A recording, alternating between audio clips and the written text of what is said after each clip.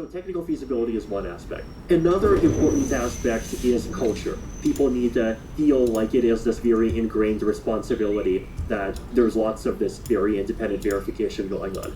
And that's something that is difficult to cultivate. It is one of those things where if you lose it, it is fairly difficult to try to get it back.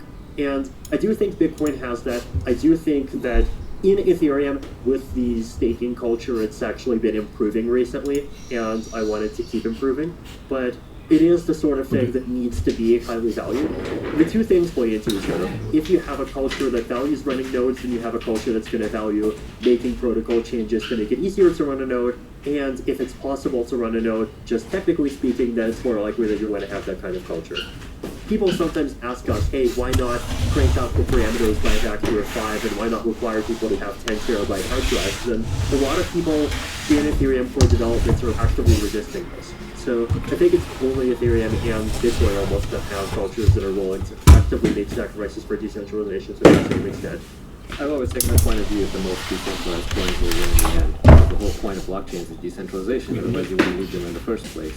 That said, it does seem that every wave that happens in crypto where new users come in and there's a boom in a bull market, the new users tend to go for a minimum viable decentralization. They don't care about decentralization until the bogeyman shows up and starts stomping them out of existence. Even decentralized finance, a lot of these are decentralized in name only. They're running centralized front ends, the teams are in well-known locations, they're probably failing the Howey test on some level or another, and we're going to find out just how far governments are going to go to test the decentralization metric. But privacy is the same. People don't value privacy until somebody goes to jail over it, and then they're like, oh wait, I want privacy, or someone gets deplatformed. Right now we're in a bull market phase, and when the risks aren't as high, people sort of ignore decentralization and privacy. But after a couple of incidents, you will see people start paying attention to decentralization and privacy. And at some level, the OGs know this, because the most money is still locked up in Bitcoin ETH. And some of that is momentum, but some of that is also security. You can put money into Bitcoin ETH and forget about it for a long time. I'm not convinced you can do that in a lot of the other protocols that are not completely decentralized. Privacy, everyone just seems to be ignoring for now. Well, Tornado Cash exists. Do you see Tornado Cash in Ethereum staying at a separate layer or separate application, or do you ever see it being folded into Ethereum at a core level? Realistically, it'll stay at a separate layer because Ethereum's philosophy in general is to try to be simple at the base and for a lot of the extra features to be something that gets built on top. There's a lot of other blockchains that take different philosophies once again, and EOS, their default wallet type, has social recovery in it or something like that. Like, you gotta update your references. If you're dirty just talking about that chain.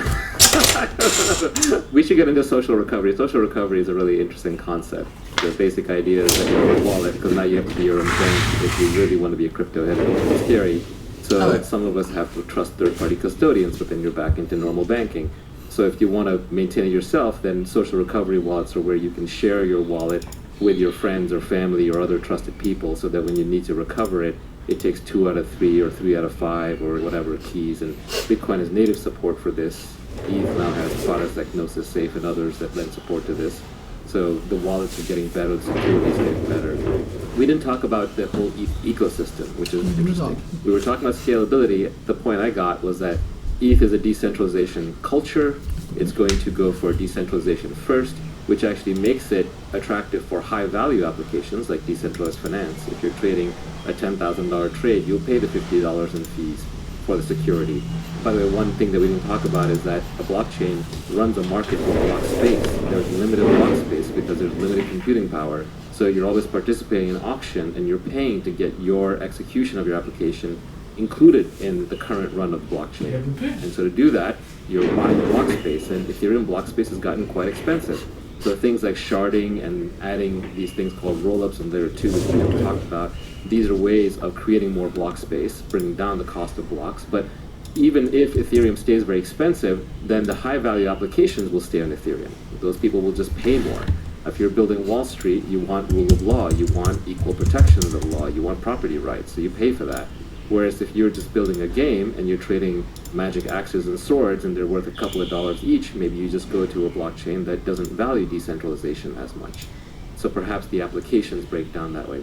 But one of the things we haven't talked about is this incredible ecosystem of all these people building on it and around it. And my personal view is that ETH got saved. If you look at Bitcoin, there's not been a lot of innovation in Bitcoin. Sure, the core developers have done some good work, but now the meme in Bitcoin is, no, we don't change anything because we're trying to be the reserve currency here. We're trying to be digital gold.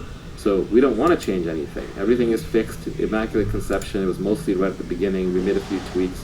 It's good to go. We'll fix a few little things, but you can rely on this because it doesn't need to change. It already does a job and it does it well. And I kind of buy that argument, but I don't buy the Maximus argument that is the end goal of all blockchains. There are other blockchain things you can do.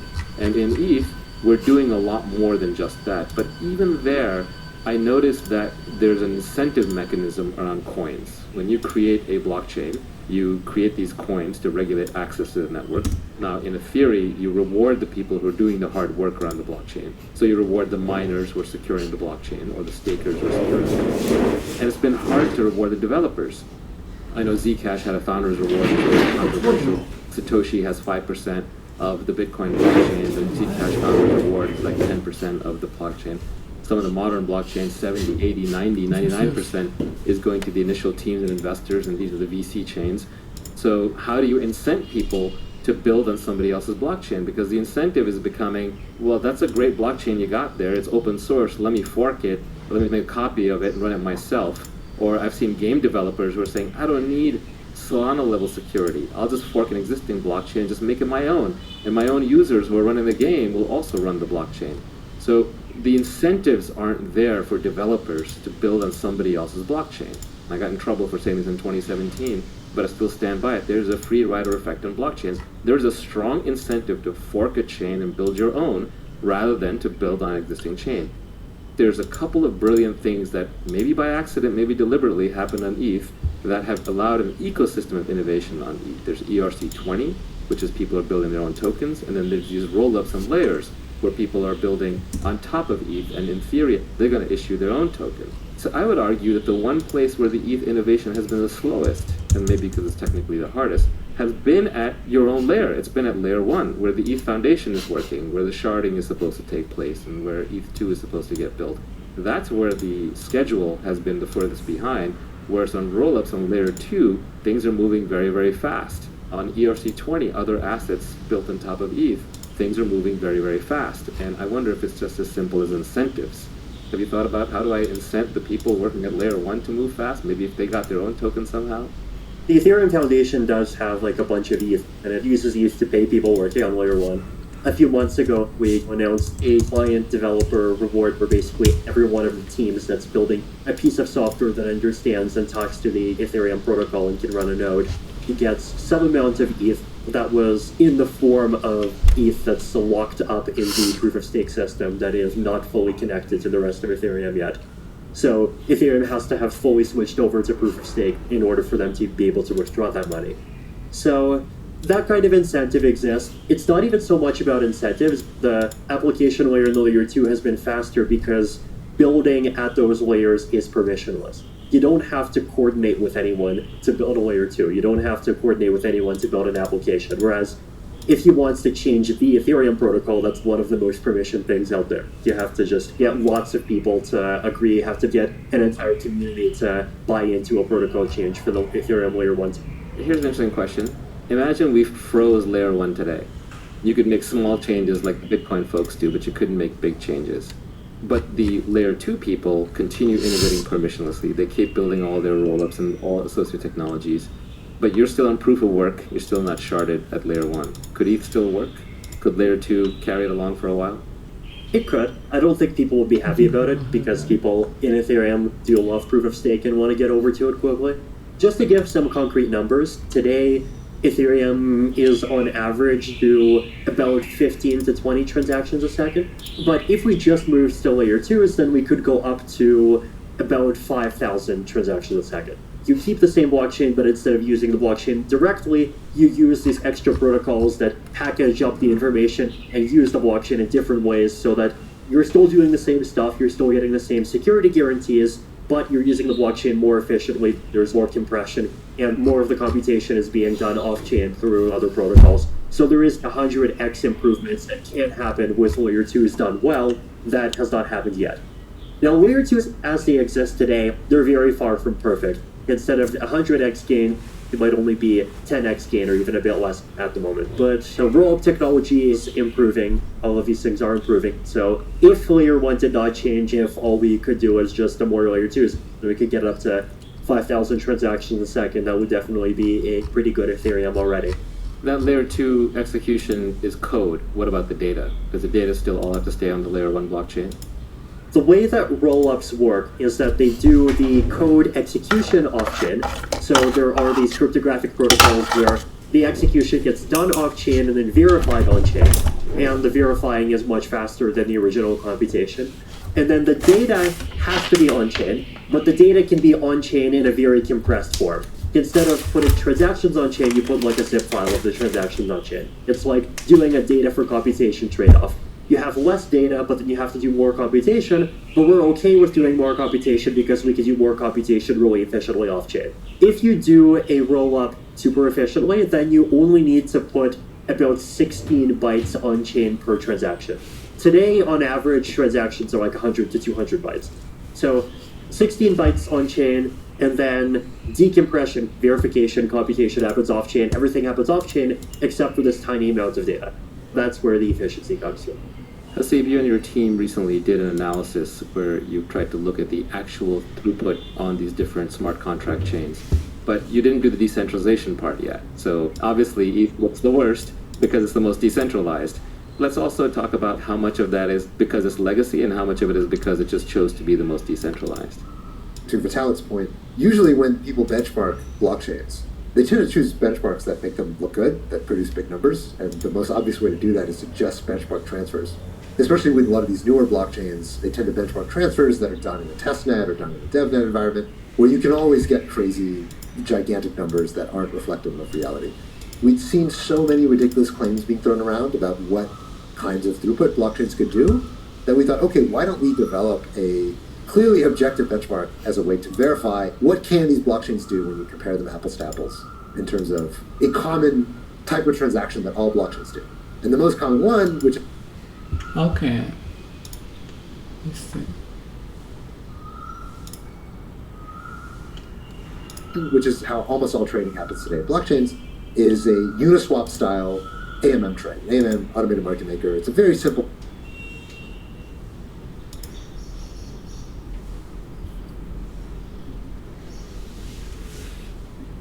number of nodes, they're all pretty large, and they're all large enough communities that they would notice if something were to go wrong.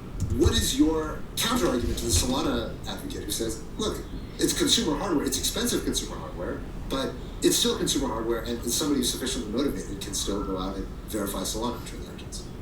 The way that I think about this is it's not just about what is the level of technical capability of running a node. It's once it gets to the point where running a node is so easy that people are comfortable doing it by default, right? If running a node is hard but possible, then there just is this constant pressure to try to save time and point yourself to another node. Potentially, even some of the people participating in the proof of stake consensus are going to start pointing to the same node. I think that actually happened in EOS a couple of years back.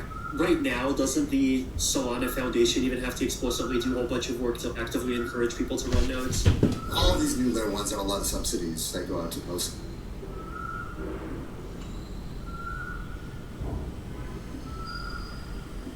These new layer ones have a lot of subsidies that go out to most of the node providers. Right, so the question is when the subsidies disappear, is the network still going to work that way? There's actually two aspects to this. One aspect is the technical feasibility, and technical feasibility is running a node easy enough that people are going to keep doing it as a hobby. Even with Ethereum, there's a lot that we could do to make running a node even easier than it is today, and a lot of the scaling things that we're doing and a lot of the protocol changes that we're doing over the next couple of years are trying to be in that direction. For example, there's this feature called stateless clients. The goal of stateless clients is that it becomes possible to verify the chain without having more than a very tiny amount of information on your hard drive. Right now, an Ethereum node that takes up half my hard drive. After stateless clients, it's not going to take up any of my hard drive. Bitcoin is in a very good place already. From a node running ease point of view, Bitcoin is in a better place than Ethereum, but Bitcoin does obviously sacrifice by having significantly lower throughput than Ethereum does. So technical feasibility is one aspect. Another important aspect is culture. People need to feel like it is this very ingrained responsibility that there's lots of this very independent verification going on. And that's something that is difficult to cultivate. It is one of those things where if you lose it, it is... Two assets. Most of these you can just simulate by looking at the gas limit and looking at the block time, and you don't need to do a whole lot. Others of them you have to verify empirically, because the way that gas is computed doesn't tell you enough to verify whether the blockchain could actually hit that in production. So what we found is that Ethereum can do about 10 trades per second, Celo can do about 25, AVAX can do about 30, but it has much higher ceiling, Polygon can do about 50, and Binance Smart Chain can do about 200. And then Solana, which famously claims that it can do in the thousands to tens of thousands of transactions per second, Solana can do about 280. Wow. But part of the reason why Ethereum performance is where it is to Vitalik's point earlier, that Ethereum has enshrined a certain level of decentralization. This is important as a norm, as an institution, that we make sure that Ethereum is accessible to anybody on a laptop. And most of these newer blockchains haven't chosen that. They choose different points on the decentralization performance spectrum. And my view is that it's totally sensible to have blockchains that choose a different point on that trade-off curve. It's really important to have Ethereum and to have Bitcoin, which go all the way to the left. But it's sensible that some people should have blockchains that are tuned for different trade-offs. But within tuning to a different trade-off, you better get really high performance if you're going to be not very decentralized. My point is that if you're going to make that big trade-off, you better be getting a lot of bang for the buck when you're doing it. Not only that, but I think the high-value applications are going to end up on Bitcoin and Ethereum in that case. And the highest value application is just money. I'm curious, Vitalik, if you think longer-term money is a use case of ETH. Is ETH the token and ETH the coin price a byproduct of something you need to run the network? Or is it itself a core value that ETH should be a store of value and should be a place where people can put their money in and forget about it for 10 years? Ultimately, that's a question for the community to decide, and I think over time the community is more and more deciding, yes, ETH is an important asset, and you can use ETH as a store of value, you can use ETH as a money, you can use ETH to make transactions, because ultimately it is a cryptocurrency. It's a cryptocurrency whose value is in some ways supported and backed by all of the activity that's happening on the Ethereum chain. With EIP 1559, like a big portion of the transaction fee from every transaction, which is paid in ETH, has to get burned. Once we have proof of stake, it's projected that we'll even have negative issuance. So ETH is sort of positioned to be fairly unique in that way, but to me it's not an either or. ETH, the asset, and Ethereum, the application layer ecosystem, are synergistic with each other. The stronger the application layer ecosystem is, the stronger ETH is, and the stronger ETH is as an asset, the stronger the application layer ecosystem. People often compare Bitcoin to gold or to the dollar as a store of value, but the biggest stores of value in the world are not Bitcoin and gold. They're factories, stocks, houses, real estate, actual productive assets. Oil is another one, commodities, etc. People store value in all kinds of weird places, art, NFTs.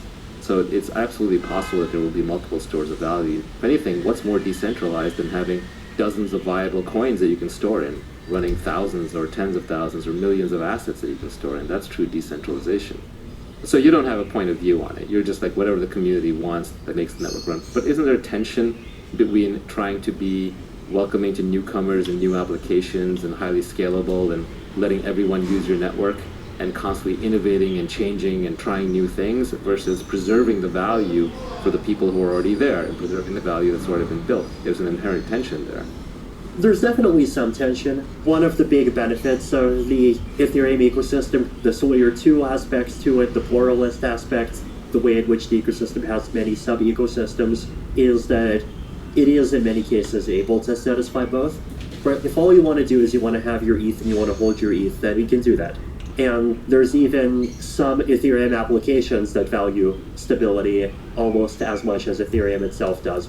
MakerDAO might be one good example there, Rye might be another good example there, some of the algorithmic stablecoins. But then if you want to go and do wild crazy stuff, then Ethereum lets you do wild crazy stuff too. And if you need more scalability to do wild crazy stuff, then you can go do the wild crazy stuff on a rollup.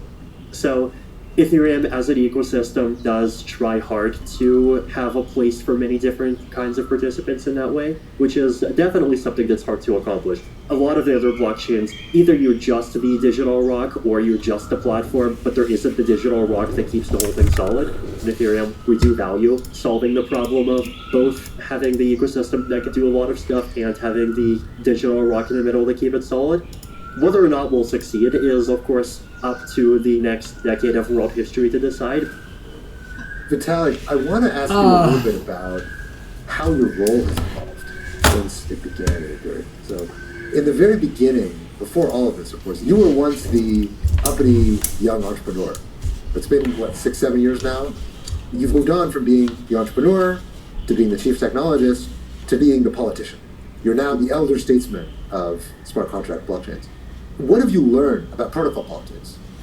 Protocol politics is less different from regular politics than you might think. It's all this emergent phenomenon of what happens when you stick many thousands of people together and you have incentives that are aligned in some cases, so you have some competition in other cases, and you have different groups of people that have different opinions and they have to fight it out, sometimes within one protocol and sometimes between different protocols where there's competition. A lot of the dynamics that you get are surprisingly familiar. The kinds of religious fervor that you get when people defend their opinions. Is it better to have blockchains that have smaller blocks so they're easier to verify versus bigger blocks so that more people can afford to use them? Yes. People have very strong opinions in the same way that people have strong opinions about either religion or democracy or freedom of speech or the welfare state or any other mainstream political topic. You built your career as a response to Bitcoin maximalism. And you've now lived long enough to see the rise of Ethereum maximalism. 3-4 years ago, it didn't seem like something like that existed. And now it's become very clear that as you have all these alternatives to Ethereum arising, there's a strong need for people within Ethereum to set apart their identity from other people. So I'm curious how you think about how to keep Ethereum healthy and not see the Ethereum community degrade culturally and religiously the way that you saw the Bitcoin community degrade. One of the things that I feel like I've learned over the last decade is that people are at their morally worst, not out of greed, but out of fear. And this is true in mainstream politics, and this is... Okay, let me see. Crap. I wrote the word for silent waste. Okay, let me see. I wrote the word. Not palette.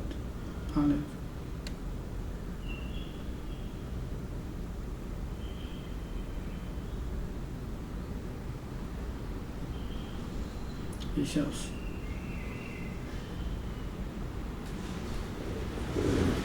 No palette. I wrote the word. Right.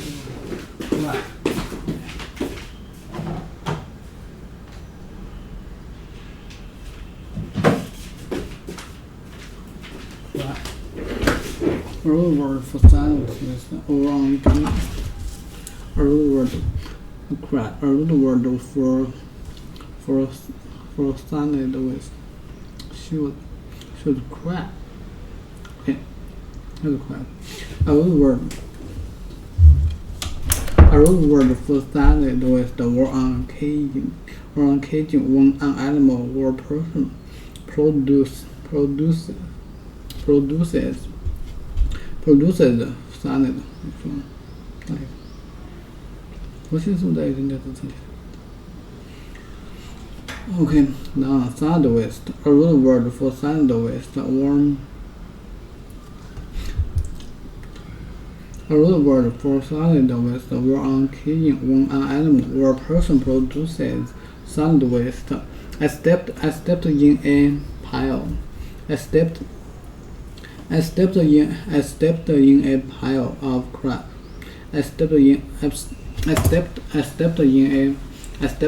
pile of crap.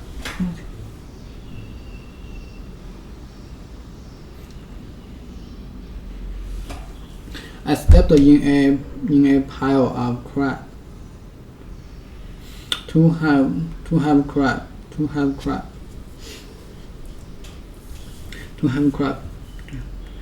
A rude word for silent waste or uncaging when an animal or person produces sound when an animal or person produces sound waste. I stepped in a pile of crap. Pile. A group of something. Crap.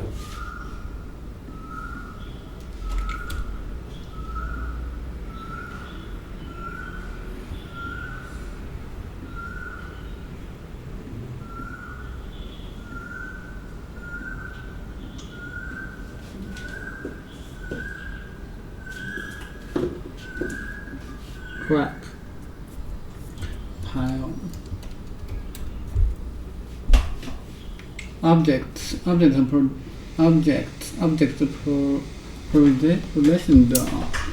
one on top of another. A pile of books, a pile of dirty clothes, a mess of something that has been placed somewhere.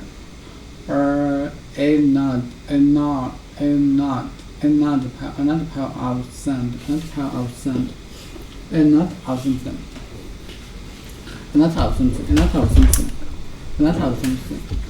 I have a pile of something. A pile of something. A lot of something. I have a pile of something to do it. I have a pile of something. I have a pile of things to do today. I have piles of things. I have piles of things to do today. A mess of something that has been placed somewhere. Okay. I stepped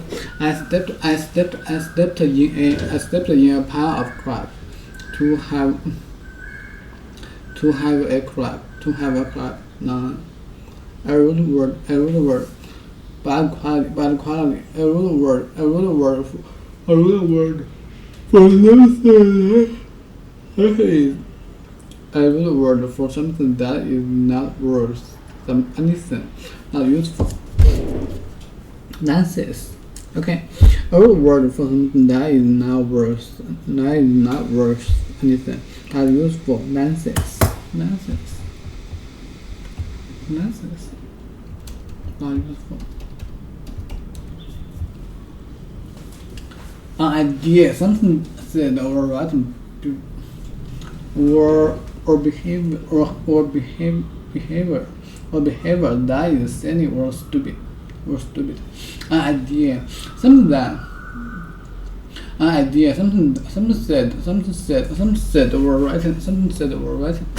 or written,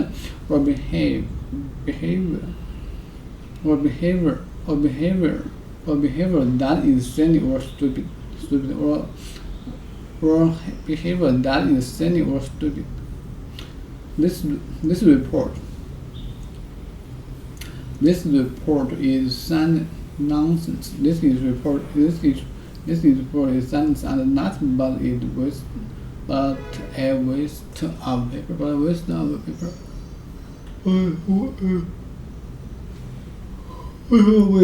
paper. An idea, something said or written or behavior that is silly or stupid. This report is nonsense.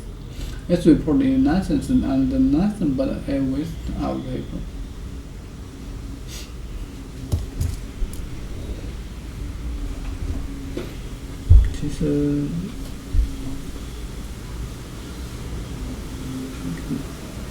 A rude word for something that is bad enough words instead are useful analysis or of bad quality.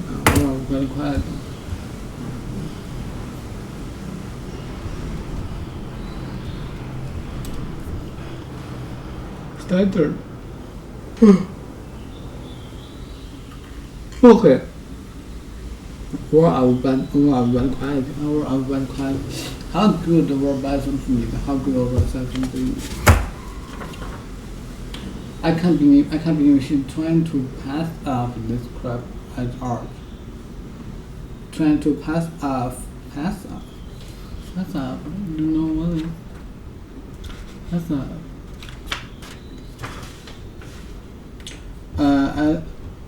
I can't believe she's trying to pass off this crap. I can't believe she's trying to pass off this crap as art. I've only read one novel. I've only read one novel by him, and it was crap. Okay,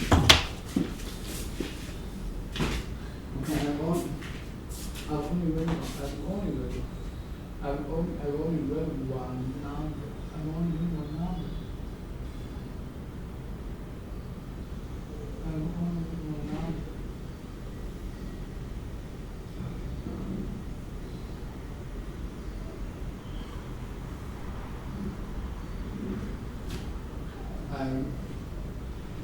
I've only read one novel by him, and it was a note of crime.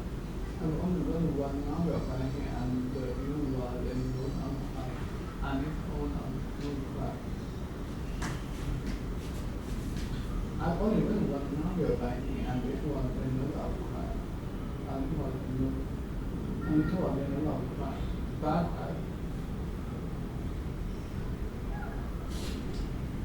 A game player with dice. A game player with dice.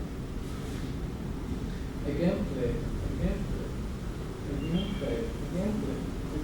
with dice for money. A game player with dice for money.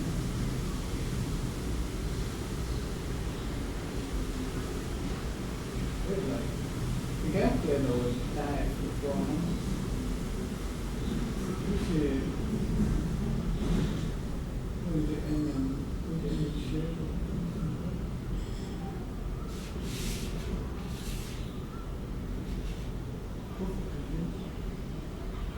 Game player with dice for money. Dice. Okay. So yes. Game player with dice. Okay. I will one level by him, and it was no outcome. And it was another level by a tile of I have a pile since I have a pile since I can play with dice for money. I had a one for winning at margin.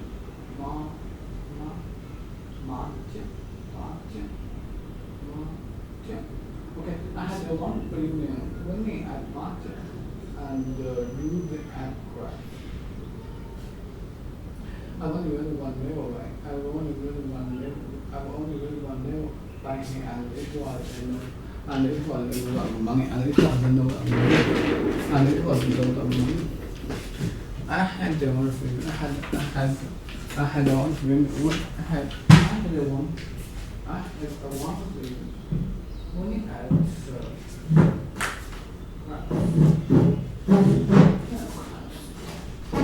okay. I have the one for winning at margin and losing at crash.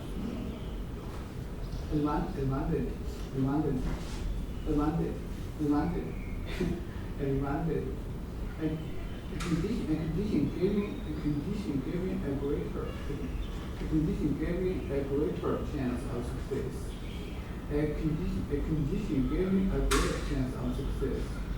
Advantage of doing the advantage of booking tickets in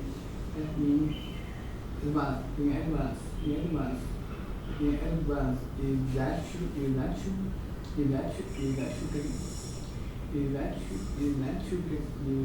is that you get better sales. Is that you get benefits. Is that you get benefits. Is that you get benefits. Is that you get better sales. Is that you get benefits. Is that you get benefits. The advantage of booking tickets is evidence that you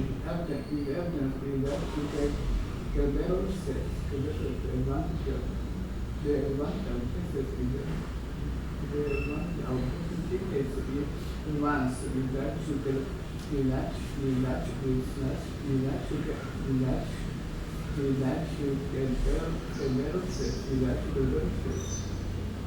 better sales. The advantage of booking tickets in evidence is that you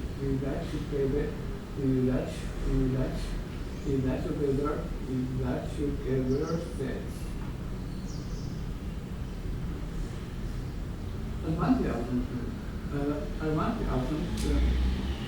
Advantage of using the evidence of booking the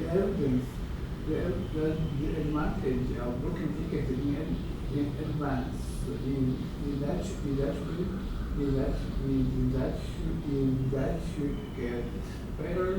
is that you get better sales.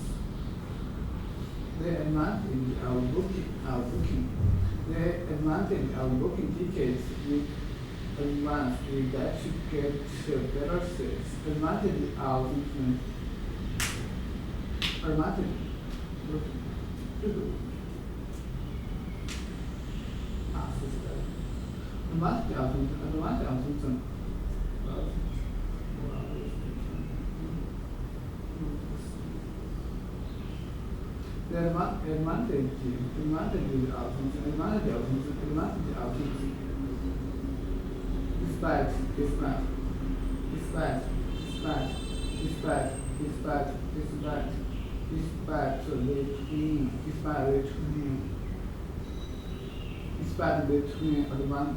as well and the beauty.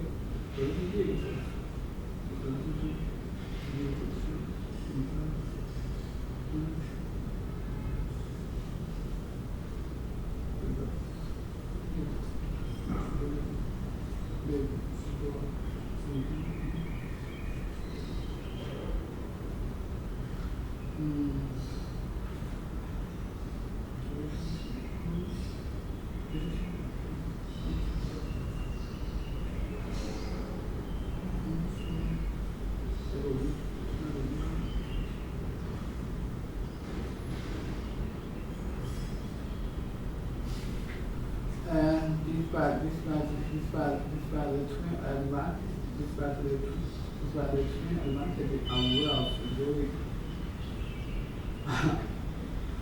Despite the twin advantage of wealth and building, she did not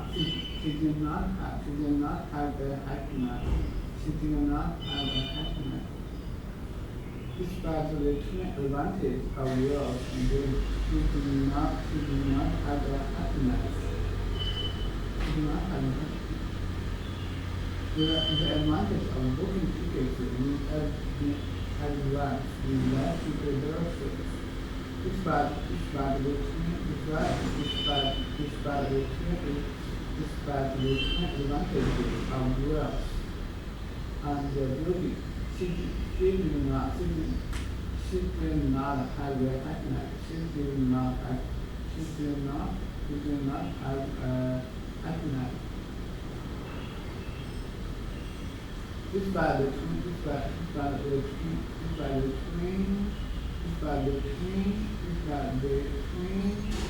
advantage of wealth and beauty.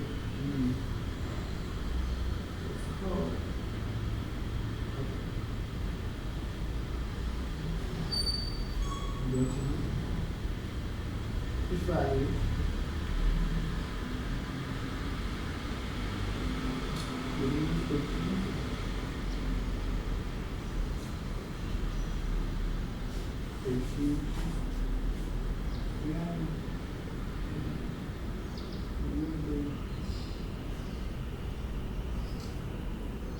Despite the twin element, okay.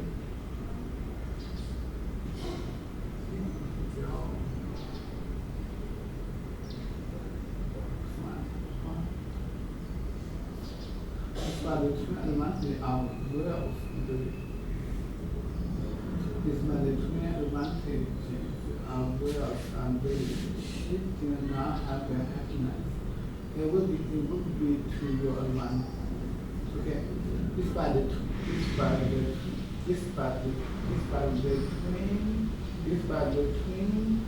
advantages of wealth and the building, she did not have a happiness. She did not have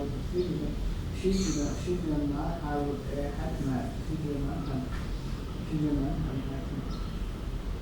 Despite the twin advantages of wealth and building, she did not have a happiness.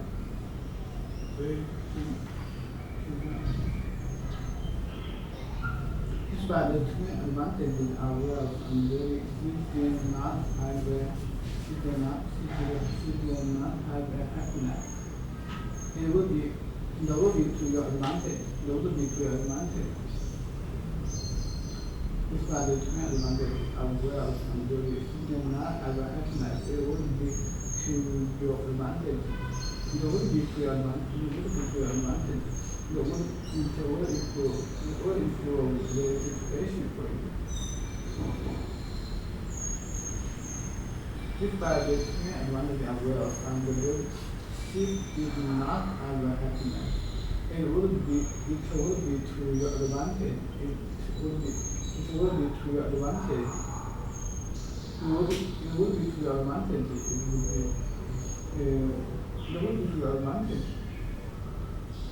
It would be to your advantage. To upgrade to his. It would be to your advantage to upgrade to his demands.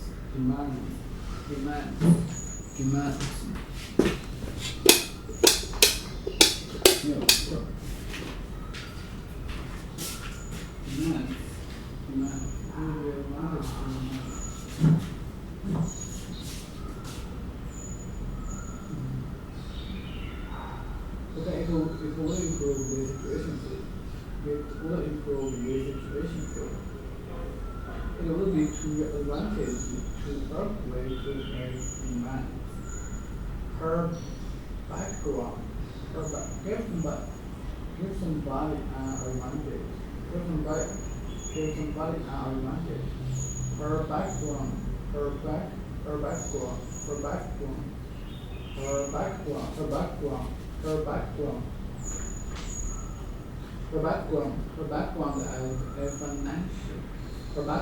as a financial officer. Her background as a financial officer gives her an advantage in dealing with public budgets. Okay, planning how often and earn. How spend and earn money. Okay. The background as a financial officer give somebody advantage. The background as a financial officer gives her advantage. Okay. Right.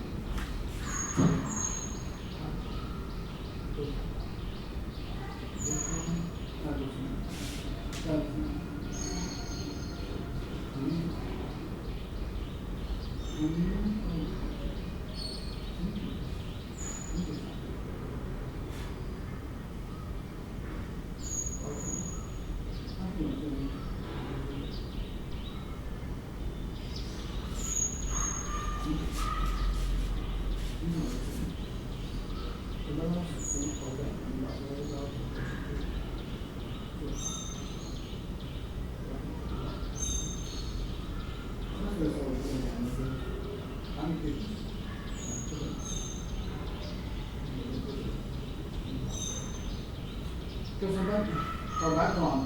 background. The background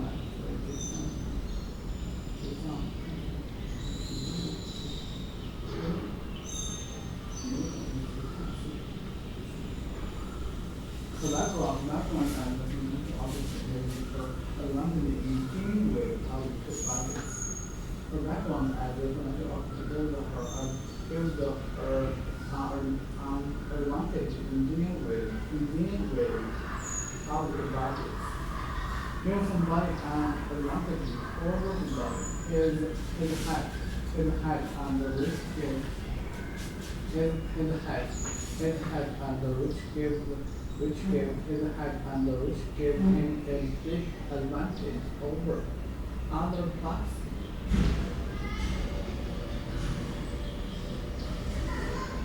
His height and the risk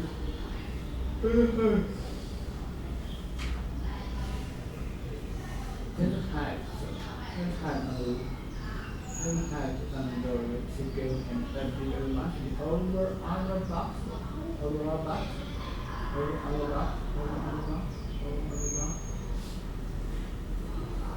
The background as a financial officer gives her an advantage in dealing with public funds. Her height. His height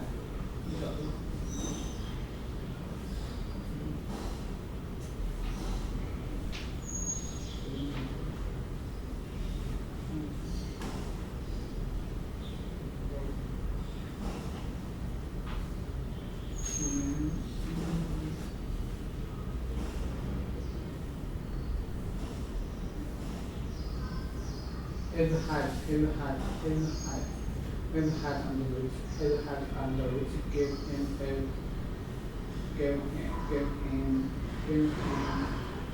big advantage over other foxes.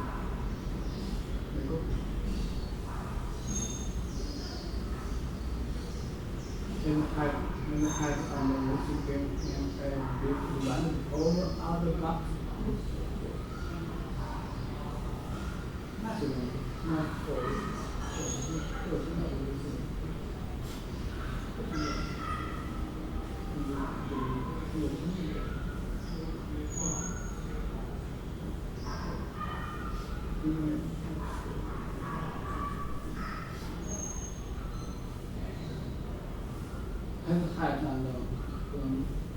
His height and the rich gave him a big advantage over other bucks.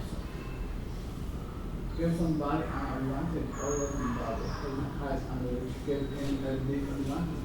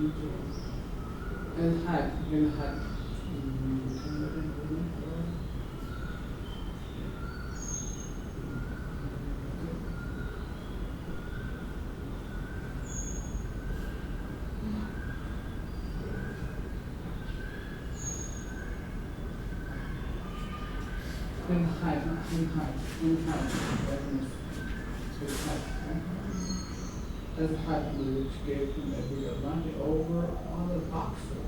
Make him better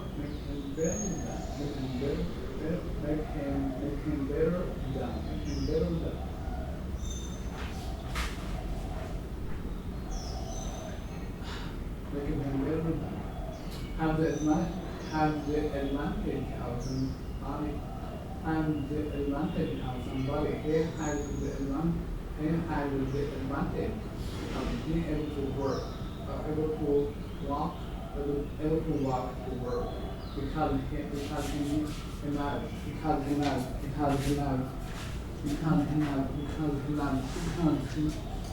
lives so close by. Have the advantage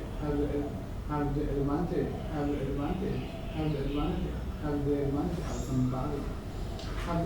have the advantage. Okay.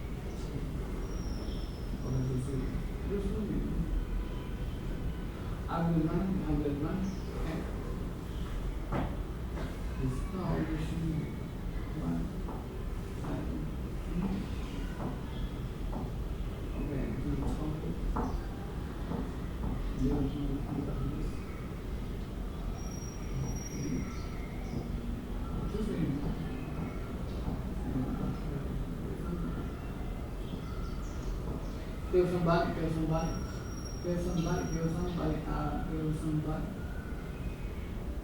kill somebody, kill somebody, kill somebody, advantage over somebody.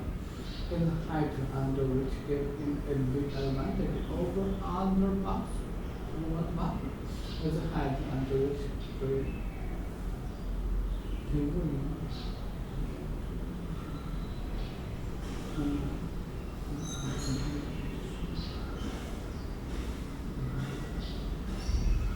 his height under which give him a big advantage over other box.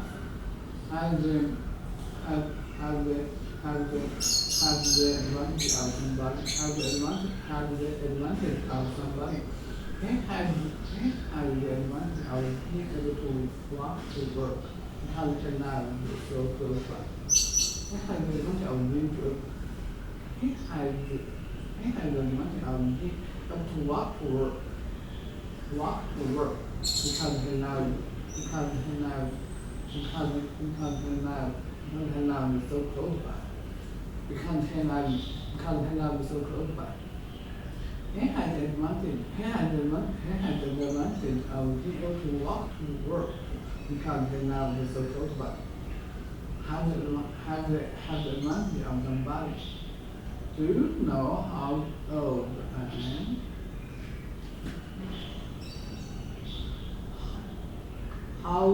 Okay. Do you know how old I am? I'm afraid that you have the advantage of me there. You know the answer. Okay.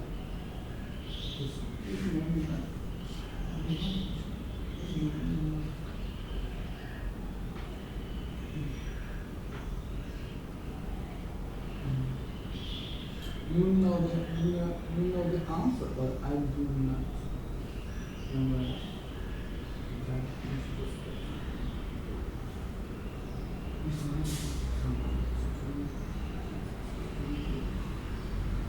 Do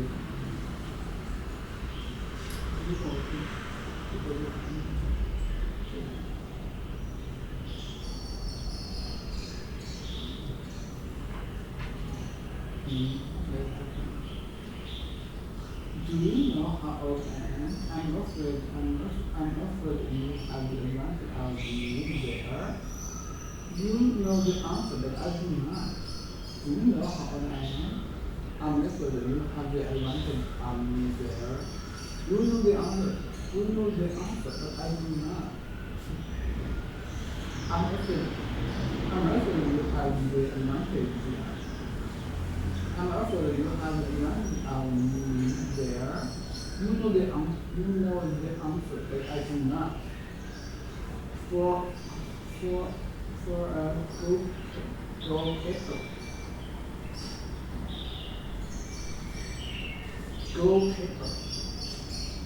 For a goalkeeper, it's goalkeeper like this. Okay. Goalkeeper.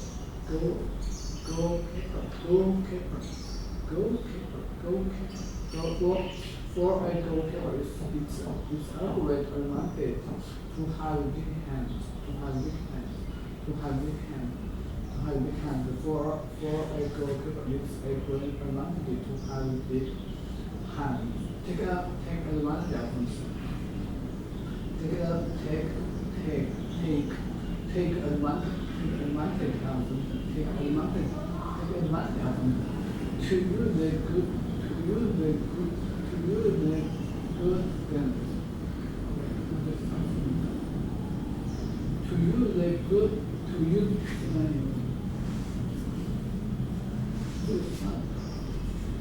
To use the good things in a situation. Take advantage of something. To use the good things in a situation.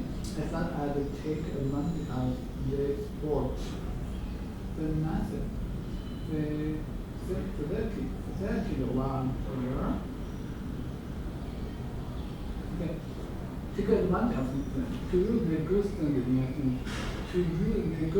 in a situation. I thought I'd take advantage of the sport.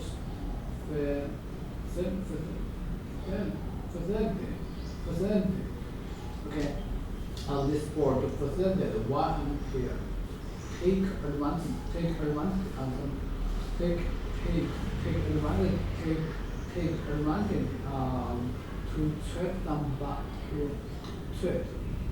Take advantage to treat someone badly in work, get something good from them. I think she takes advantage of his good nature. Take advantage of something. This point is good. Is approved. To treat someone badly in work to get something good from them. I think she takes advantage of his good nature.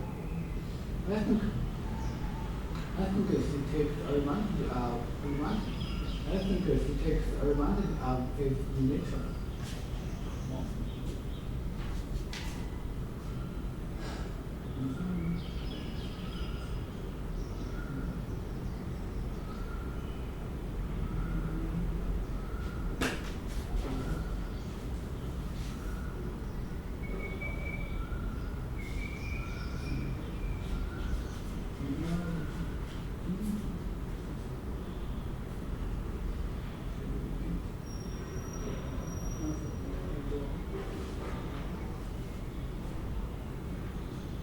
The not facility.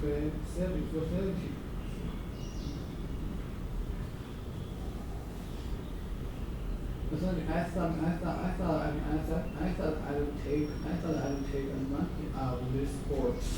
The facility one here. Take advantage of it.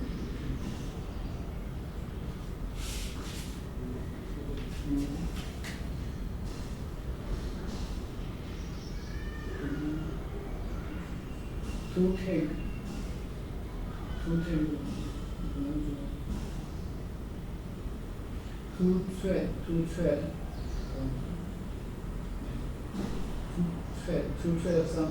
someone badly in order to get something good, to get something good from them. I think it takes advantage of his good nature. I thought I'd take advantage of this sports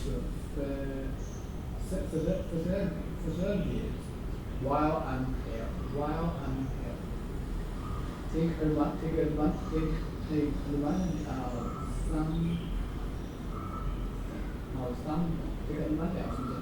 To treat someone badly in order to treat someone badly in order to get something good from them. I think this takes advantage of his nature. Good nature.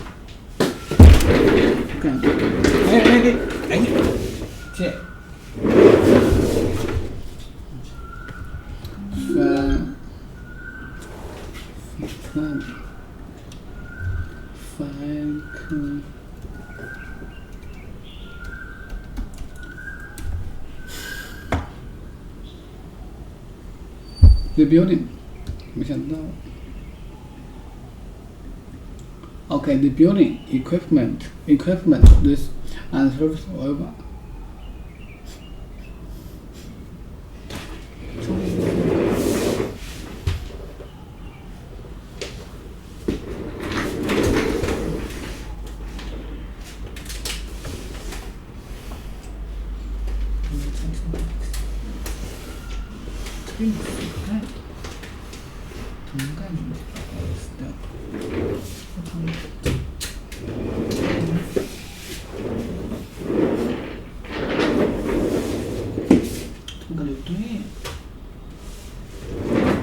Okay.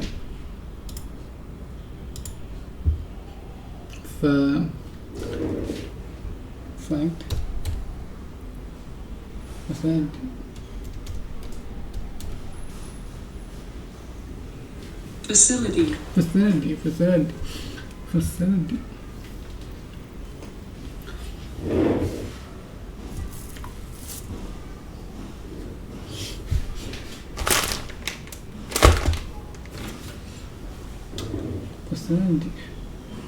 A place, especially including buildings where a particular activity happens.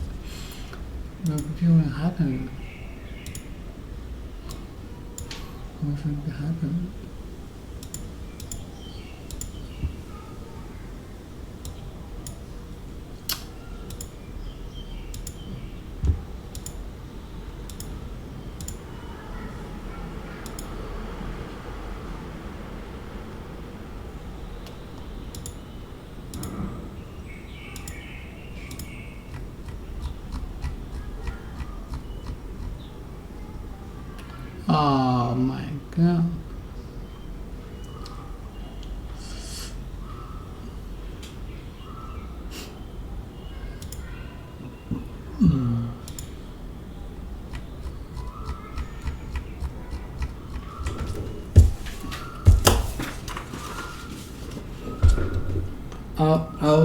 I thought I'd take advantage of this sports while I'm here. I thought I'd take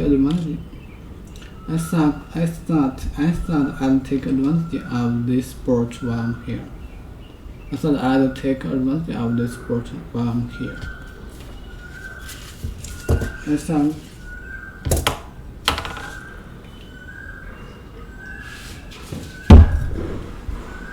Take advantage.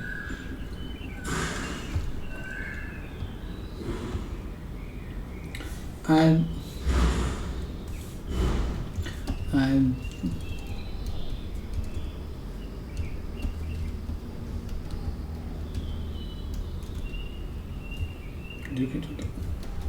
okay.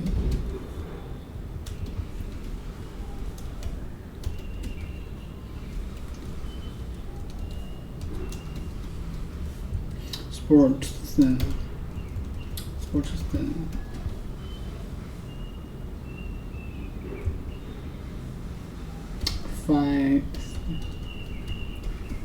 While I'm here.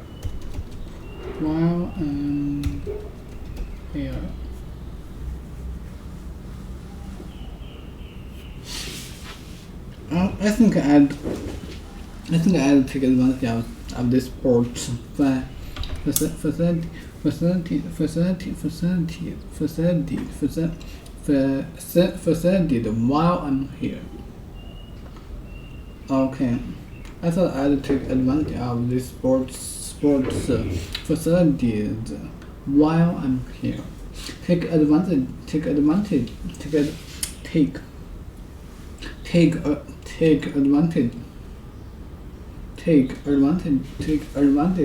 of something. Take advantage of something. Come on.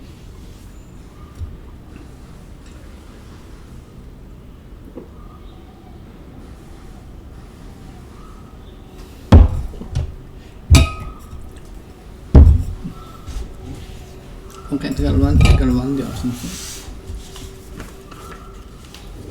Take advantage of something to use the graceland in a situation. I thought I'd take advantage of this sports facilities while I'm here. Take advantage of something.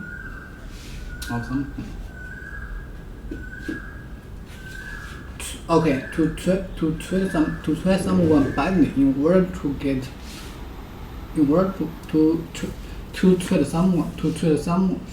someone badly in order to get something good from them. To treat someone badly in order to get something good from them.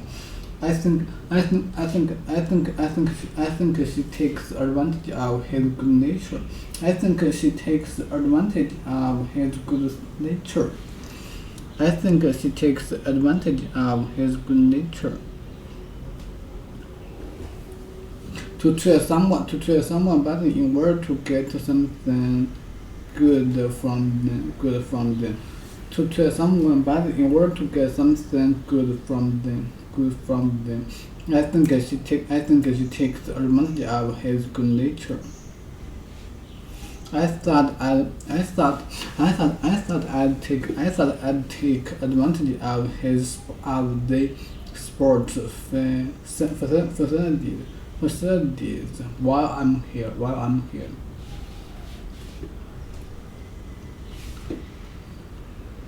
I don't use this. Take advantage.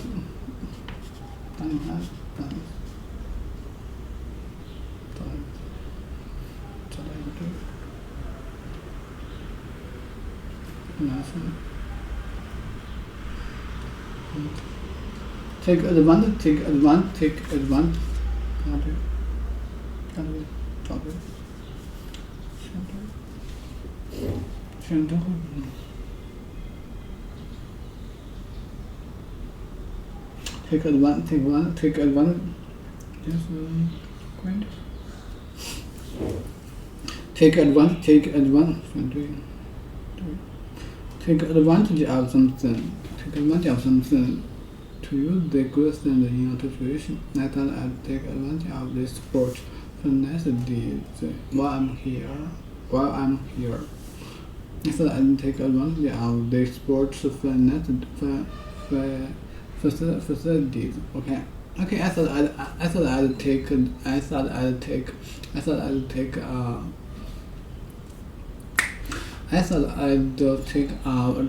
of this sports facilities while I'm here. Take advantage of something. To treat someone badly in order to get graceland from them.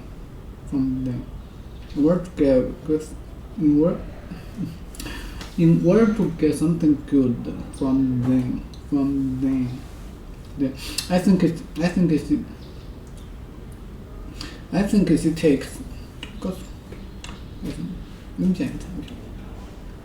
I think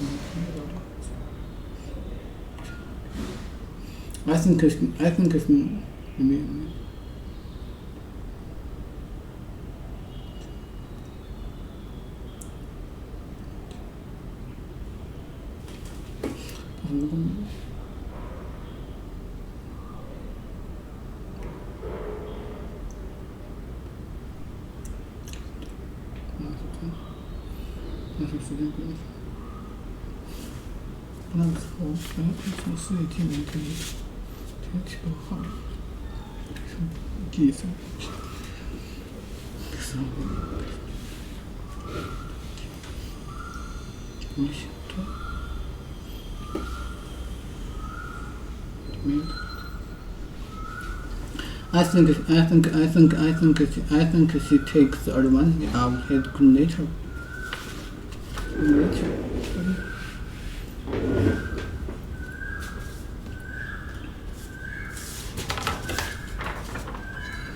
The word used in tennis.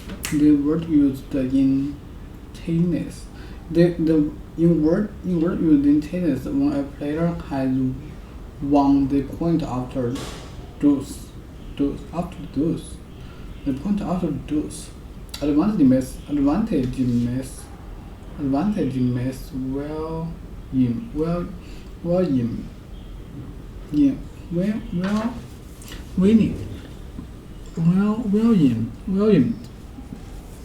Mr. William.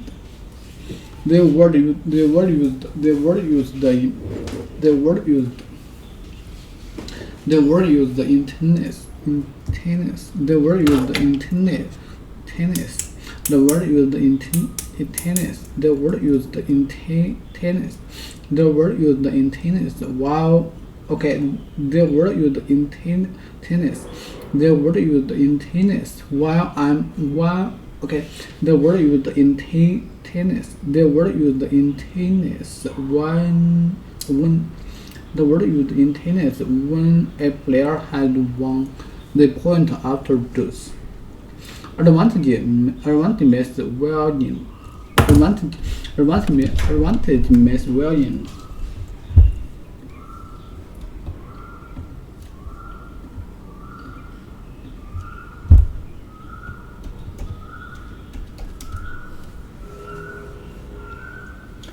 The score in tennis when both players have 50 points. The word for two is that card and next game. The score in tennis when both players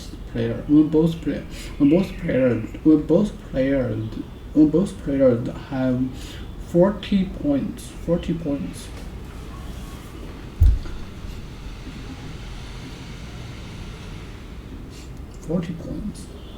Deuce.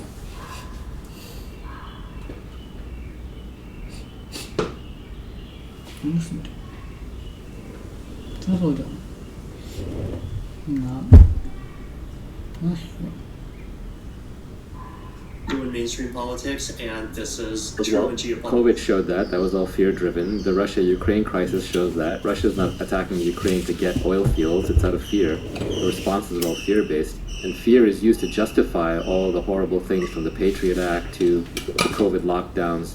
Fear drives it all. Because greed is always done in your own name, and nobody wants to do it in their own name. Fear is always done in everybody else's name. So you end up with a whole bunch of self-styled white knights battling each other. Right. And even when the leader actually is greedy and megalomaniacal, fear is what they use to sell it to everyone else. The times when I thought both the Bitcoin and the Ethereum community were both at their morally worst would probably be in the Bitcoin Cash small versus big block war crisis, where people felt like there was this very zero-sum struggle between one vision of what Bitcoin would be and another vision of what Bitcoin could be. A lot of principles got thrown out. People behaved terribly in a bunch of ways. In the case of Ethereum, there was this big application called the DAO, and the DAO got hacked, and a big portion of all of the ETH was stuck in the DAO. If nothing had been done, the attacker would have been able to get it out after a couple of months.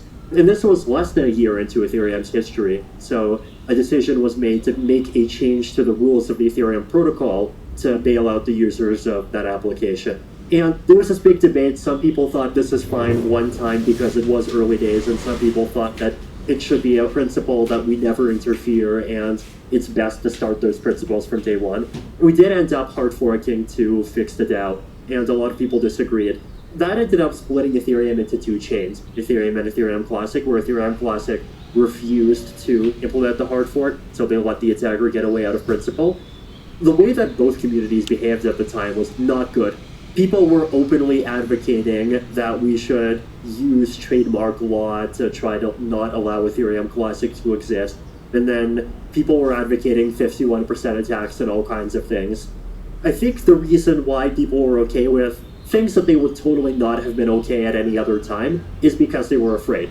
Ethereum people were afraid that Ethereum Classic would replace and completely destroy Ethereum, and Ethereum Classic people were afraid that their principles were being destroyed by Ethereum, which could then grow and overtake the version of the chain that stuck to its principles. The situation did end up working out well for most people.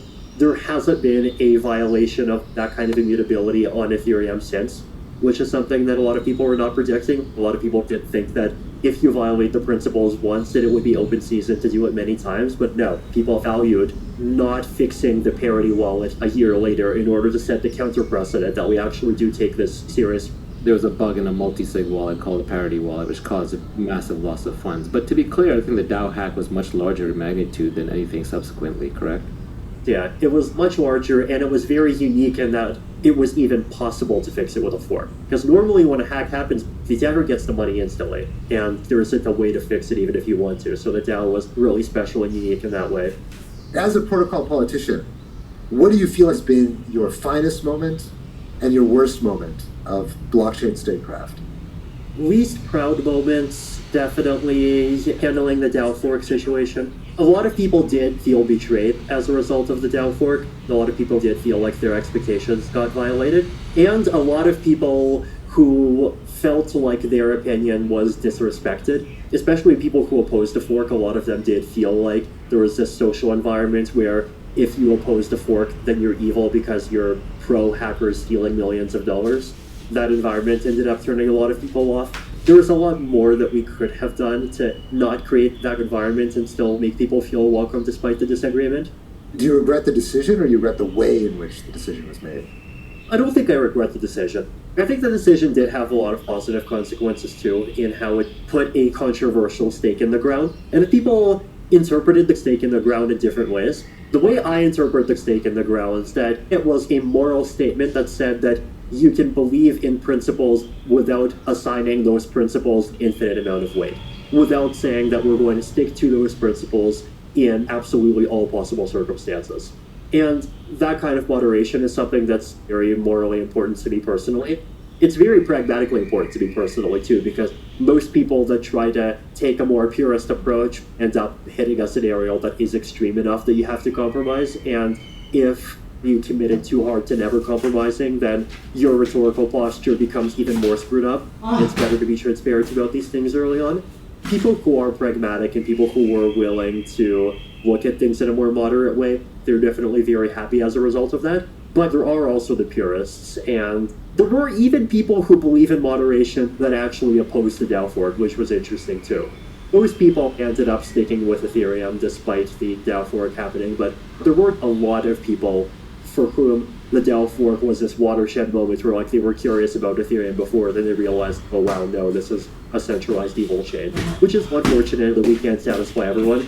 But on the other hand, satisfying everyone is expensive, and satisfying everyone is so hard. I sometimes even think, had we successfully satisfied everyone during the DAO fork, then might we not have had much harder politics getting proof stake out the door? I see you taking incredible slings and arrows on Twitter and being very good-natured about it, something that Zuko seems to also do. The visible leaders of protocols, or creators of protocols, because I'm not even sure Ethereum is really led anymore, they tend to have this ability to operate in public, either with a certain nonchalance or with a certain combativeness that normal humans I don't think could sustain. How did that come about? Do you wish you just remain anonymous? Did you have to go through a learning curve to learn how to deal with all the trolls and all the haters and all the Bitcoin maxis attacking you? Do you wish you could just press a button and disappear from ETH and then ETH goes into the Foundation's hands? There's definitely a learning curve.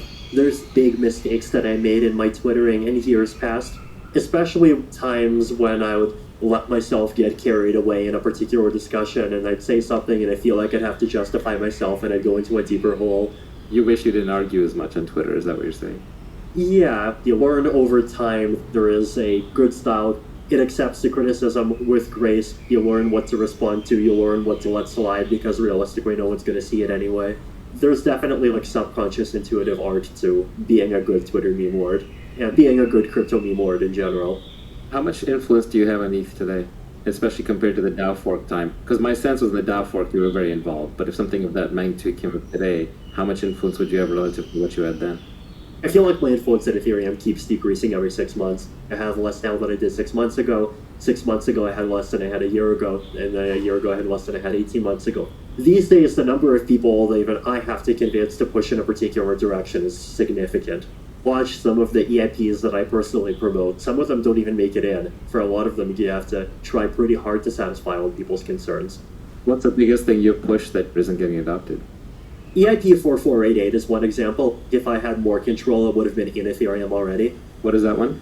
This is the one to do a short-term decrease in the gas cost of call data. It's a fairly technical change that makes rollups cheaper in the short term. It seems to me like a lot of your evolving role within Ethereum shows ways in which blockchains are like religions. Imagine Ethereum started off as a sect that you founded as a charismatic leader, and you were like, hey, we're going to break off from the religion of Bitcoin or break off from the religion of Mastercoin. I believe in these new principles of Turing completeness.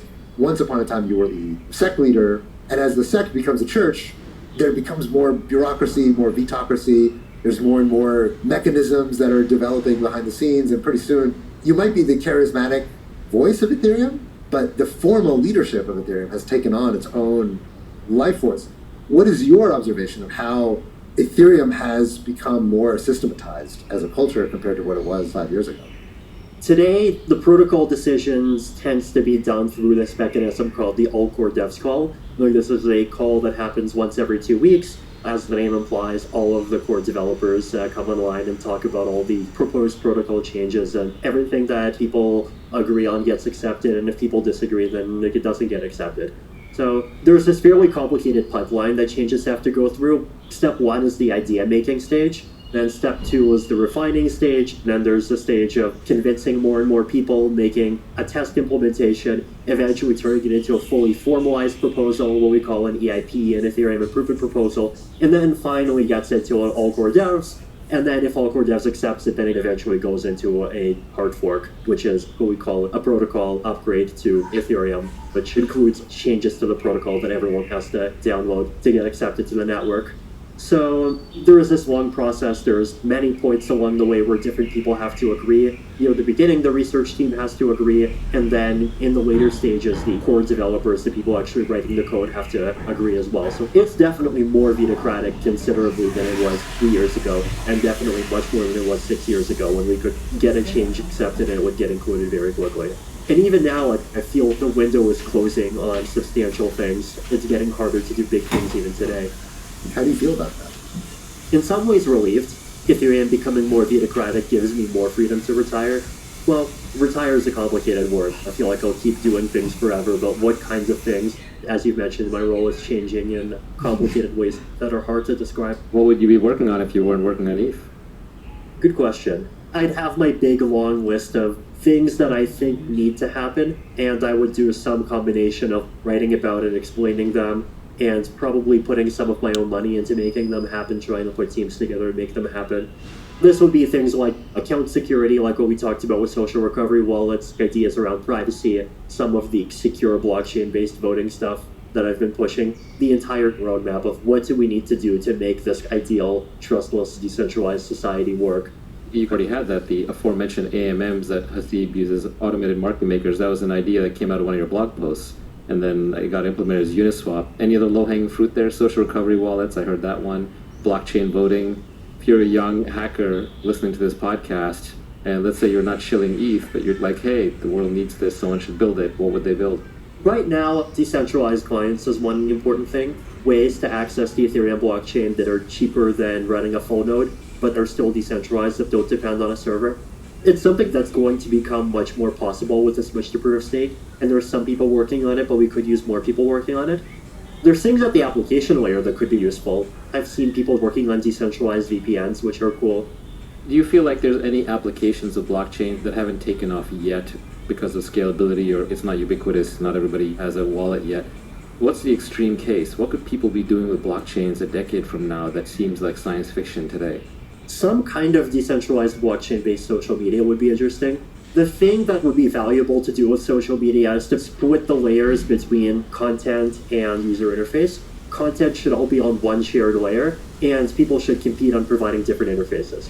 Twitter and Reddit, it's users make comments and users make votes. The only real difference is what are the interfaces that people use to show it.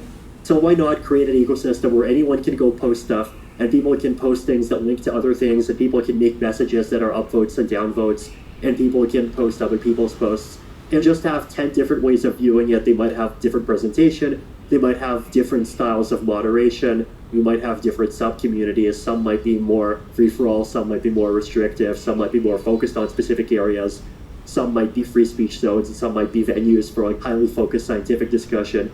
But things would still end up sharing the network effect of having the same common standards of content being published to one decentralized network. People have tried to do it somewhat, but nothing's taken off. Why is that?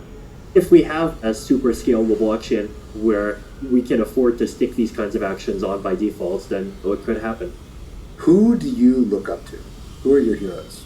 In the crypto space, I have a lot of respect for Zuko. Zcash is just a wholesome and honorable project. It values privacy and is just working really hard at achieving it in this very friendly way. He's incredibly friendly. The amount of abuse he puts up with is unbelievable. And he's one of the OGs in crypto. He's been in it forever for all the right reasons. I remember talking to Zuko in the early days, and I was like, hey, if you build this thing, is it even legal? What if they arrest you? He said, I'll miss my kids, but I'll go to jail. He's a real believer. He also has this habit of retweeting people even when they attack him. One of my favorite Twitter moments was years and years ago where somebody tweeted him and said, Zuko, stop retweeting useless crap. So of course Zuko retweeted this person who became an accidental genius. Now I'm trying to remember whether or not I picked that up from Zuko. I do think Zuko set the tone for how you build a community with a smile. For example, now Zuko is talking about taking Zcash to proof of stake, and he still keeps getting attacked over things like the Founder's Reward, and people say, why did you have to go build an altcoin? Why did you do this as part of Bitcoin? I remember originally he wanted to do it as part of Bitcoin, but they said, no, go implement it as an altcoin first, and then if we like it, we'll adopt it. Vitalik knows that story well. Exactly. Bitcoin is trying to be a certain thing. I do think Bitcoin is incredibly valuable. It is the OG. It does fall short in two ways. One is it's not programmable, and the second is not private. Can those be fixed? Not without severe trade-offs to what Bitcoin is. So it occupies a very important part in the ecosystem, probably the most important part, but it doesn't mean that that's the entire thing. There's a lot more to it. And Bitcoin may have nailed the basic protect your money Austrian economic style use case, but there are many more use cases. The 1,000 flowers that have bloomed on Ethereum and other smart contract blockchains since has been incredible. And as Hasib said, we're going to see a proliferation of blockchains. One, the incentives are just too strong.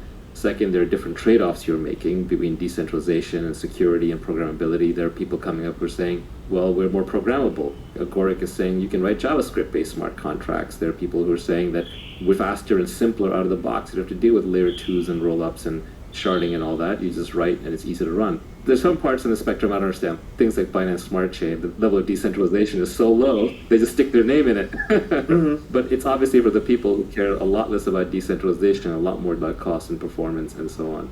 It's going to be a very rich ecosystem. Blockchains are a fundamental shift into a new form of computing. And I think you do have to be good-natured about it because there are all these disingenuous attacks on it. Like the Berkeley professor who wrote this long piece about how his Raspberry Pi has more throughput and therefore ETH or Bitcoin will fail. It was just a nonsense comparison. It's just apples and oranges. You're comparing an airplane to a car, just two different things. Yet he wrote pages and pages of this, like only a Berkeley professor could. I guess these are what Nassim Taleb calls the IYIs. Nassim has the completely opposite Twitter strategy of Vitalik, where if somebody attacks him, he just executes them. Speaking of which, Vitalik, who would you say are your enemies? Unfortunately, Vladimir Putin's lovely Russian government is one of my enemies now.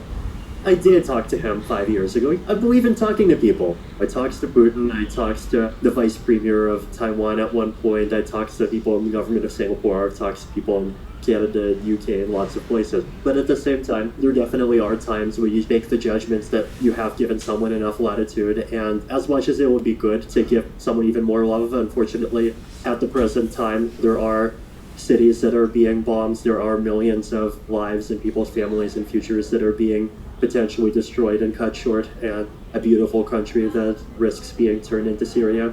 Ultimately, first priority has to be doing all that we can to help people affected by that situation. So that's a really unfortunate thing, and I've been very public in speaking out that I do fully support Ukraine, and I do strongly oppose all of the characters that are complicit in trying to destroy Ukraine as a country and as a nation.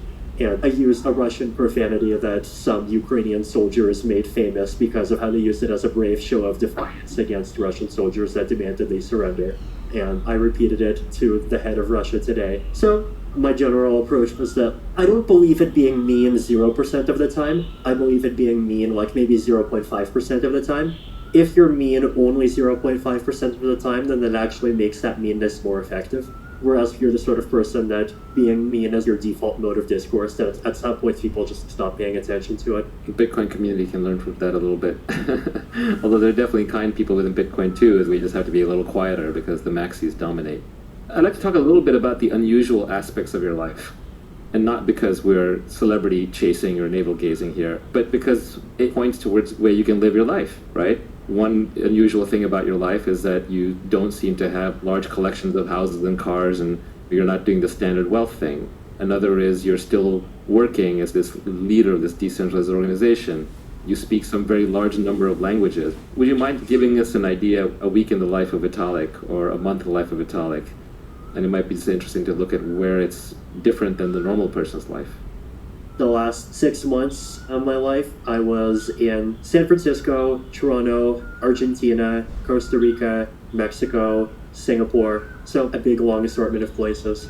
I've been a nomad for about 8 years now. I started doing that as part of my Bitcoin trip in 2013, and then Ethereum started, and it's like my Bitcoin trip never stopped. I just kept on going to different places.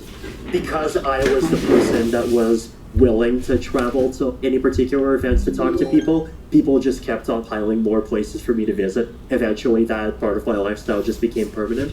And you've given away ridiculous amounts of money, right? ETH, if I remember correctly, had 7 founders, and you've probably been among the most generous of them.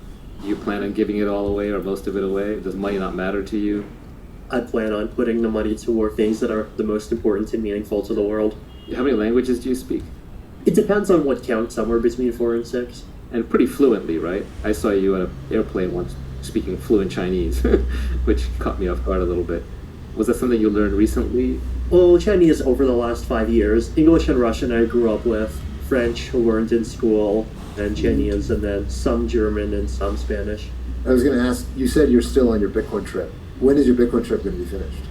It might never be. A few years ago I thought that I would settle down eventually, but then during COVID, I spent about 6 months in Singapore, and I realized that, wow, at this point, my brain is rewired and I'm just not meant to stay in one place. Wow. The nomading is probably never going to end.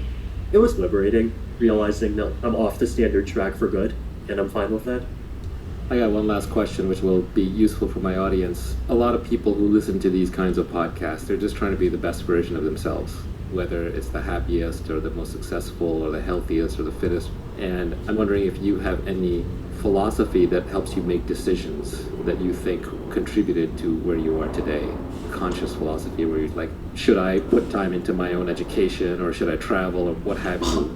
Is there any advice you would have for a young person who's sort of going down the standard track? The standard track is I went to high school, I go to college, I get a degree, then I go get a job, blah, blah, blah. Is there any advice you would give them, given where the world is today and what you have learned? Strive to be a better person at the end of every week than you were at the beginning of it. What better means can be very different. It could mean learn something, it could mean exercise and get better at running than you were before, It could mean improving your ability to interact positively with other people. It could mean try something new, visit a country that you haven't visited before, and add some experience. Live every week so you don't feel like at the end of the week you wasted it. Keep on moving forward and you'll be fine. Don't live life on autopilot. Hasib, you got any closing questions or remarks or thoughts? I know that I'm not alone in saying that the crypto world owes you an enormous debt in having moved it forward. There's a great man theory of history that feels more and more outdated over time, but you're one of the few examples of a living person who has massively and single-handedly moved forward history. And I know it probably is difficult for you to have the sense of everything that Ethereum has done in the world and feel it, but I can tell you that all of us owe an enormous amount of what we're doing with our lives to what you started. I would echo that by saying it's what's remarkable how young you are. And you're already a multi-act person because you contributed significantly to telling people about Bitcoin. You contributed, obviously, by creating ETH. And then you've also contributed through the creation of Uniswap and AMMs and now pushing social recovery wallets and privacy and so on. You have a multi-act career in front of you, and I look forward to seeing the future acts. As you were talking about improve every week, that's compound interest. And compound interest is a function of the number of iterations, not time. So as you keep iterating and iterating, I'm curious to see the Vitalik that comes out the other side and the huge, huge impact that he has. And honestly, for someone like you, politics is a waste of time. And yes, you have to engage in it because you have to coordinate people. But I'm sure at some point you're going to have some great idea. And this time, instead of having to create it yourself against all odds, you'll be able to recruit a great team and finance them and shepherd them into building something as impactful in a parallel domain. So looking forward to that. I know you do a lot of these.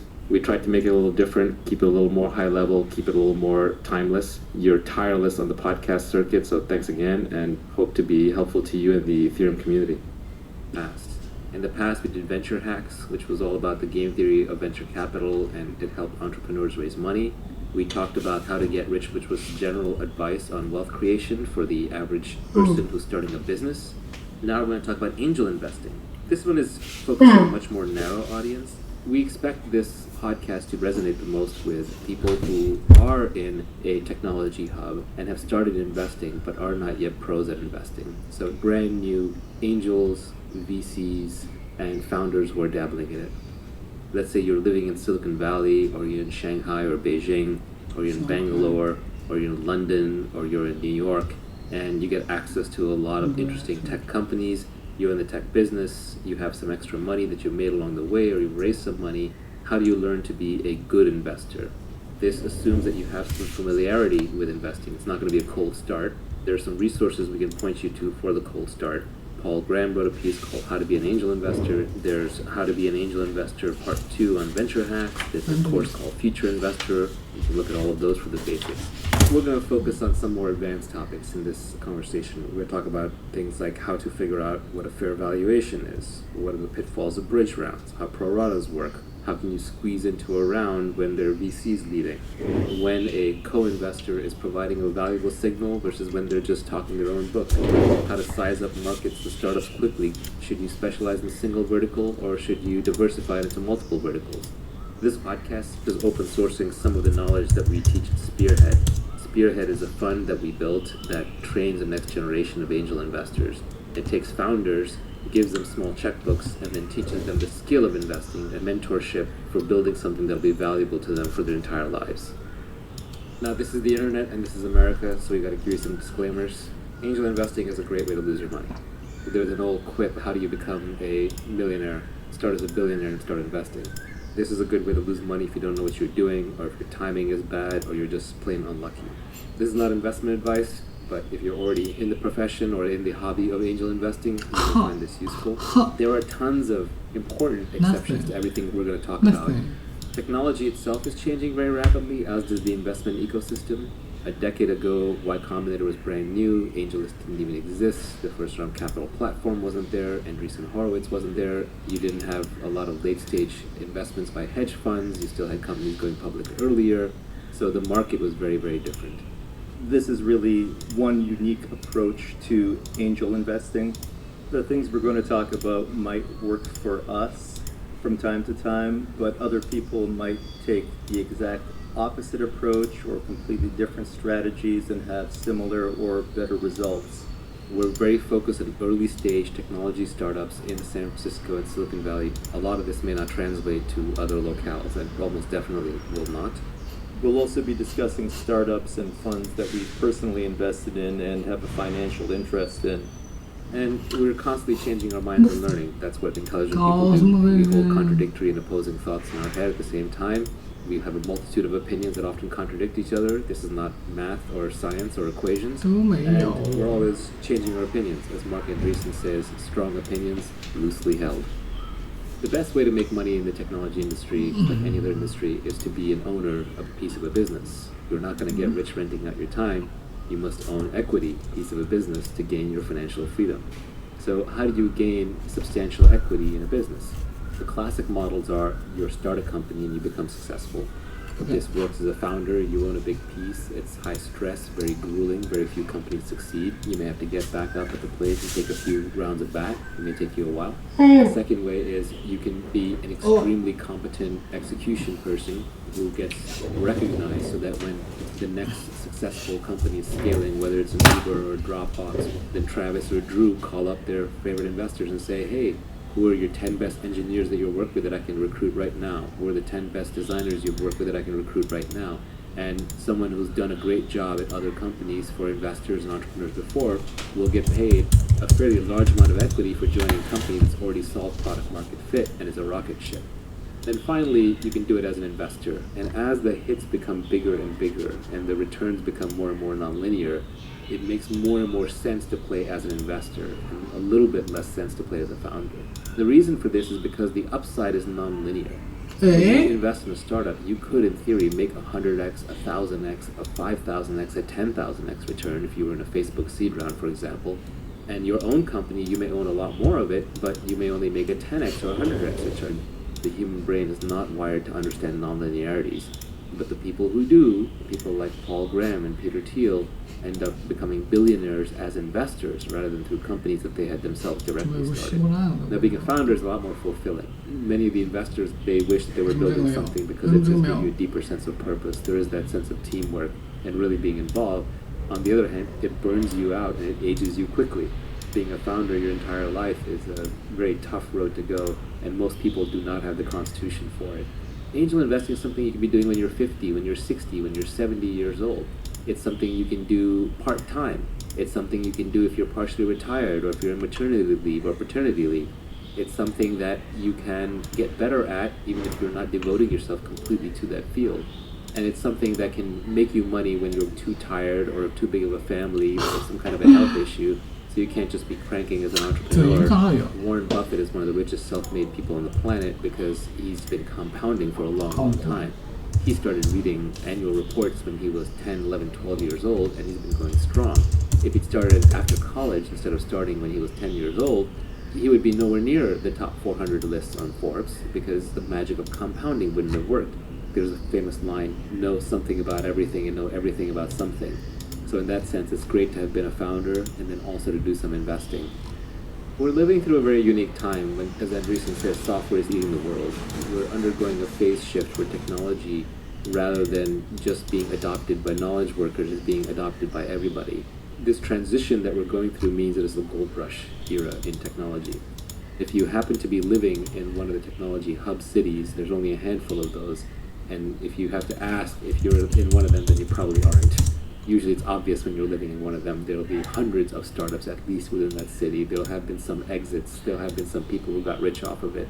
If you're living in a tech hub and you're in the tech industry, you're already halfway there. That's half the battle. You are well positioned to angel invest. And if you're in the tech industry and you're not living in the tech hub, then you should consider moving to a tech hub unless there are strong lifestyle reasons that keep you away, such as family or quality of life, which often is higher outside of the technology hubs. So getting into the tech hubs to do the angel investing is half the battle.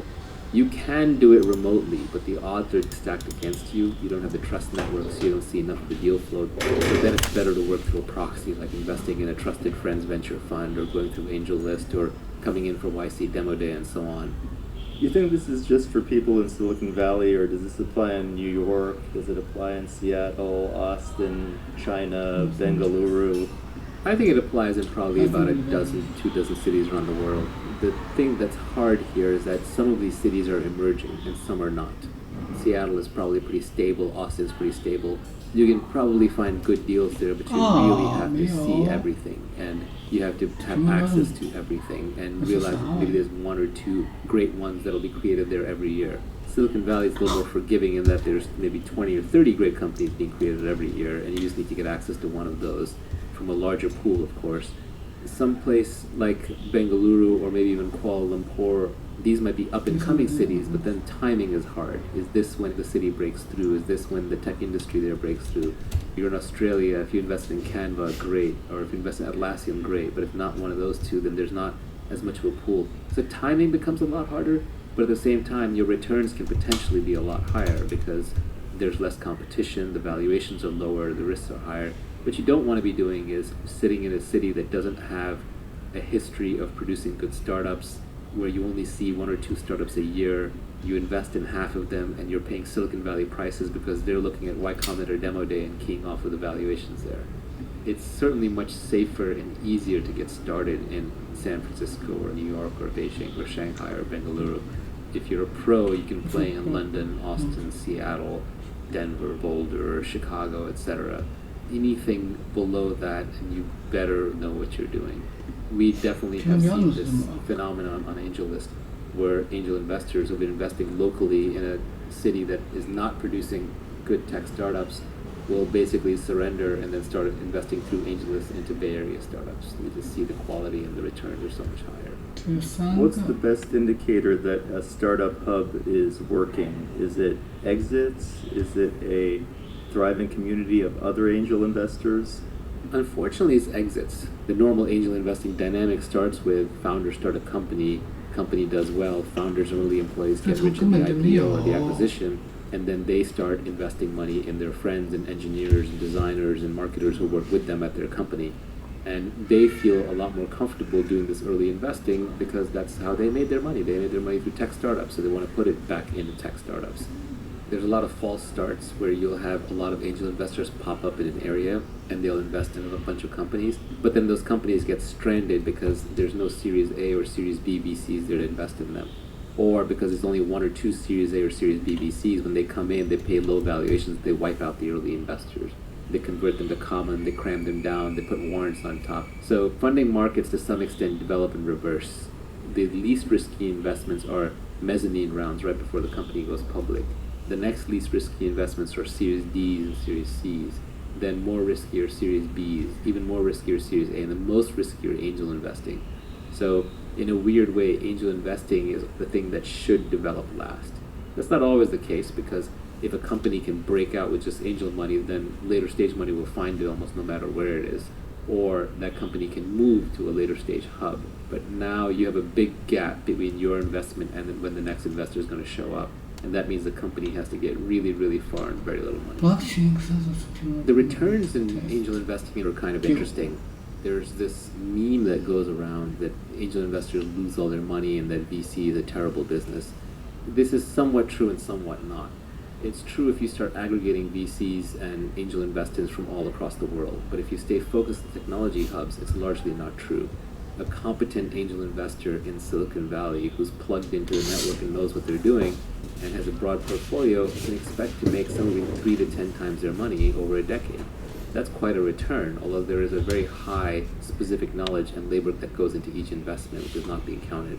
Also keep in mind that these are capital gains, which are usually taxed at lower rates than income, partially because it's a secondary tax on corporate income. It's already been taxed once at the corporate level. And also, there are tax breaks for angel investors, ranging from the qualified small business stock exemption in the US to some very favorable tax investing breaks in the UK and other countries. From a tax advantage basis, if you're willing to tolerate the high risk and the illiquidity, it's very hard to look at any other asset class where you can make as much of a raw return on your money as you can as a patient, diversified, plugged-in angel investor. One way to think about it is the less efficient the market and the more wealth the underlying asset is creating, the better off you're going to do. For example, art doesn't really create that much wealth. It's more of a tax haven / speculation instrument. Same with wine. The asset itself is not that wealth generating, but the underlying market is very inefficient, so you can make money more easily. Gambling is wealth destructive. It actually destroys wealth. So it's not a great asset class to play in unless you're the casino owner, in which case you have an edge on everybody else. Angel investing is odd in that very few people can play in it. Very people have the know-how, the geographic access, the capital, and the risk horizon, and the patience. But at the same time, the underlying assets that you're investing in are changing the world on a daily basis. I see a lot of people on Twitter who could be good angel investors, who are sitting in Silicon Valley, who have access to deal flow, who are in the tech industry. And I see them spending a lot of time thinking about macroeconomics. What if the Fed's going to cut interest rates? What's going to happen with the trade war in China? Or they're out shorting stocks, or they're investing in special economic zones, or they're buying and selling real estate and flipping that. Or, I have a very good friend of mine who's a great VC who's also running a rental business on the side. And I would scratch my head a little bit. You're living inside the gold mine. There are people literally digging up gold next to you. The returns in this industry are higher than anything else. You understand it so well, you have specific knowledge. But there is this contempt that you have for investing further into the industry that just comes from your own familiarity. And if you're in the tech industry, you should be doubling down. I don't know of a better industry on the planet or a better place on the planet to be investing for today. The technology industry is becoming the place where wealth gets originated, and then it can get spread out. But increasingly, the Wall Street financiers are coming to Silicon Valley to invest in companies before they get to Wall Street. By the time a company goes public, you can pretty much bet that anybody who had any connections, who had any appetite, who had any capability, got a bite at it. So if you're buying a tech company when it goes public, you are literally last in line. It's not to say you can't make money, but the odds are way down because this fruit has been picked over many, many, many times. The last bunch of financiers who were sitting in the right place at the right time, we call them Wall Street. These were the people where you used to get capital for your startup. There was no other market for fundraising until you had the metrics to go public. Now, Silicon Valley's turning into the new Wall Street, except it's not as formalized and organized and segmented as the traditional Wall Street. The JP Morgans haven't popped up and the NASDAQs haven't popped up yet. This is going to fly in the face of conventional wisdom. For the average person, you should be saving for your retirement. But I never set out to save anything. I reinvested everything. In economics, there's the identity S equals I. Savings equals investment. So even if you save into your 401k, it's actually just getting reinvested, but it's getting reinvested into some very quote-unquote safe but very unproductive parts of society, such as the government. You're investing in the DMV, the Defense Department, and their returns to date have not been spectacular. It's essentially just whatever money they can take at gunpoint from both taxpayers and foreigners. Generally, it's probably a better bet if you're in the tech industry to invest back in the tech industry, especially if you're young and especially if you can get diversified. Invest in the smartest and best and brightest people that you know around you, as opposed to faraway people in faraway lands with faraway motives, who are frankly just not as motivated and have trillions of dollars of capital flowing into them. $50,000 in your IRA isn't going to make much of a difference to the U.S. government when it gets put into a T-bill, but 50 grand invested into an entrepreneur down the street is going to make a huge difference to their lives. And if you can find 10, 20, 30, 50 investments like that, at least one or two of them will pay off, assuming that you listen to us and build up some skills along the way. Most of my net worth is illiquid and lying in startup companies. But I sleep well at night knowing that I literally have hundreds of teams of brilliant entrepreneurs who study at the top schools and are leveraged through code because they have engineering degrees, great designers. They're leveraged through capital because they've raised venture money after I invested. They're leveraged through products that they're building that have no marginal cost of reproduction and using the most modern methods of distribution. All of them are working very hard to build things that could be massive and change the world. And it's just going to take a few of them work out for the entire portfolio to balance out. If you have a 1,000x return in your portfolio somewhere, which is not that unheard of in angel investing, you could have made 100 investments to get there, and your overall portfolio will still be a 10x. All right, welcome everybody back to the podcast. We have with us Haseeb Qureshi, who's our partner at Dragonfly. Haseeb and I used to work together back when I was more active in crypto land. And Vitalik is, of course, a polymath and genius, although he may burst on that description, who created Ethereum, which was the first smart contract blockchain to gain any volume and change the face of blockchain computing as we know it. Haseeb, do you want to give us a quick one-paragraph background on yourself? So I'm a software engineer by background. I'm now an investor. I run Dragonfly Capital, which is a global crypto fund. We only invest into crypto, and I've been doing this for a little bit over 4 years now. It's funny because when I first got into crypto, I remember I was actually at IC3, this academic crypto conference. I just left my job at Airbnb as a software engineer. And I met Vitalik for the first time, and I asked you, what do you think is the most important problem to solve in crypto? At the time, your answer was something about wallets. And you were like, I think it's important to build more wallets.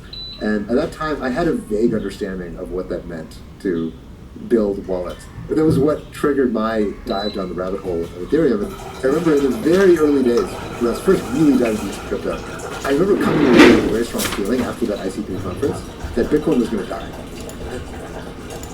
Next, they will use the internet on a player and the point after use. Advantages volume. The word use the internet when a player has won the point after use. The word use the internet when a player had won the point after deuce. Advantage volume. The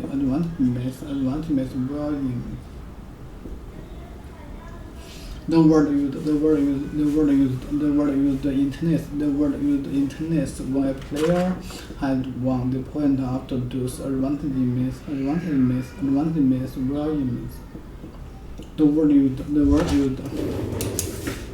volume. The word use the internet when a player has won the point after deuce. Advantage volume.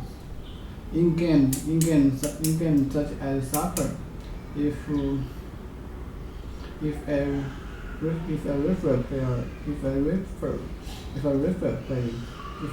plays advantage, they do not stop the game. When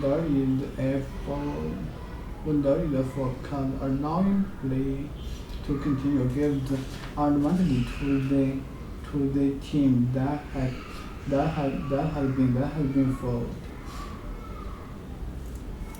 The word use the internet. The word use the internet when a player. The word use the internet when a player have won the point after deuce. Advantage volume.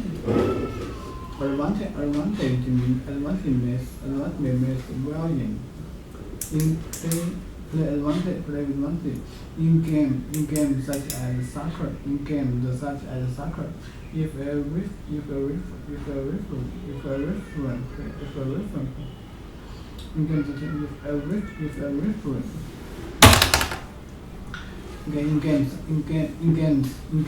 games such as soccer.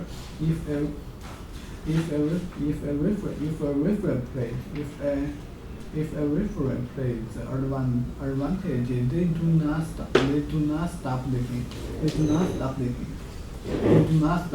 not stop the game. When there is a foul,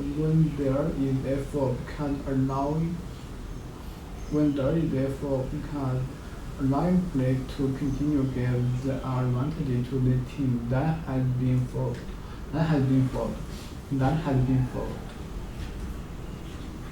In games such as soccer, if a referee plays advantage, they do not stop the game.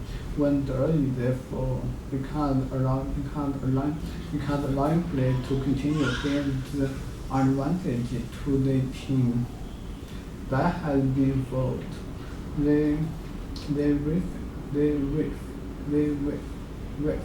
The ref. So, okay, when there is a foul, because allowing play to continue gives the advantage to. When there is a foul.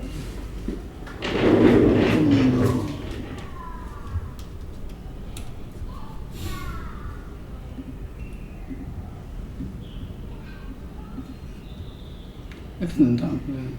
When there is because allowing play to continue give the.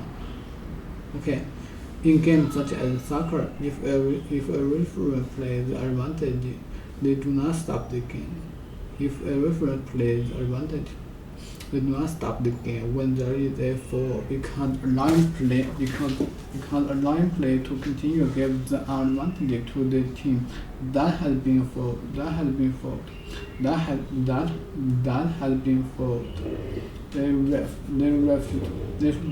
ref should have played advantage because ruling would have been through on goal. The ref should have played the advantage because ruling would have been through on goal. The ref should have played advantage because ruling would have been through on goal. The ref should have played the advantage because the rule would have been through on goal.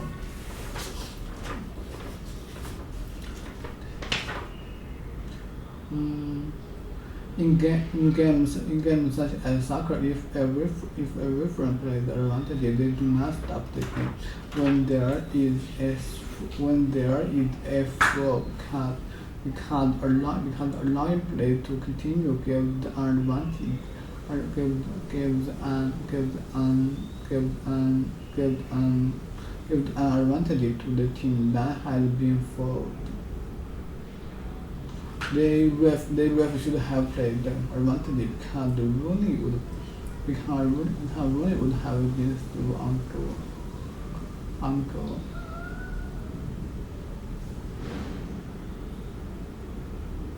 Because ruling had been through the on goal.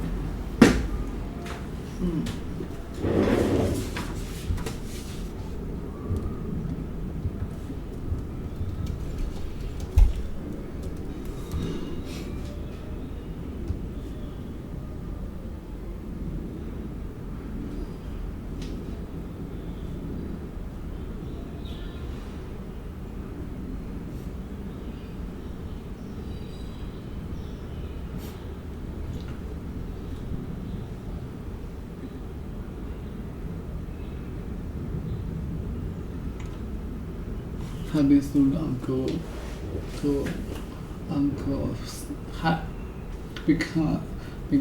because Rooney would have been through uncle. The ref should have been played advantage.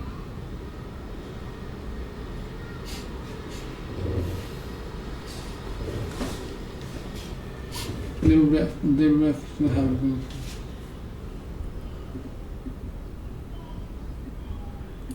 The ref should have been played advantage. The ref should have been played advantage. Because Rooney would have been through on goal. Qualification and more examples.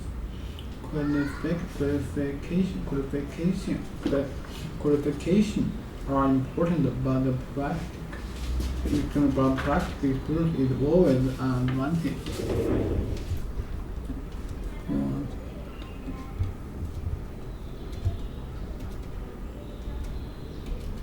Qualification.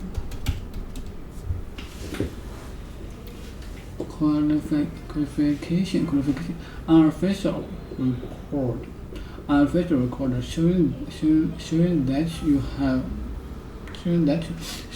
you have finished a training course or have the necessary skills, etc. Unofficial record showing that you have finished a training course or have the necessary skills.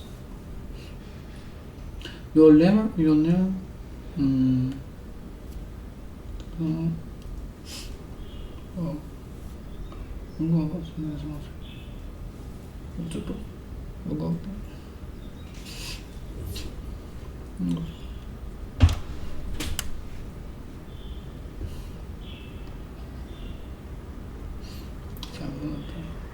Unofficial record showing that you have finished a training course or have the necessary skills.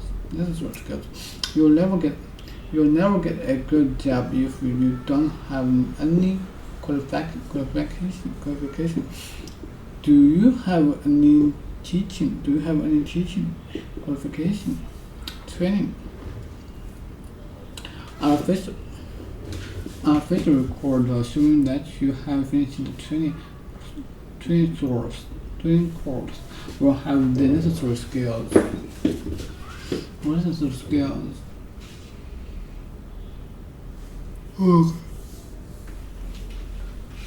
Okay.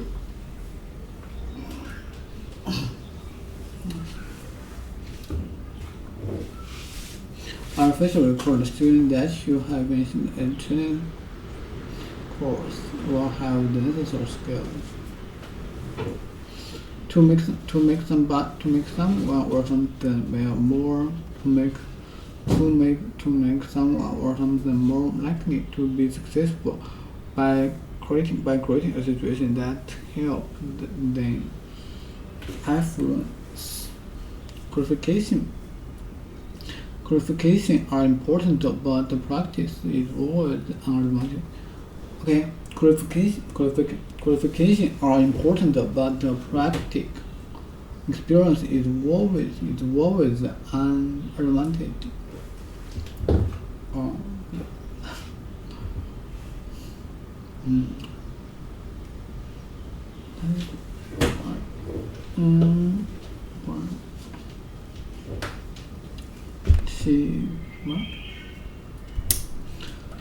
Qualifications are important, but practical experience is always an advantage. The advantage of the plan is its simplicity.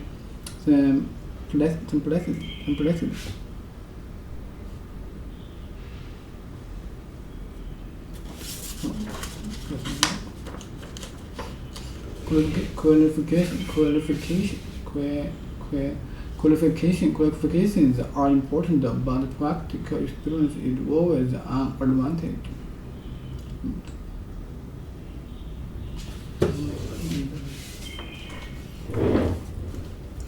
Okay, qualification.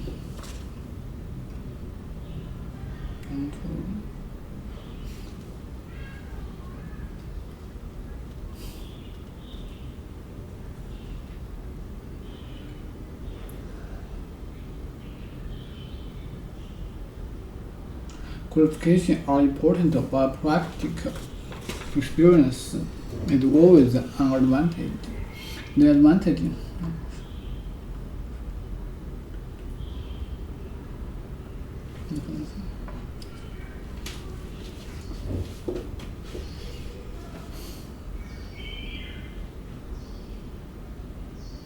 The advantage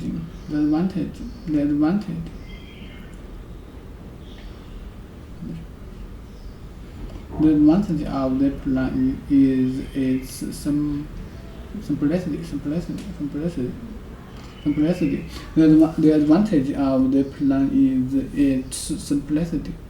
The advantage of the plan is its simplicity. Qualifications are important, but practical experience is always an advantage.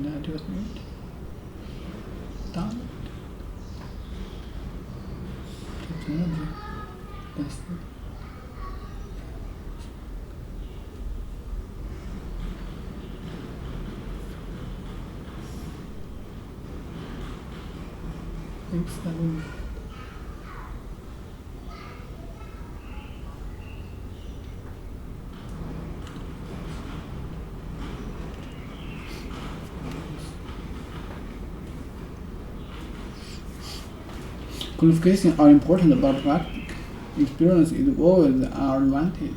The advantage of the plan is its simplicity. She had a decided advantage over her opponent. She had a decided advantage over her opponent. People's competitor.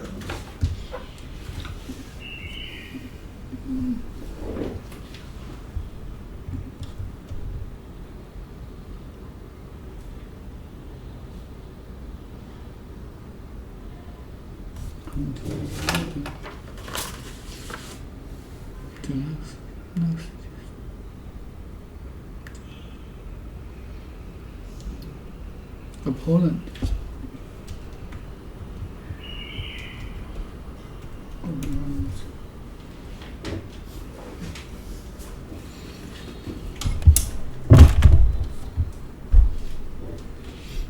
A person who disagrees.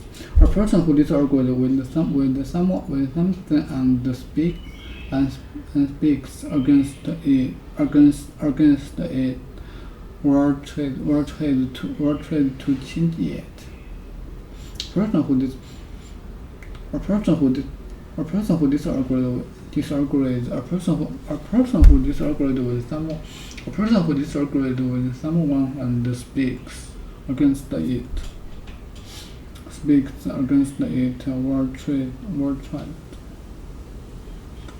or tries to change it.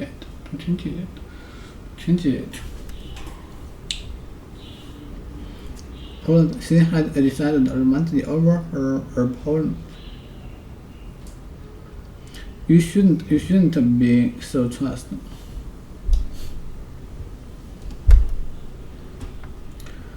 Next one.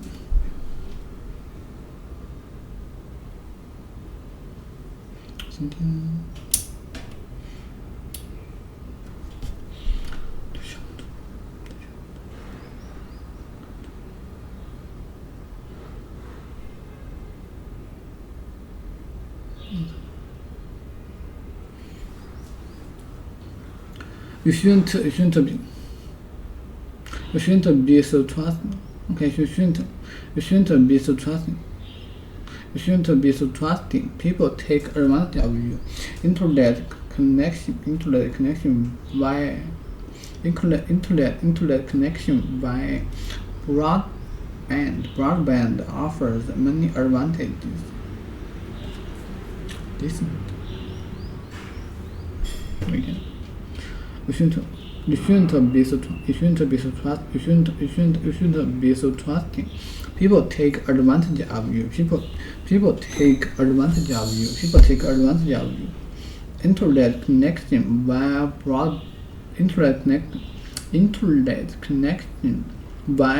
broadband offers many advantages. Internet connection via broadband offers. Okay, internet connection by broadband offers many advantages. You shouldn't be so trusting. People take advantage of. You shouldn't be so trusting. People take advantage of you. To make someone or something more likely to be successful by creating a situation that helps them. That helps them.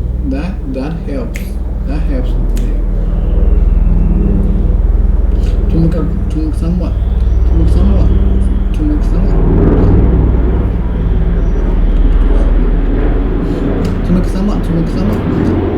someone or something more likely to be successful by creating a situation that helps them. Affluent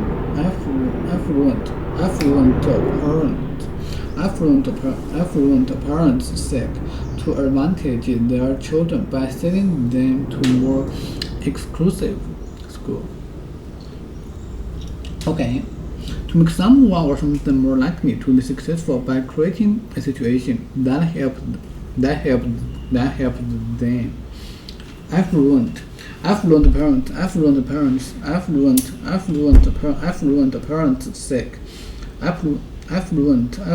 parents seek to advantage their children by sending them to more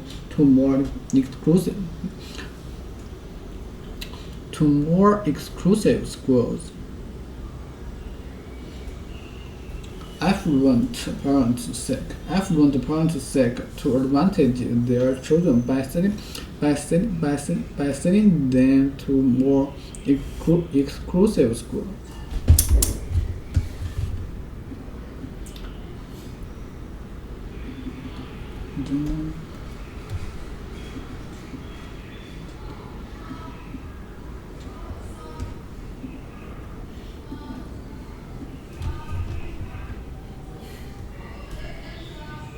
Sick.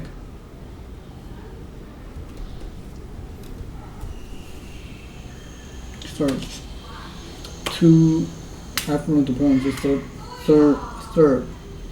Sick. Affluent parents seek to advantage their children by sending them to more exclusive school.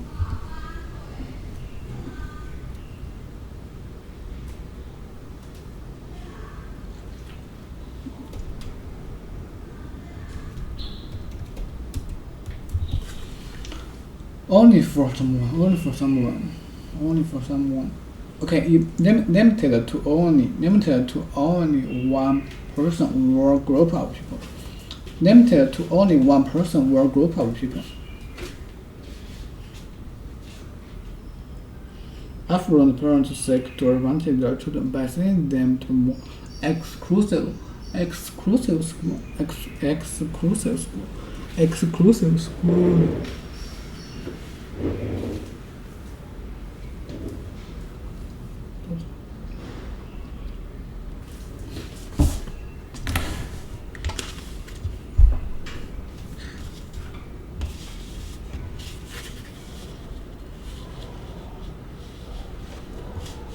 Exclusive schools. If you chance the road in the middle of the game. If you chance the road in the middle of the game. If you chance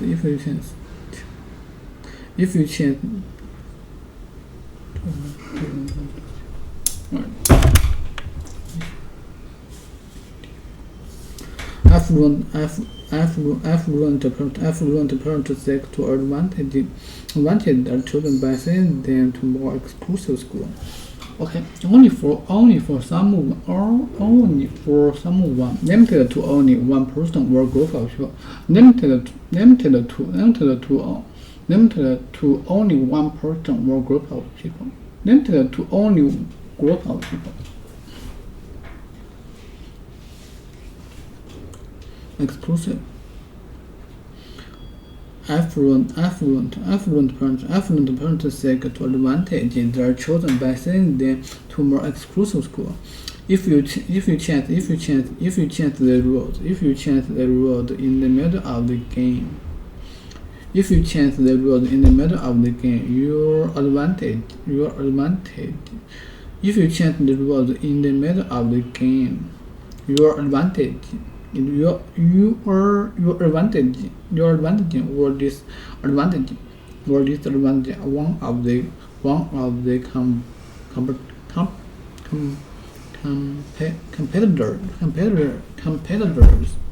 competitors. Affluent parents seek to advantage their children by sending them to more exclusive schools. If you chance the road in the middle of the game, your advantage or disadvantage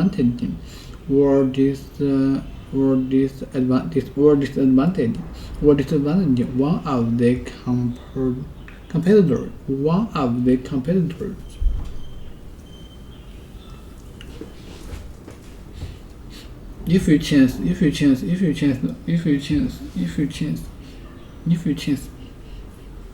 If you chance the road in the middle of the game, your advantage or disadvantage of the competitors. If you chance the road in the middle of the game, if you chance the road in the middle of the game, if you chance the road in the middle of the game, you are advantaging or disadvantaging one of the competitors.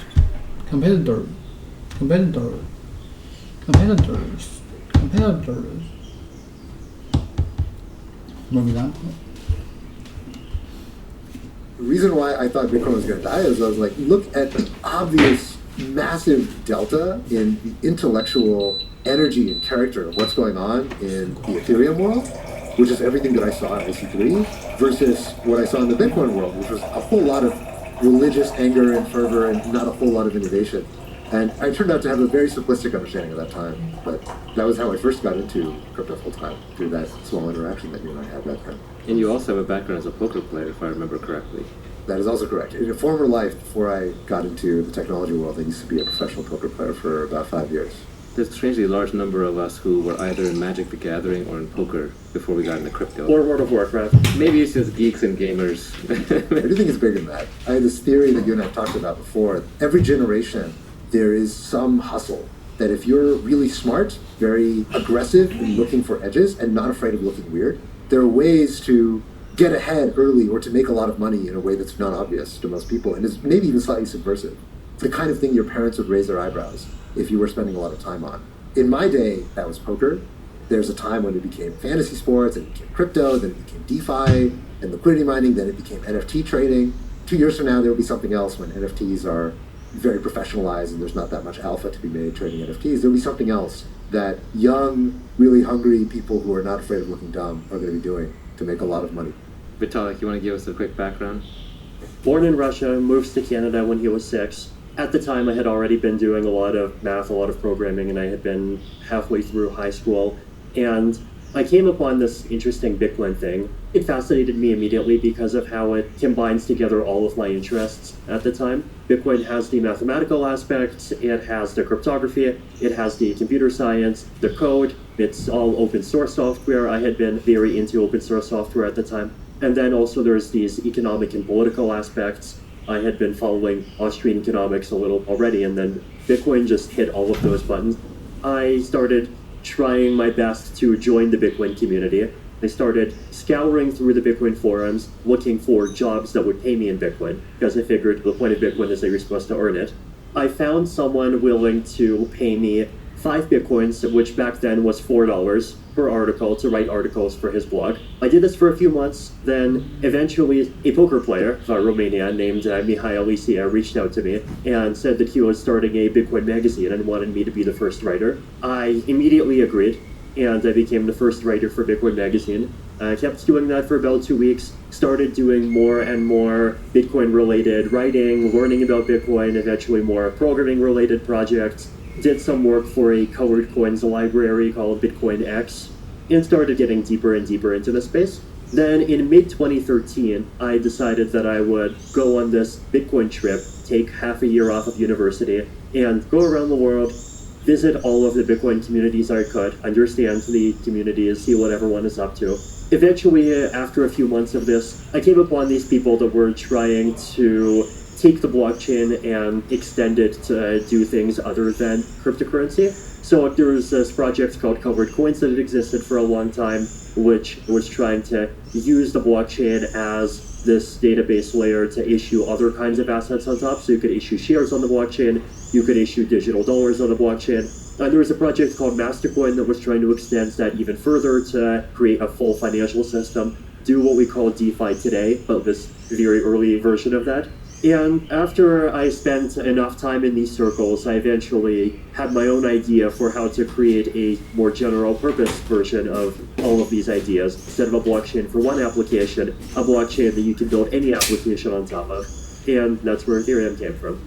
So Ethereum is a blockchain on which you can build any application, and Bitcoin is obviously limited to trying to be new money or a new reserve currency, or nowadays some people say digital gold. So you were the original creator along with a team who coded it up and you released it. How old were you when you did that?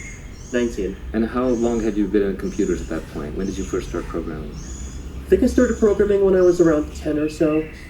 And were you mostly self-taught, or did you go to school for this? What's the secret here, besides the obvious genetics? I just grew up programming video games for myself to play. So I would make a video game, play it until I got tired, then make another video game, and then play it until I got tired. And that's pretty much how I learned all the way up until high school.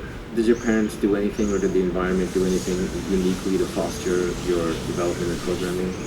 My parents did buy me a lot of programming books. They did find some programming classes form and some math classes as well. So they were definitely very supportive. Were you in the gifted program or just the normal public school system or private school? I was in the gifted program or the public school up until grade 8, and then for high school my parents moved me over to a private school, and I found the private school to be a much better experience. Were most of your collaboration colleagues met online, or was there a physical place that you were at where they were all hanging out? Okay. The one thing affluent parents seek to advantage their children by sending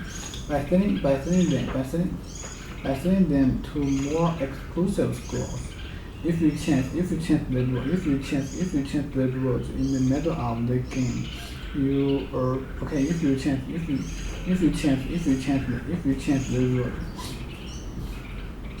you change the rules in the middle of the game, you are advantaging or disadvantaging one of the competitors. If you change the rules in the middle of the game, you are advantaging or disadvantaging one of the competitors. For example, they voted against a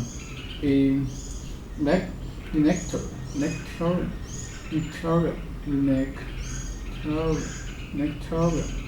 Okay, they voted against the electoral reform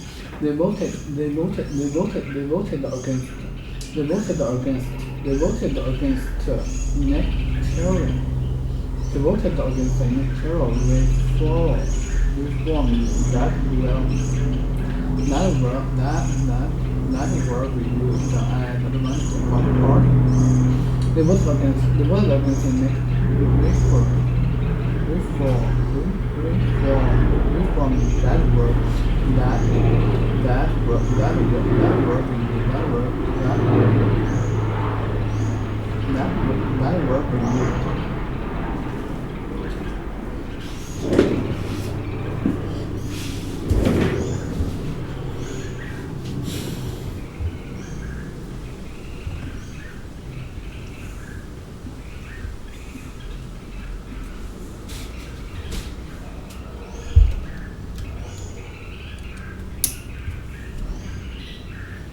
Improve.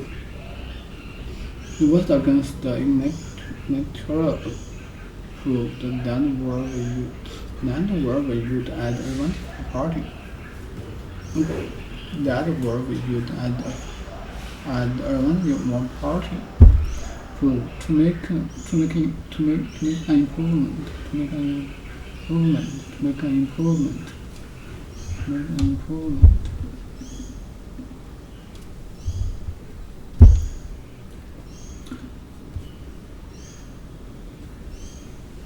To make some affluent. If you change the middle of the game, you are advantage.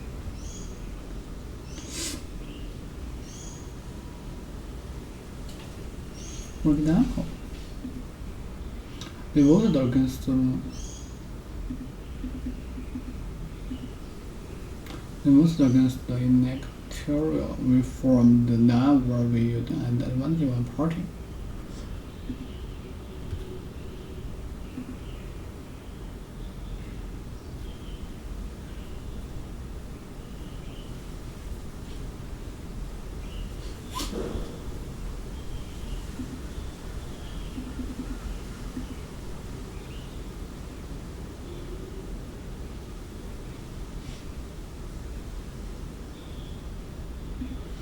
The voted against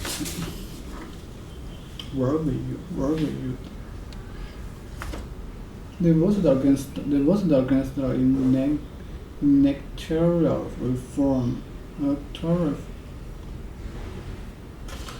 Okay, they voted against electoral that were viewed as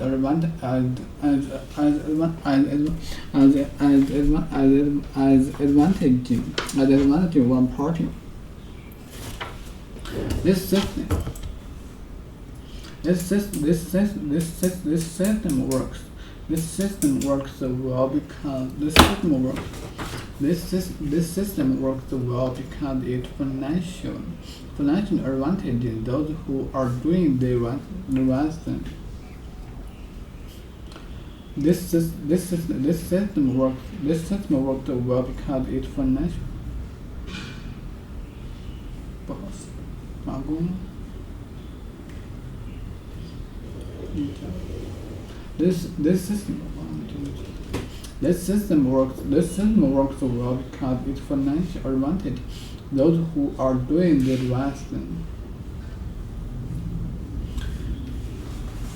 This system works well because it's financial advantage. Those who are doing the right thing.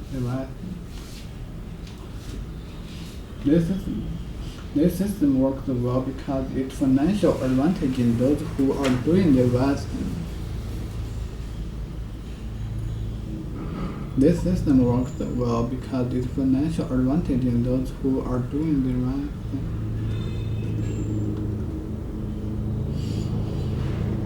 This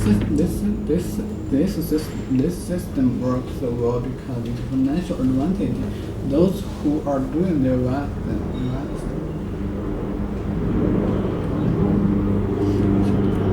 They voted against the electoral reform that were identified one party.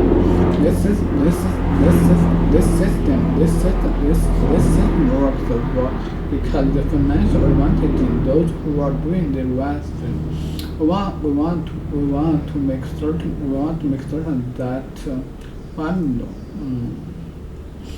to make certain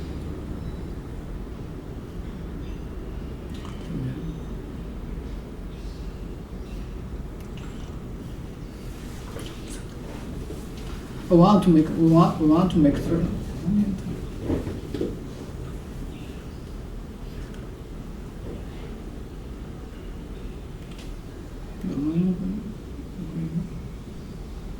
we want to make certain.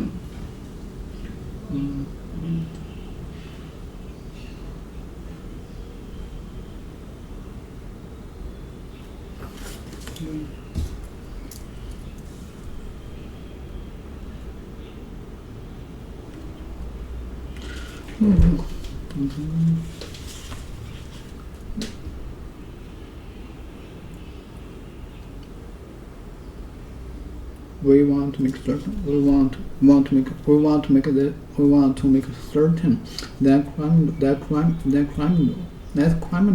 are not advantaged by receiving information from official sources.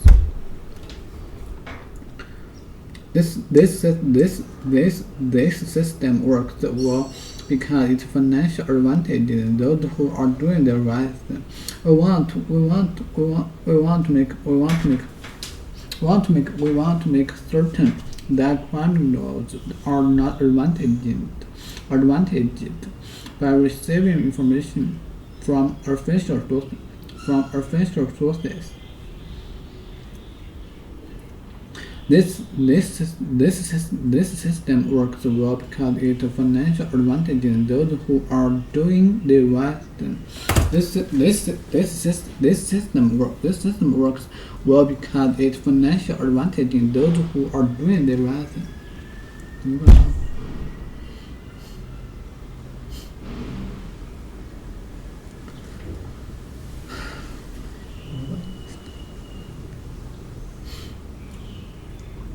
This system works well because it's financial. This system works well because it's financial advantage. Those who are doing the right thing. We want to make certain that criminals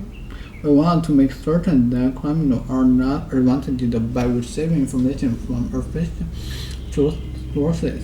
We want to make certain that criminals are not advantaged by receiving information from official sources. Make sure. Advantage business. A good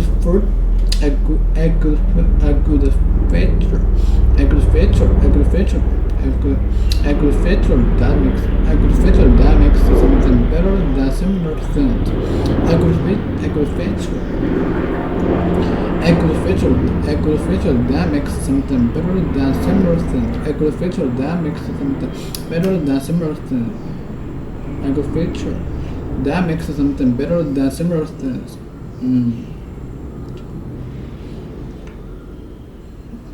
Gain an advantage. Similar businesses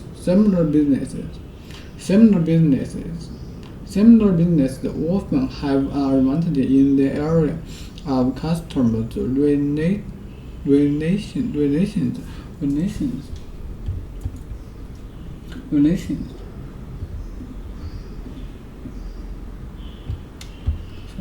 上去了都不是问题，没上去都是问题。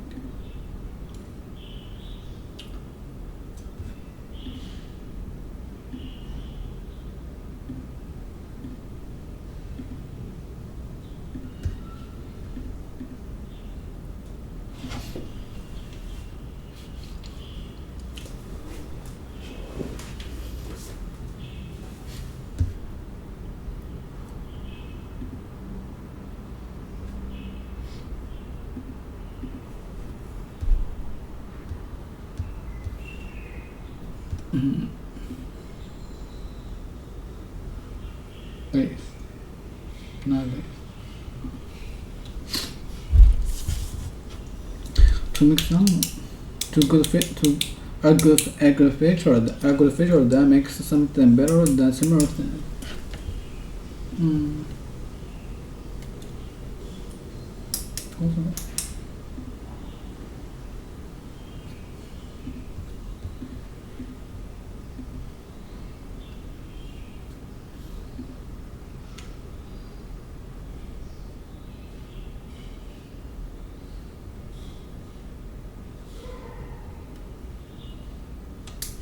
A good feature makes sense.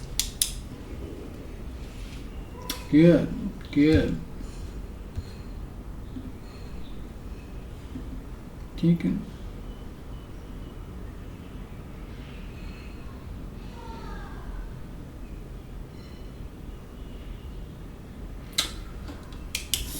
你看一下，10%还是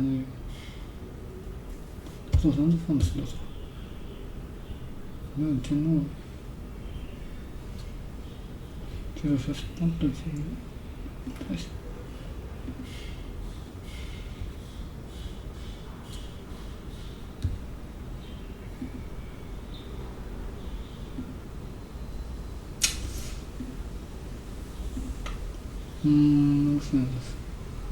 Base.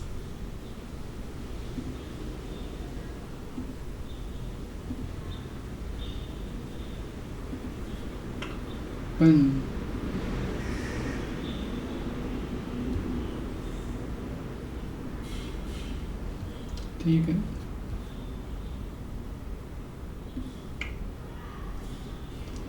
Bantu.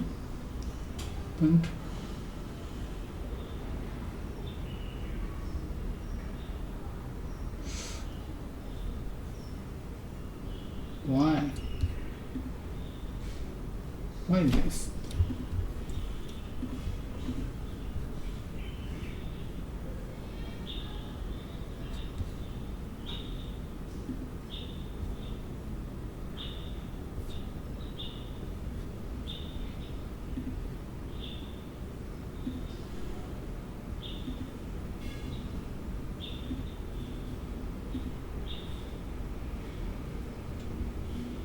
Base.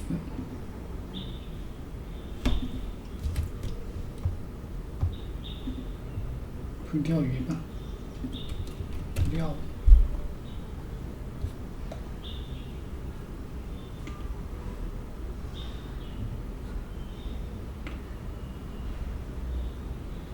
Taken. 24.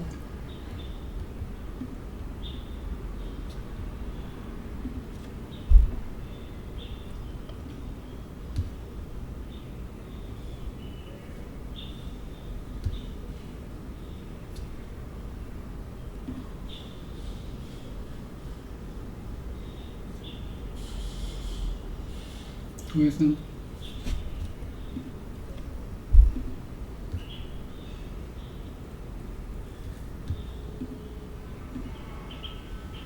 3%不对，不止。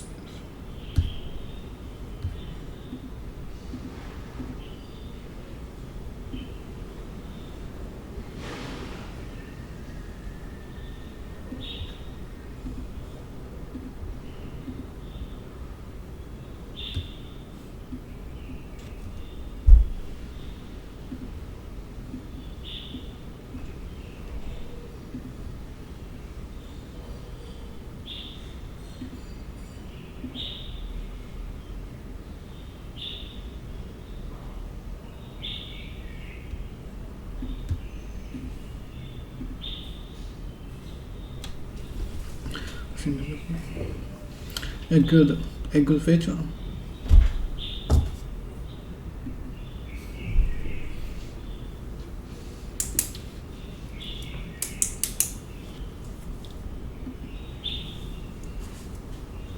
Good feature.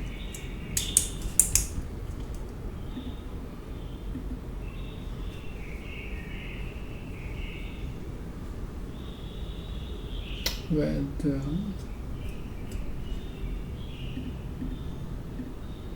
good understanding, 明了30%，明了30%吗？应该就是这个。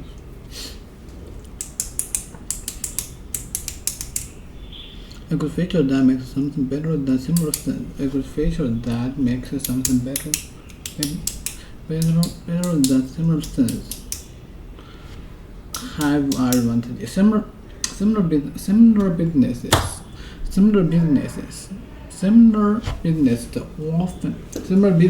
often have advantage in the area of customer relations. Similar businesses often have advantage in the area of customer relations.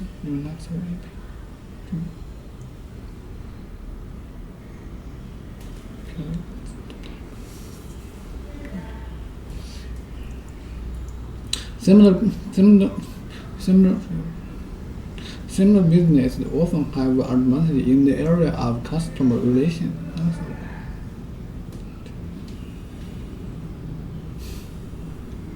Neither company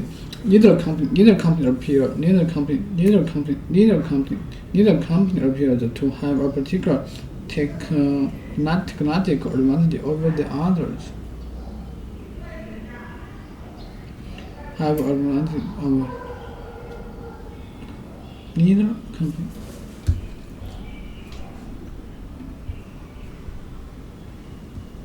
A condition that helps you give around questions. Or neither company to have a particular technology advantage over the others. Either over the others.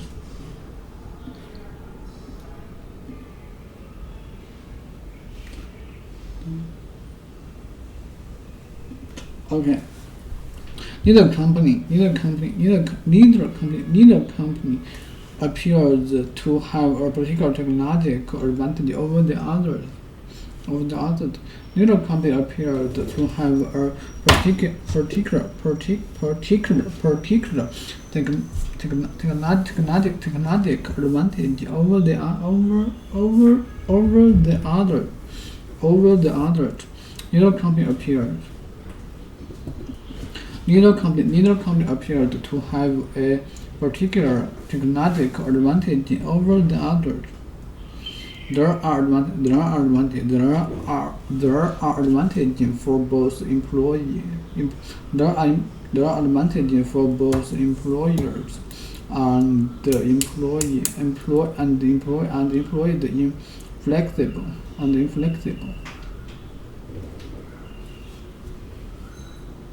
There are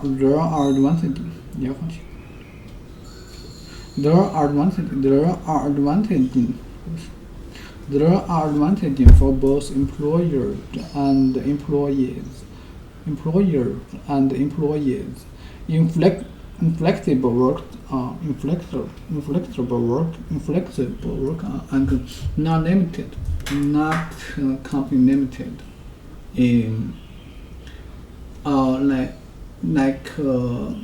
employers and employees decided the working hours, work time. Okay, now in that list, there are advantages for both employers and there are advantages for both employers and employees. Inflexible working hours. Advantage for somebody. Okay. What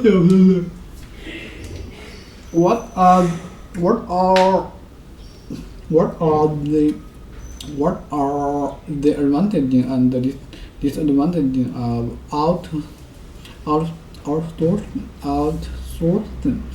What are the advantages and the disadvantages of outsourcing? What are the advantages and the disadvantages of outsourcing? The advantages. What are the advantages and disadvantages of outsourcing? The advantages of doing something. Some firm may find that the advantages of user-free software outweigh the disadvantages. The advantages of doing something. Some firms may find that the advantages of user-free software outweigh the disadvantages. Some firms may. Okay.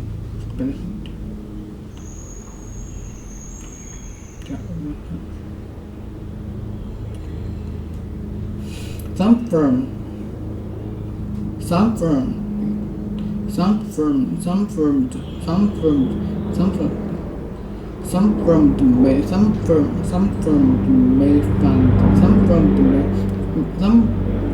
may find the advantage of user-free software outweigh the disadvantages. Firm.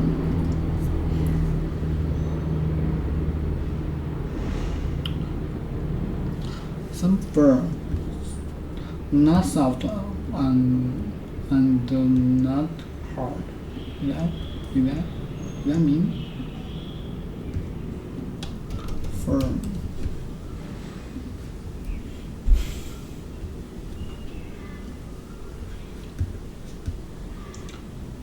There are advantages both important. What are the some firms may find? Some firms may find.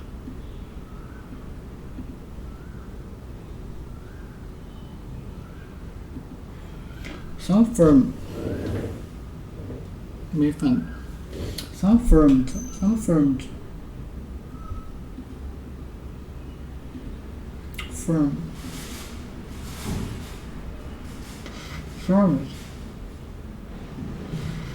why is this? Some firms may find that the advantages of using free software outweigh user-free software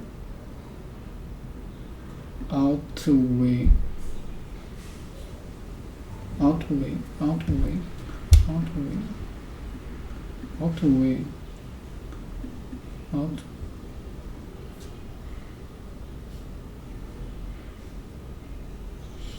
Some firms may find that some firms may find the advantage of user-free software outweigh the. Okay.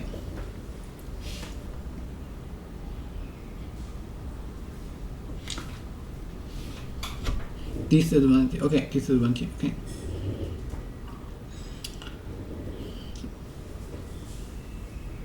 Some firms may find that the advantages of user-free software outweigh the disadvantages.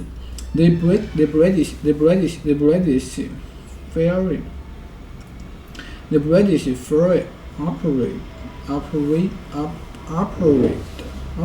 The British ferry complained. The British ferry operation. The British ferry.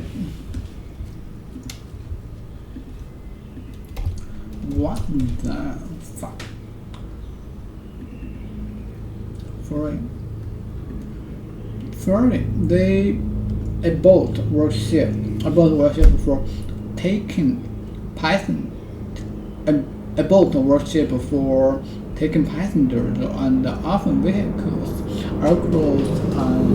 across an area of water, especially as a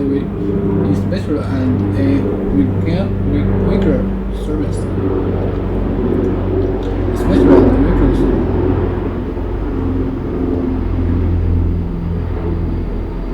Especially as a weaker service. Okay, the British ferry operation complaint. Okay, don't say good things. Don't say the root word crap. Like that. The British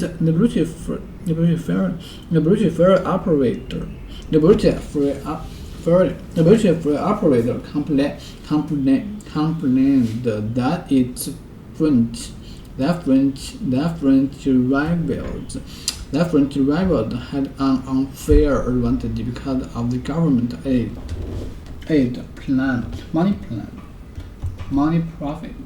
money budgets. Is that right? Reviles. A person group competing with others for the same thing or in the same area. Right? The British ferry operator complained that its French rivals had an unfair advantage because of the government aid.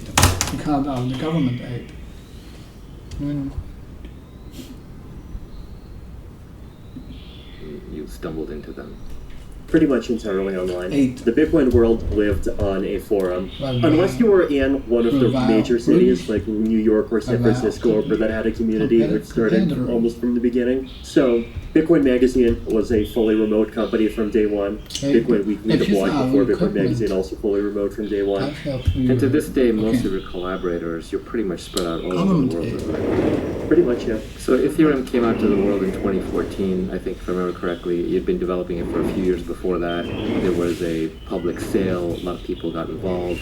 And then 2017, there was a boom around people building assets on top of Ethereum, different kinds of coins. And then, of course, gaming and NFTs and DeFi and all of those things came along. Let's just go through the evolution of Ethereum. What does Ethereum do at a core level? What does it do well? And today, what does it do poorly? What does it need to get better at? I think of Ethereum as a general purpose blockchain. So instead of being a blockchain for one application, it's a blockchain that you can build any application on top of.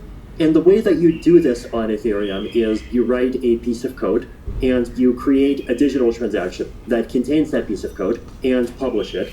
And when you publish this transaction and that transaction gets included into a block on the blockchain, this creates an object called a contract. And this is a virtual object that the blockchain keeps track of. A contract is an object that contains a piece of code. Now the blockchain has this object that has a piece of code, and that is a little application that the Ethereum blockchain maintains from that point forward. So then anyone after that point can send another transaction that says, I want to talk to this object. So step 1, I created a transaction that creates this object. We'll call that object X. Then step 2, you want to use my application. So you send a transaction, and in your transaction you say, I want to talk to smart contract X. And here's a little piece of data that says, here's what I want to do with that application. When that transaction gets included in a block, the piece of code that I first published runs, taking as input the data from your transaction and interprets it in whatever way it wants. So we can make this more concrete with an example, right? So let's say I have a company and I want to issue shares on the blockchain. I am going to create a transaction that contains a program. And the rules of that program are going to say, well, what can you do with shares? We'll just say you can transfer your shares to someone else and you can vote, right? So the program is going to interpret any data that it sees either as an instruction to transfer your shares to someone else or as an instruction to make a vote. I publish this transaction that initializes the whole thing. And as part of that transaction, I might say, Naval has 50 shares, Haseeb has 100 shares, and I have 25 shares. So now there's this thing on the blockchain, and it has a piece of code, and it has its own little memory that says, I have 25, Haseeb has 100, and Naval has 50. So then Naval is feeling generous and wants to give half his shares to me. So Naval is going to create a transaction, and that transaction is going to have some data. It's going to encode this idea that Naval wants to send 25 of my shares to Vitalik. So you create a transaction that encodes this, send it to the network, it gets included into a block, and then once it gets included, the piece of code runs, and the piece of code sees the transaction and it sees, okay, clearly I have to transfer 25 shares from Naval to Vitalik. Before Naval had 50, I'm going to subtract 25. Now Naval has 25. Before Vitalik had 25, now Vitalik has 50. So I'm going to write down that Vitalik has 50 now. And that's it. The transaction got processed. Why do all this in the cloud in this very convoluted way, this very complicated blockchain? Why not just use a normal computer? Why not just send an email?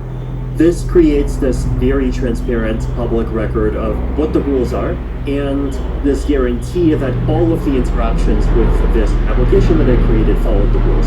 There is no actor that has a backdoor. It's a trusted computer cloud that each of us can verify all of the activity. We can audit all of it, and we know that nobody cheated. Nobody else moved my funds. I was the one who moved the funds, and everyone can authenticate the code was exactly the code that was supposed to be run. And there are obviously sacrifices for this, right? This is not free.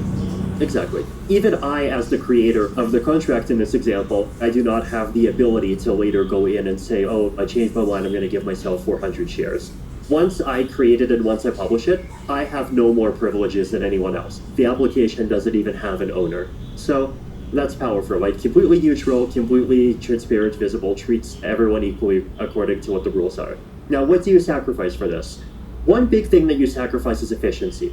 The way that all of these blockchains, including Bitcoin and Ethereum, work is that you have this network of tens of thousands of computers, each of which help to verify the transaction. So when I broadcast this transaction, that transaction goes out to every single computer on the network. And every single computer on the network runs that piece of code. Every single computer on the network verifies it, every single computer on the network processes it. Parallel computing was I take my code and I split it across 1,000 computers and each one runs 1,000. Now I send it to 1,000 computers and all 1,000 computers run my code. Exactly. Yeah, it's a very different kind of computing. The way to intuitively think about why it makes sense is compare text to audio and video. So right now we're recording a podcast, and the podcast has some audio, podcast has some video. And to see each other on video, there's hundreds of thousands of bytes that are flowing around between us every second.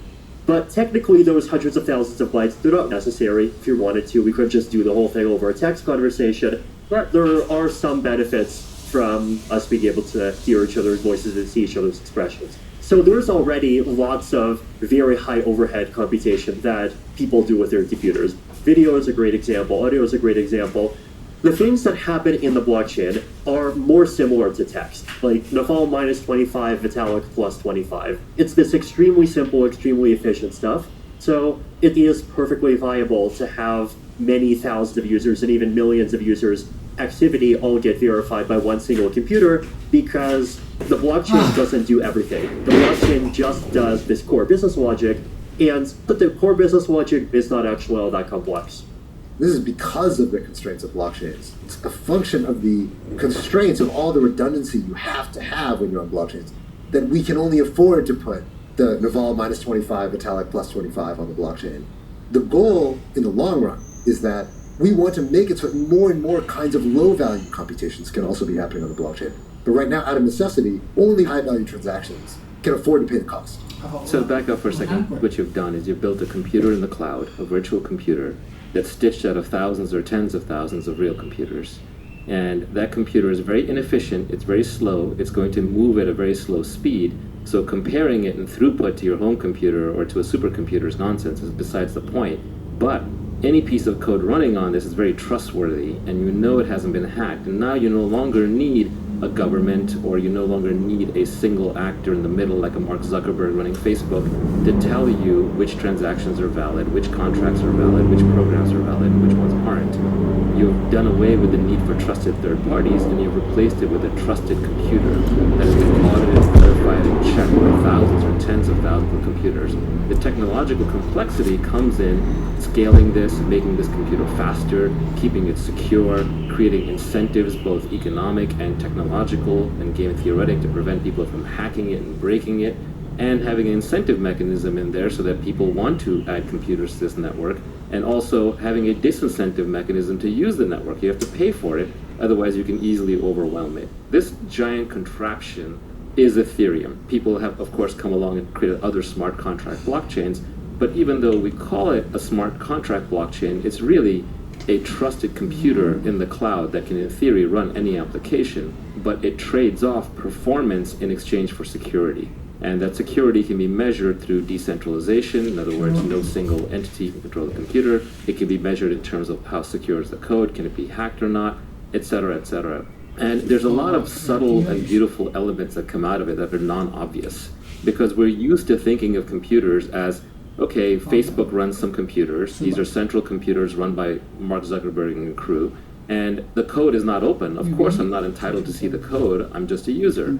I don't own my data. They own the data. It's sitting in that database. And I don't have access to the database to read or write from it. I have to go to Facebook and ask them to read or write from the database. But now you've created a computer where the code is all open. In fact, even the data is open, but some of it's encrypted, some of it's not. Some data anyone has access to see. Some data you actually need to have your decryption key to get access to.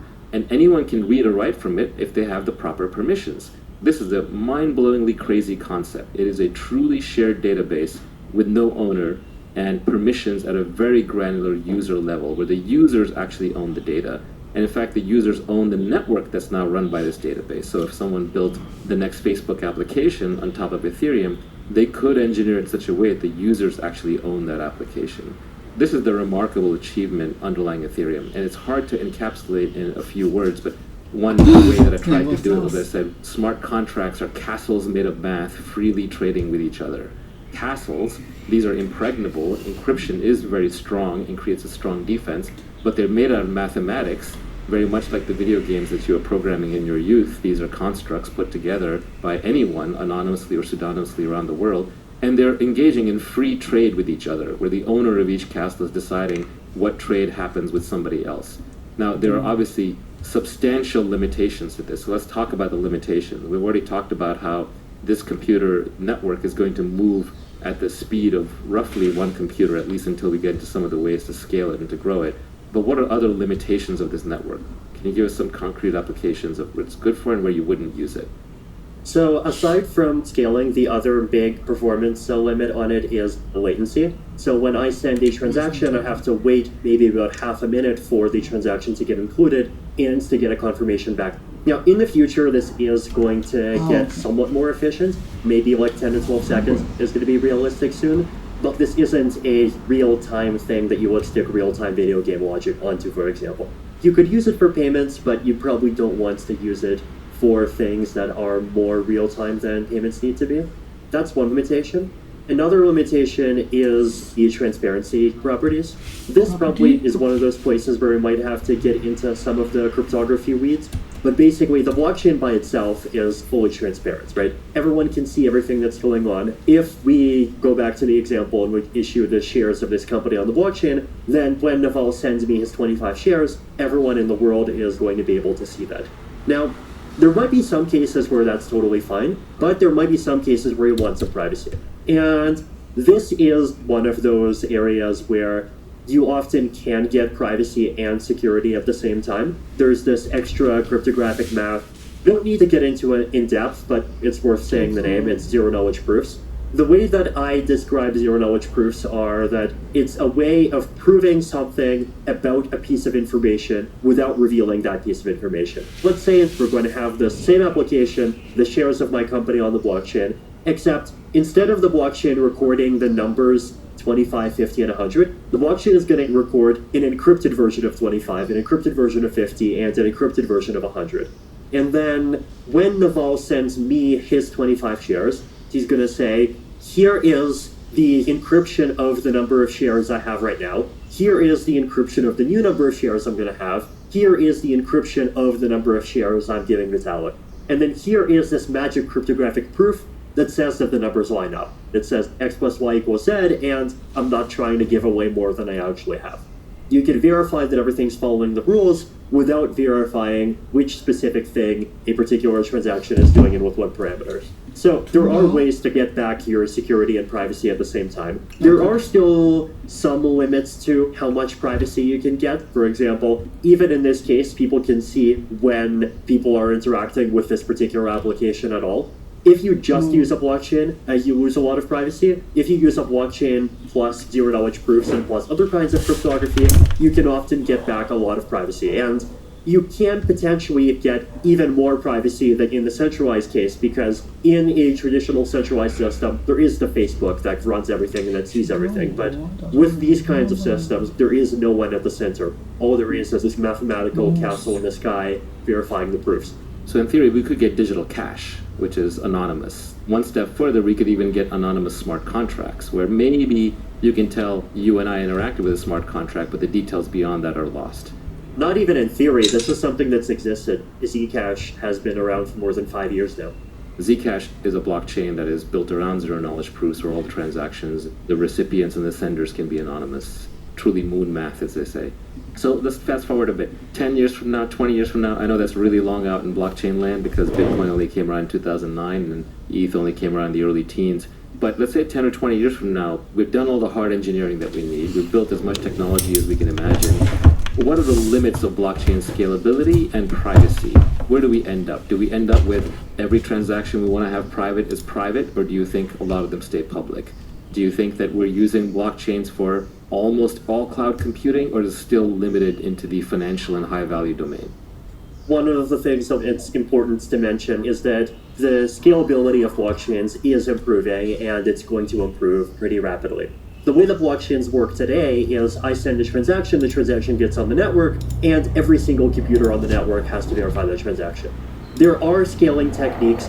Once again, we don't have to get into the weeds, but things like roll-ups, charting, these are technologies that allow you to use blockchains in a more clever way, where you still have a lot of very redundant computation happening, but it's much more efficient to hold your ETH that we can do that. And there's even some Ethereum applications that value stability almost as much as Ethereum itself does. MakerDAO might be one good example there, Rye might be another good example there, some of the algorithmic stablecoins. But then if you want to go and do wild crazy stuff, then Ethereum lets you do wild crazy stuff too. And if you need more scalability to do wild crazy stuff, then you can go do the wild crazy stuff on a rollup. So Ethereum as an ecosystem does try hard to have a place for many different kinds of participants in that way, which is definitely something that's hard to accomplish. A lot of the other blockchains, either you're just the digital rock or you're just a platform, but there isn't the digital rock that keeps the whole thing solid. In Ethereum, we do value solving the problem of both having the ecosystem that can do a lot of stuff and having the digital rock in the middle to keep it solid. Whether or not we'll succeed is, of course, up to the next decade of world history to decide. Vitalik, I want to ask you a little bit about how your role has evolved since it began in Ethereum. So, in the very beginning, before all of this, of course, you were once the uppity young entrepreneur. It's been, 6, 7 years now? You've moved on from being the entrepreneur to being the chief technologist to being the politician. You're now the elder statesman of smart contract blockchains. What have you learned about protocol politics? Protocol politics is less different from regular politics than you might think. It's all this emergent phenomenon of what happens when you stick many thousands of people together and you have incentives that are aligned in some cases So you have some competition in other cases, and you have different groups of people that have different opinions, and they have to fight it out, sometimes within one protocol and sometimes between different protocols where there's competition.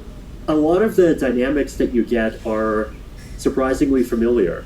The kinds of religious fervor that you get when people defend their opinions. Is it better to have blockchains that have smaller blocks so they're easier to verify versus bigger blocks so that more people can afford to use them? People have very strong opinions in the same way that people have strong opinions about either religion or democracy or freedom of speech or the welfare state or any other mainstream political topic.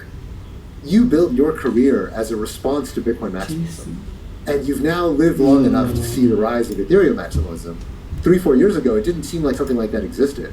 And now it's become very clear that as you have all these alternatives to Ethereum arising, there's a strong need for people within Ethereum to set apart their identity from other people. So I'm curious how you think about how to keep Ethereum healthy and not see the Ethereum community degrade culturally and religiously the way that you saw the Bitcoin community degrade. One of the things that I feel like I've learned over the last decade is that people are at their morally worst, not out of greed, but out of fear. And this is true in mainstream politics, and this is true in geopolitics and in crypto as well. COVID showed that. That was all fear-driven. The Russia-Ukraine crisis showed that. Russia's not attacking Ukraine to get oil fields. It's out of fear. The responses are all fear-based. And fear is used to justify all the horrible things from the Patriot Act to the COVID lockdowns. Fear drives it all. Because greed is always done in your own name, and nobody wants to do it in their own name. Fear is always done in everybody else's name. So you end up with a whole bunch of self-styled white knights battling each other. Right. And even when the leader actually is greedy and megalomaniacal, fear is what they use to sell it to everyone else. The times when I thought both the Bitcoin and the Ethereum community were both at their morally worst would probably be in the Bitcoin Cash small versus big block war crisis, where people felt like there was this very zero-sum struggle between one vision of what Bitcoin would be and another vision of what Bitcoin could be. A lot of principles got thrown out. People behaved terribly in a bunch of ways. In the case of Ethereum, there was this big application called the DAO, and the DAO got hacked, and a big portion of all of the ETH was stuck in the DAO. If nothing had been done, the attacker would have been able to get it out after a couple of months. And this was less than a year into Ethereum's history, so a decision was made to make a change to the rules of the Ethereum protocol to bail out the users of that application. And there was this big debate. Some people thought this is fine one time because it was early days, and some people thought that it should be a principle that we never interfere, and it's best to start those principles from day one. We did end up hard forking to fix the DAO, and a lot of people disagreed. That ended up splitting Ethereum into two chains, Ethereum and Ethereum Classic, where Ethereum Classic refused to implement the hard fork, so they let the attacker get away out of principle. The way that both communities behaved at the time was not good. People were openly advocating that we should use trademark law to try to not allow Ethereum Classic to exist. And then people were advocating 51% attacks and all kinds of things. I think the reason why people were okay with things that they would totally not have been okay at any other time is because they were afraid. Ethereum people were afraid that Ethereum Classic would replace and completely destroy Ethereum, and Ethereum Classic people were afraid that their principles were being destroyed by Ethereum, which could then grow and overtake the version of the chain that stuck to its principles. The situation did end up working out well for most people. There hasn't been a violation of that kind of immutability on Ethereum since, which is something that a lot of people were not predicting. A lot of people did think that if you violate the principles once, that it would be open season to do it many times, but no, people valued not fixing the parity wallet a year later in order to set the counter precedent that we actually do take this serious. There was a bug in a multi-sig wallet called the parity wallet, which caused a massive loss of funds. But to be clear, I think the DAO hack was much larger in magnitude than anything subsequently, correct? Yeah, it was much larger, and it was very unique in that it was even possible to fix it with a fork. Because normally when a hack happens, the attacker gets the money instantly, and there isn't a way to fix it even if you want to. So the DAO was really special and unique in that way. As a protocol politician, what do you feel has been your finest moment and your worst moment of blockchain statecraft? Least proud moments, definitely handling the DAO fork situation. A lot of people did feel betrayed as a result of the DAO fork. A lot of people did feel like their expectations got violated. And a lot of people who felt like their opinion was disrespected, especially people who opposed the fork. A lot of them did feel like there was this social environment where if you opposed the fork, then you're evil because you're pro-hackers stealing millions of dollars. That environment ended up turning a lot of people off. There was a lot more that we could have done to not create that environment and still make people feel welcome despite the disagreement. Do you regret the decision, or you regret the way in which the decision was made? I don't think I regret the decision. I think the decision did have a lot of positive consequences too, in how it put a controversial stake in the ground. And if people interpreted the stake in the ground in different ways, the way I interpret the stake in the ground is that it was a moral statement that said that you can believe in principles without assigning those principles an infinite amount of weight, without saying that we're going to stick to those principles in absolutely all possible circumstances. And that kind of moderation is something that's very morally important to me personally. It's very pragmatically important to me personally too, because most people that try to take a more purist approach end up hitting a scenario that is extreme enough that you have to compromise. And if you committed too hard to never compromising, then your rhetorical posture becomes even more screwed up. It's better to be transparent about these things early on. People who are pragmatic and people who are willing to look at things in a more moderate way, they're definitely very happy as a result of that. But there are also the purists, and there were even people who believe in moderation that actually oppose the DAO fork, which was interesting too. Those people ended up sticking with Ethereum despite the DAO fork happening, but there weren't a lot of people for whom the DAO fork was this watershed moment where like they were curious about Ethereum before, then they realized, oh wow, no, this is a centralized evil chain. Which is unfortunate that we can't satisfy everyone. But on the other hand, satisfying everyone is expensive, and satisfying everyone is so hard. I sometimes even think, had we successfully satisfied everyone during the DAO fork, then might we not have had much harder politics getting proof stake out the door? I see you taking incredible slings and arrows on Twitter and being very good-natured about it, something that Zuko seems to also do. The visible leaders of protocols, or creators of protocols, because I'm not even sure Ethereum is really led anymore, they tend to have this ability to operate in public, either with a certain nonchalance or with a certain combativeness that normal humans I don't think could sustain. How did that come about? Do you wish you just remain anonymous? Did you have to go through a learning curve to learn how to deal with all the trolls and all the haters and all the Bitcoin maxis attacking you? Do you wish you could just press a button and disappear from ETH and then ETH goes into the Foundation's hands? There's definitely a learning curve. There's big mistakes that I made in my Twittering in years past, especially times when I would let myself get carried away in a particular discussion and I'd say something and I feel like I'd have to justify myself and I'd go into a deeper hole. You wish you didn't argue as much on Twitter, is that what you're saying? Yeah, you learn over time. There is a good style. It accepts the criticism with grace. You learn what to respond to. You learn what to let slide because realistically no one's going to see it anyway. There's definitely like subconscious intuitive art to being a good Twitter meme lord and being a good crypto meme lord in general. How much influence do you have on ETH today? Especially compared to the DAO fork time? Because my sense was in the DAO fork you were very involved, but if something of that magnitude came up today, how much influence would you have relative to what you had then? I feel like my influence at Ethereum keeps decreasing every 6 months. I have less now than I did 6 months ago. 6 months ago I had less than I had a year ago, and then a year ago I had less than I had 18 months ago. These days the number of people that even I have to convince to push in a particular direction is significant. Watch some of the EIPs that I personally promote. Some of them don't even make it in. For a lot of them, you have to try pretty hard to satisfy all people's concerns. What's the biggest thing you've pushed that isn't getting adopted?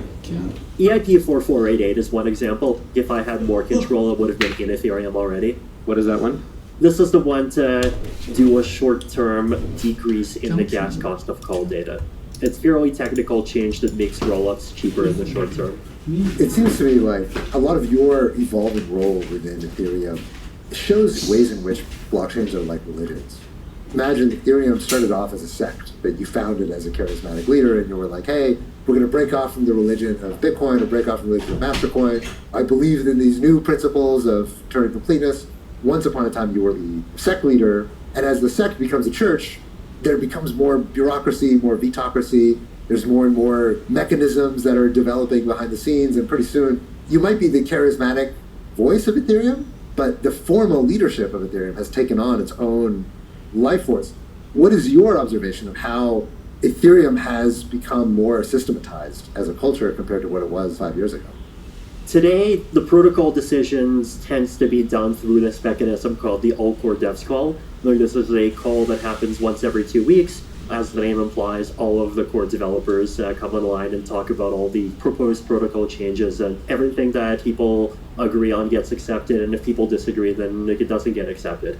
So there's this fairly complicated pipeline that changes have to go through. Step 1 is the idea-making stage. Then step 2 is the refining stage. Then there's the stage of convincing more and more people, making a test implementation, eventually turning it into a fully formalized proposal, what we call an EIP, an Ethereum Improvement Proposal, and then finally gets into an all-core devs. And then if all-core devs accepts it, then it eventually goes into a hard fork, which is what we call a protocol upgrade to Ethereum, which includes changes to the protocol that everyone has to download to get accepted to the network. So there is this long process. There's many points along the way where different people have to agree. At the beginning, the research team has to agree, and then in the later stages, the core developers, the people actually writing the code, have to agree as well. So it's definitely more Vitocratic considerably than it was 3 years ago, and definitely much more than it was 6 years ago when we could get a change accepted and it would get included very quickly. And even now, I feel the window is closing on substantial things. It's getting harder to do big things even today. How do you feel about that? In some ways relieved. Ethereum becoming more Vitocratic gives me more freedom to retire.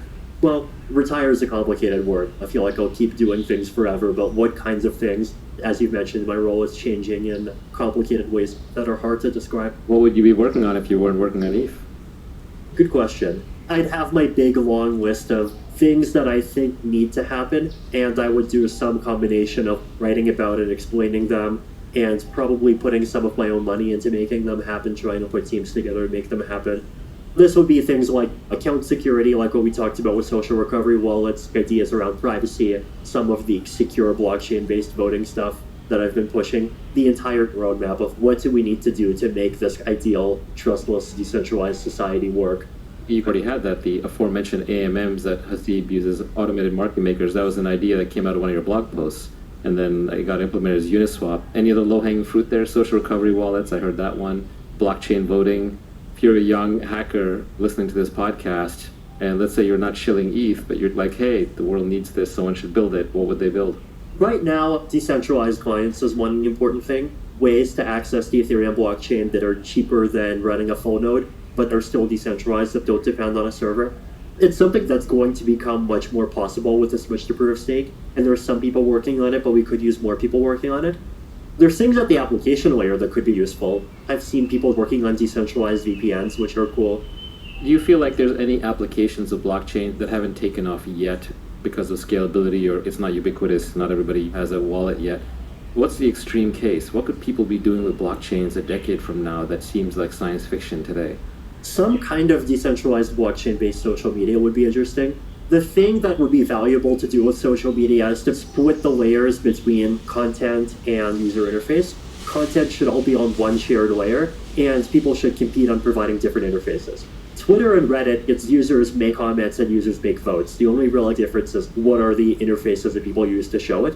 So why not create an ecosystem where anyone can go post stuff, and people can post things that link to other things, and people can make messages that are upvotes and downvotes, and people can post other people's posts, and just have 10 different ways of viewing it. They might have different presentation, they might have different styles of moderation, we might have different sub-communities. Some might be more free-for-all, some might be more restrictive, some might be more focused on specific areas, some might be free speech zones, and some might be venues for like highly focused scientific discussion.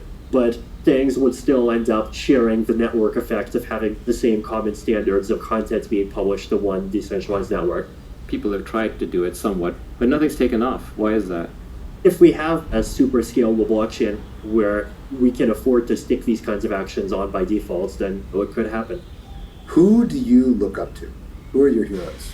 In the crypto space, I have a lot of respect for Zuko. Zcash, it's just a wholesome and honorable project. It values privacy and is just working really hard at achieving it in this very friendly way. He's incredibly friendly. The amount of abuse he puts up with is unbelievable. And he's one of the OGs in crypto. He's been in it forever for all the right reasons. I remember talking to Zuko in the early days, and I was like, hey, if you build this thing, is it even legal? What if they arrest you? He said, I'll miss my kids, but I'll go to jail. He's a real believer. He also has this habit of retweeting people even when they attack him. One of my favorite Twitter moments was years and years ago where somebody tweeted him and said, Zuko, stop retweeting useless crap. So of course Zuko retweeted this person who became an accidental genius. Now I'm trying to remember whether or not I picked that up from Zuko. I do think Zuko set the tone for how you build a community with a smile. For example, now Zuko's talking about taking Zcash to proof of stake, and he still keeps getting attacked over things like the Founder's Reward, and people say, why did you have to go build an altcoin? Why did you do this as part of Bitcoin? I remember originally he wanted to do it as part of Bitcoin, but they said, no, go implement it as an altcoin first, and then if we like it, we'll adopt it. Vitalik knows that story well. Exactly. Bitcoin is trying to be a certain thing. I do think Bitcoin is incredibly valuable. It is the OG. It does fall short in two ways. One is it's not programmable, and the second is not private. Can those be fixed? Not without severe trade-offs to what Bitcoin is. So it occupies a very important part in the ecosystem, probably the most important part, but it doesn't mean that that's the entire thing. There's a lot more to it. And Bitcoin may have nailed the basic protect your money Austrian economic style use case, but there are many more use cases. The 1,000 flowers that have bloomed on Ethereum and other smart contract blockchains since has been incredible. And as Hasib said, we're going to see a proliferation of blockchains. One, the incentives are just too strong. Second, there are different trade-offs you're making between decentralization and security and programmability. There are people coming up who are saying, well, we're more programmable. Agoric is saying you can write JavaScript-based smart contracts. There are people who are saying that we're faster and simpler out of the box. You don't have to deal with layer 2s and roll-ups and sharding and all that. You just write and it's easy to run. There's some parts in the spectrum I don't understand. Things like Binance Smart Chain, the level of decentralization is so low, they just stick their name in it. Mm-hmm. But it's obviously for the people who care a lot less about decentralization, a lot more about cost and performance and so on. It's going to be a very rich ecosystem. Blockchains are a fundamental shift into a new form of computing. And I think you do have to be good-natured about it because there are all these disingenuous attacks on it. Like the Berkeley professor who wrote this long piece about how his Raspberry Pi has more throughput and therefore ETH or Bitcoin will fail. It was just a nonsense comparison. It's just apples and oranges. You're comparing an airplane to a car, just two different things. Yet he wrote pages and pages of this, like only a Berkeley professor could. I guess these are what Nassim Taleb calls the IYIs. Nassim has the completely opposite Twitter strategy of Vitalik, where if somebody attacks him, he just executes them. Speaking of which, Vitalik, who would you say are your enemies? Unfortunately, Vladimir Putin's lovely Russian government is one of my enemies now. I did talk to him 5 years ago. I believe in talking to people. I talked to Putin, I talked to the vice premier of Taiwan at one point, I talked to people in the government of Singapore, I've talked to people in Canada, UK, and lots of places. But at the same time, there definitely are times where you make the judgments that you have given someone enough latitude, and as much as it would be good to give someone even more love, unfortunately, at the present time, there are cities that are being bombed, there are millions of lives and people's families and futures that are being potentially destroyed and cut short, and a beautiful country that risks being turned into Syria. Ultimately, first priority has to be doing all that we can to help people affected by that situation. So that's a really unfortunate thing, and I've been very public in speaking out that I do fully support Ukraine, and I do strongly oppose all of the characters that are complicit in trying to destroy Ukraine as a country and as a nation. And I used a Russian profanity that some Ukrainian soldiers made famous because of how they used it as a brave show of defiance against Russian soldiers that demanded they surrender. And I repeated it to the head of Russia today. So my general approach was that I don't believe it being mean 0% of the time. I believe it being mean like maybe 0.5% of the time. If you're mean only 0.5% of the time, then that actually makes that meanness more effective. Whereas if you're the sort of person that being mean is your default mode of discourse, that at some point people just stop paying attention to it. The Bitcoin community can learn from that a little bit. Although there are definitely kind people within Bitcoin too, as we just have to be a little quieter because the maxis dominate. I'd like to talk a little bit about the unusual aspects of your life. And not because we're celebrity chasing or navel gazing here, but because it points towards where you can live your life, right? One unusual thing about your life is that you don't seem to have large collections of houses and cars, and you're not doing the standard wealth thing. Another is you're still working as this leader of this decentralized organization. You speak some very large number of languages. Would you mind giving us an idea, a week in the life of Vitalik or a month in the life of Vitalik? And it might be interesting to look at where it's different than the normal person's life. The last 6 months of my life, I was in San Francisco, Toronto, Argentina, Costa Rica, Mexico, Singapore, So a big, long assortment of places. I've been a nomad for about 8 years now. I started doing that as part of my Bitcoin trip in 2013, and then Ethereum started, and it's like my Bitcoin trip never stopped. I just kept on going to different places. Because I was the person that was willing to travel to any particular events to talk to people, people just kept on piling more places for me to visit. Eventually, that part of my lifestyle just became permanent. And you've given away ridiculous amounts of money, right? ETH, if I remember correctly, had 7 founders, and you've probably been among the most generous of them. Do you plan on giving it all away or most of it away? Does money not matter to you? I plan on putting the money toward things that are the most important and meaningful to the world. How many languages do you speak? It depends on what counts, somewhere between 4 and 6. And pretty fluently, right? I saw you on an airplane once speaking fluent Chinese, which caught me off guard a little bit. Was that something you learned recently? Well, Chinese over the last 5 years. English and Russian I grew up with. French learned in school, then Chinese, and then some German and some Spanish. I was going to ask, you said you're still on your Bitcoin trip. When is your Bitcoin trip going to be finished?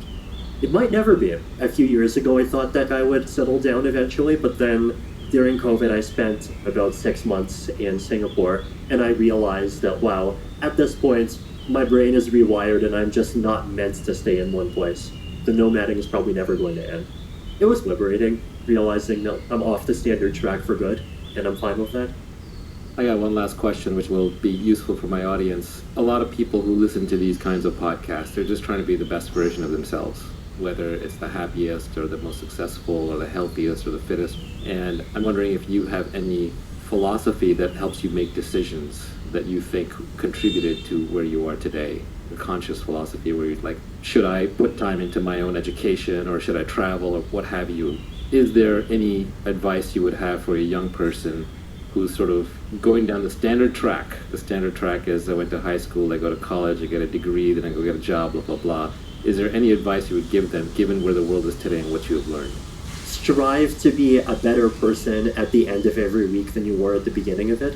What better means can be very different. It could mean learn something, it could mean exercise and get better at running than you were before, it could mean improving your ability to interact positively with other people, it could mean try something new, visit a country that you haven't visited before, and add some experience. Live every week so you don't feel like at the end of the week you've wasted it. Keep on moving forward and you'll be fine. Don't live life on autopilot. Hasib, you got any closing questions or remarks or thoughts? I know that I'm not alone in saying that the crypto world owes you enormous debt in having moved it forward. There's a great man theory of history that feels more and more outdated over time, but you're one of the few examples of a living person who has massively and single-handedly moved forward history. And I know it probably is difficult for you to have the sense of everything that Ethereum has done in the world and feel it, but I can tell you that all of us owe an enormous amount of what we're doing with our lives to where you started.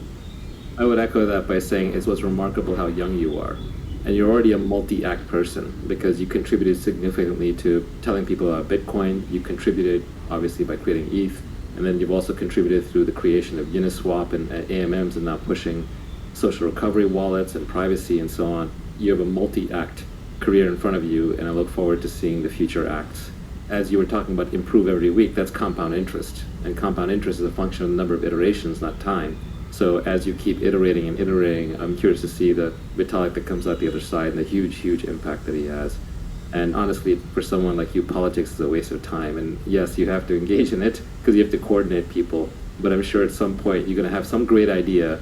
And this time, instead of having to create it yourself against all odds, you'll be able to recruit a great team and finance them and shepherd them into building something as impactful in a parallel domain. So looking forward to that. I know you do a lot of these. We tried to make it a little different, keep it a little more high level, keep it a little more timeless. You're tireless on the podcast circuit, so thanks again, and hope to be helpful to you and the Ethereum community. It'll be a 10x, even if the other 99 go to 0. The 3 things that it takes to get into the investing business are deal flow, judgment, and capital. Capital is the hard one. Either you made some money before or other people trust you enough to give you capital.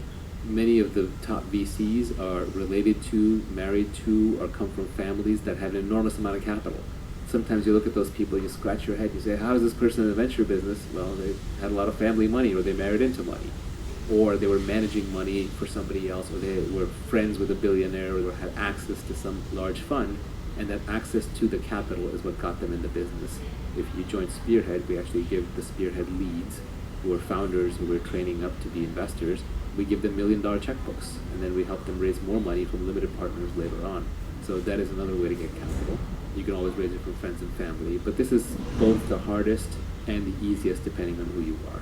The second is judgment. As they say, good judgment comes from experience, and experience comes from bad judgment. Often it just takes time to build up. Judgment can often be about applying your highest standards and your taste in the things you know the best to other people. Very often, as a founder, you have a very high bar for yourself. You only want to recruit the absolute best. You only want to do your best work. You're constantly into self-improvement. You're always the worst critic of your own business and your own product. Every little thing in your product that's wrong bothers you. But then you meet somebody else and they're raising money and you fall in love with their idea and you ignore the fact the person doesn't seem that smart, or it's not someone that you'd actually work for or even hire, or their product is only half-baked or half-finished, or they're executing slowly. You just look past all that. You'll lower your judgment because you start fantasizing about all the things that can go right. So it's very important when you're investing in other people that you keep a high bar. You have to have taste. Some of the best investors that I know are incredibly difficult people. It's very hard to please them, and they see the problems in everything. In that sense, a good investor can often be a lot more cynical or pessimistic than a good founder. A good founder has to be a rational optimist, whereas a good investor sometimes will bounce maniacally between being optimistic enough to see the future and get into the deal, and being pessimistic enough to see all the downsides and pass on 9 out of the 10 that look at. If you're doing more than 1 out of every 10 deals that you look at, you're probably being too optimistic. If you keep stumbling into all the great deals all the time, that says more about you than it does about your deal flow. There are always exceptions, of course. If you're sitting in the latest YC batch and you're getting to see everything good that's going on early, or if you're running the Stanford Entrepreneurship Club and you've seen tons of deals go by, you may have a unique advantage to your network. The last piece, though, the deal flow and the access, that's what we're going to focus on, which is how do you get deal flow? How do you get good access? Deal flow and access are not the same thing. You can get deal flow by going on AngelList. You can get deal flow by going and sitting at Y Combinator Demo Day. You can get deal flow by going to any technology conference bake-off. You can get deal flow by watching Shark Tank. But that doesn't mean you have access into those deals. It doesn't mean that you have the ability to invest in those deals when you want, on the terms that you want. When the deals get really hot and you get cut out, that is a sign to you that you're going to perform poorly as an angel investor. You need to do whatever it takes to up your access. Why is it so important to get allocations in the deals that you want to get into? What happens if you don't? Isn't there just a lot of deal flow out there? Almost every angel investor, if you look at their portfolio, the majority of the returns come from one deal. And then if you look at the remaining returns, once you take that top deal out, the majority of those returns come from the second deal. So it's extremely nonlinear. If you were to take the top 2 to 3 deals out of every fund's portfolio, you'd basically have a negative performing fund, as opposed to what would normally be a 4, 5, 6, 10x fund. One company out of 100 or one company out of 1,000 accounts for all the returns every year. So it's all about adverse selection.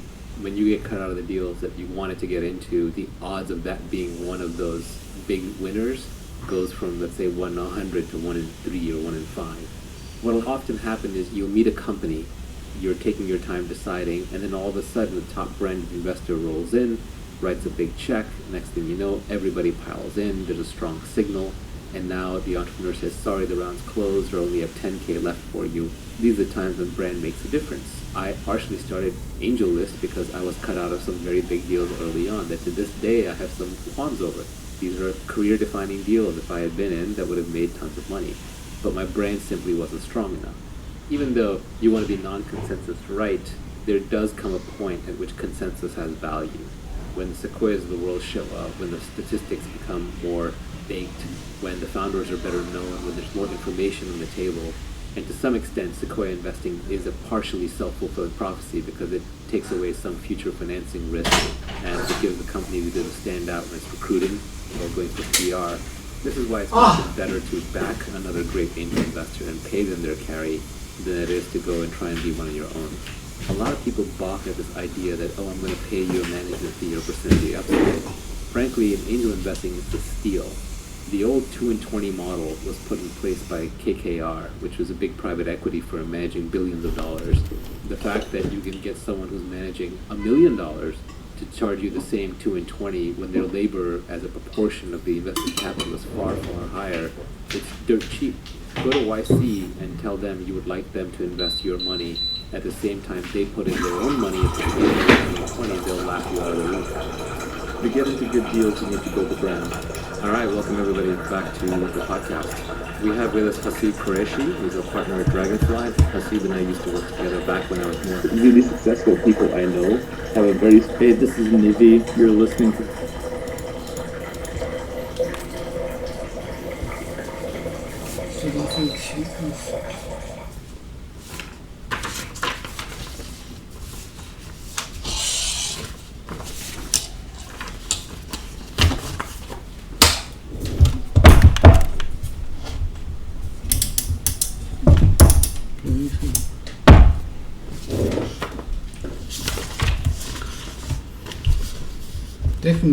Definite, fixed, certain, with a certain work near. They date for the meeting. They date for the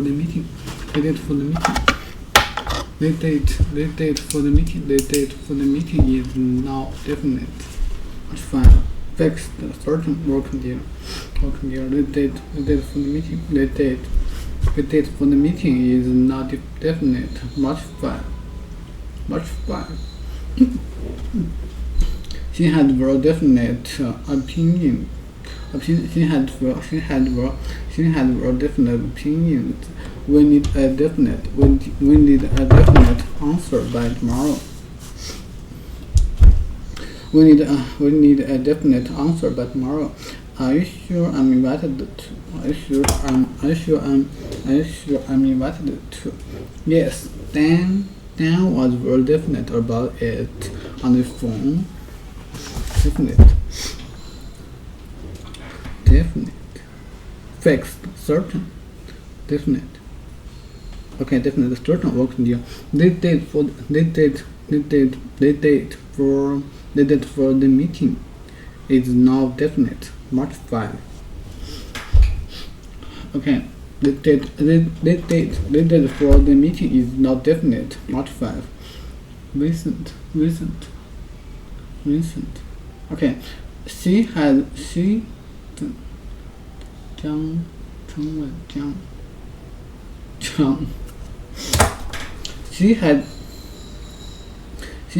definite opinion. She had definite opinion.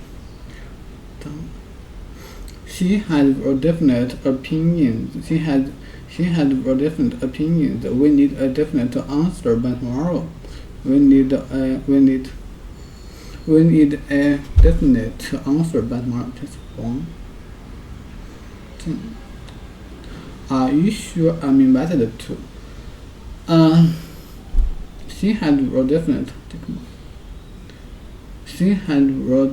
opinions. We need a definite answer by tomorrow. We need a definite answer by tomorrow. We need a definite answer by tomorrow. She had very definite opinions. We need a definite answer by tomorrow. We need a definite answer by tomorrow. Are you sure I'm invited to?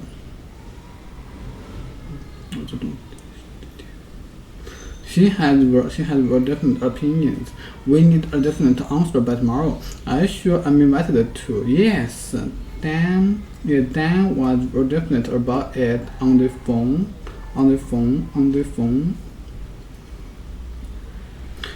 She had very definite opinions. We need a definite answer by tomorrow. Are you sure I'm invited to? Yes. Dan was very definite about it on the phone. Lord Beam. There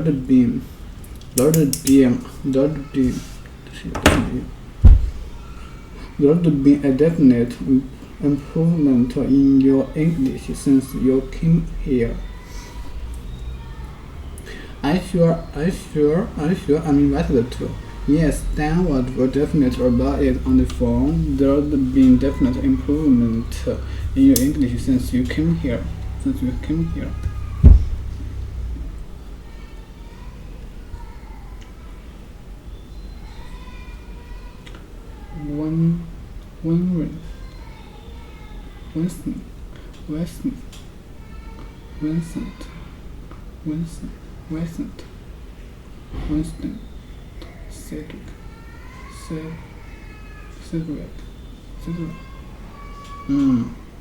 Winston, Weston.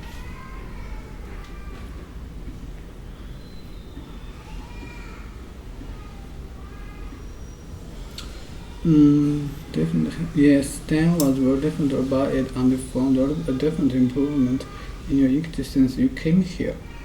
I'm invited to. Yes, Dan was very definite about it on the phone. There had been a definite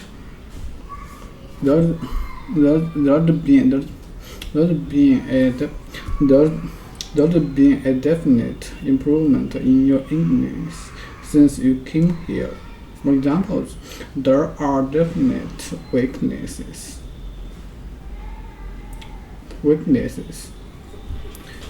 There are definite weaknesses in their security arrangements. There will be a definite improvement in your English since you came here.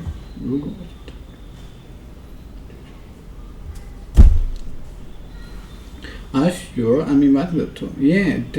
Dan was very definite about it on the phone. There would be a definite improvement in your English since you came here. There are definite weaknesses in your. 努力就是正确的。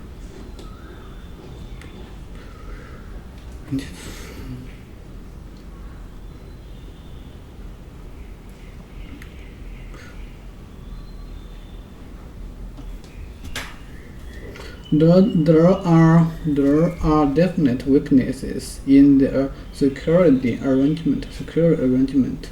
There are definite weaknesses. There are definite weaknesses in the security arrangements. There will be a definite improvement in your English since you came here. There will be a definite in your English since you came here.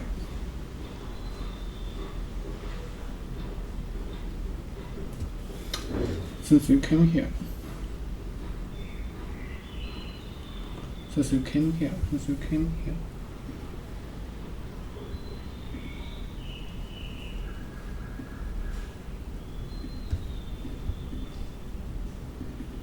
You're listening to the Naval Podcast. This is one giant megasode that collects every episode we've done on getting rich. All of it based on his tweet storm of how to get rich without getting lucky. I've collected them all here because we're going to switch topics to the new topic of happiness on the next episode. We've published one of these giant megasodes before, but this one's even bigger. It's about 3.5 hours long. It covers all the tweets from the How to Get Rich tweet storm, plus all the Q&A that we did after that, plus 10 minutes of bonus material at the very end that we've never released. The overall sound quality of this megasode improves a lot after the first hour. You can find a link to a clean transcript in the show notes, or if you go to the website nav.al. There's no .com at the end. I hope you enjoy. You probably know Naval from his Twitter account, and we're going to be talking about his epic tweet storm on how to get rich without getting lucky. We're going to go through most of the tweets in detail, give Naval a chance to expand on them, and just generally riff on the topic. He'll probably throw in some ideas that he hasn't even published before. He's also the co-founder of AngelList and Opinions. He's a prolific tech investor in companies like Twitter, Uber, and many more. And I'm the co-founder of AngelList with Naval, and I also co-authored the Venture Hacks blog with him back in the day. Yeah, the How to Get Rich tweet storm definitely hit a nerve. A lot of people say it was helpful, reach across aisles, and people outside of the tech industry, people in all walks of life. People do want to know how to solve their money problem. And everyone vaguely knows that they want to be wealthy, but they don't have a good set of principles to do it by. What's the difference between wealth, money, and status? wealth is the thing that you really want. Wealth is assets that earn while you sleep. Wealth is the factory, the robot that's cranking out things. Wealth is the computer program that's running at night that's serving other customers. Wealth. It's not definite that they'll accept our offer. Okay, it's not definite that they'll accept our offer.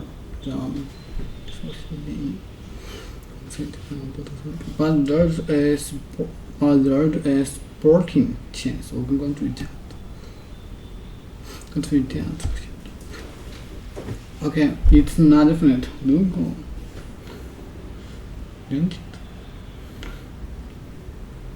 It's not definite that they'll accept our offer. But there's a sporting chance. There's a definite family likeness around the eyes. There's a definite family likeness around the eyes. Having to travel such a long way. Okay. It's not definite that they'll accept our offer, but there's a sporting chance.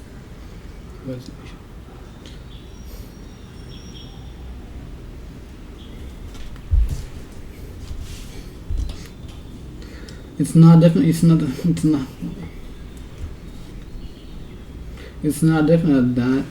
definite that they'll accept our offer, but there's a sporting chance. 有没有到问题？你们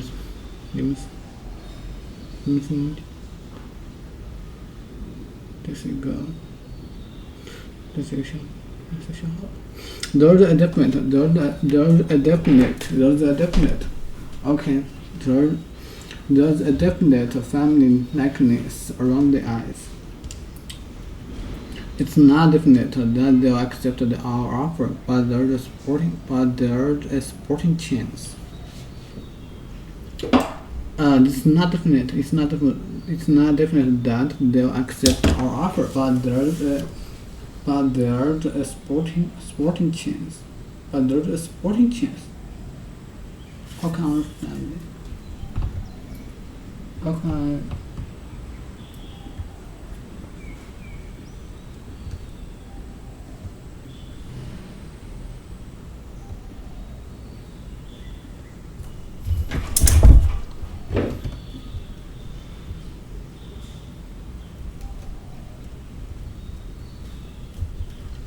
Sporting chance.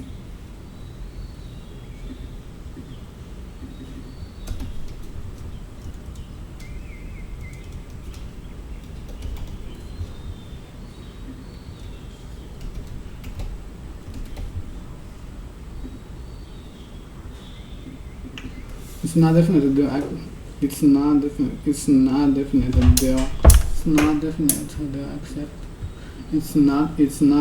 that they'll accept our offer, but there's a sporting chance. It's not definite that they'll accept our offer, but there's a sporting chance.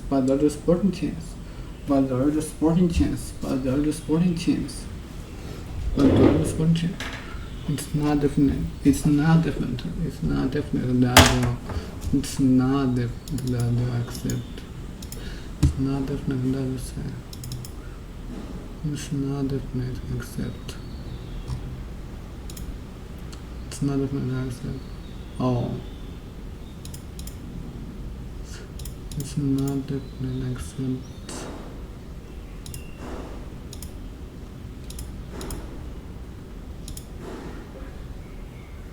It's not definite.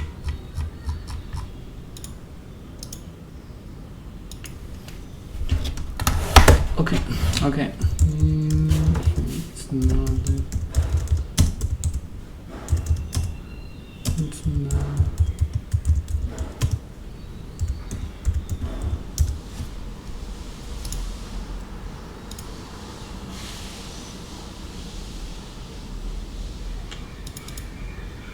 It's not definite except that.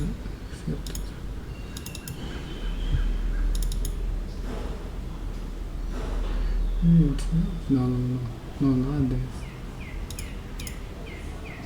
What is that?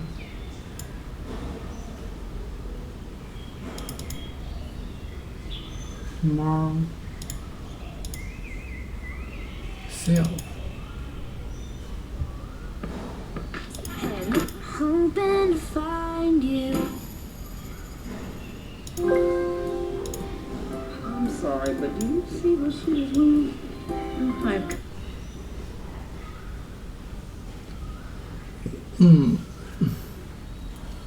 I'm sorry.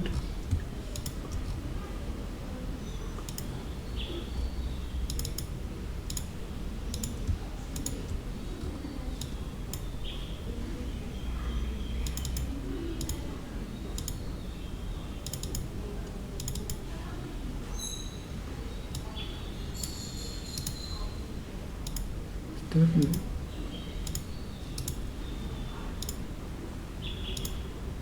Okay, I'll say.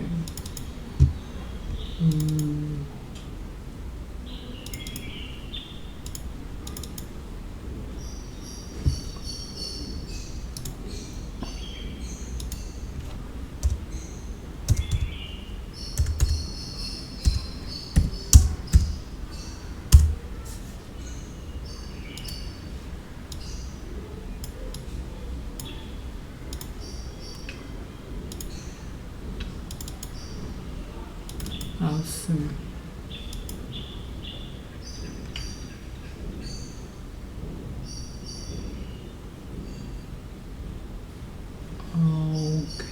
Okay.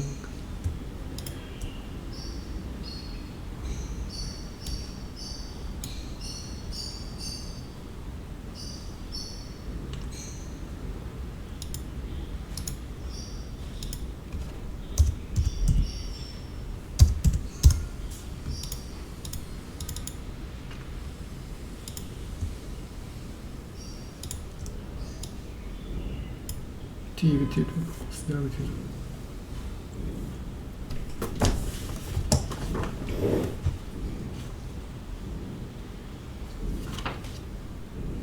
But there's a sporting chance. There's a definite family necklace around the eyes. There's a definite family necklace around the eyes. Having to travel such a long way to work is a definite minus. Having to travel such a long way to work is a definite minus. Having to travel such a long way to work is a definite minus.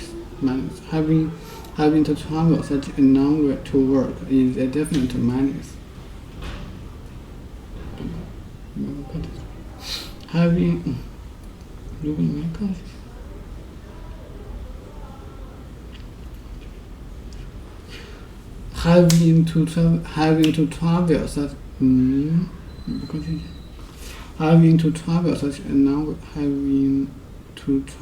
to travel such a long way to work is definite minus.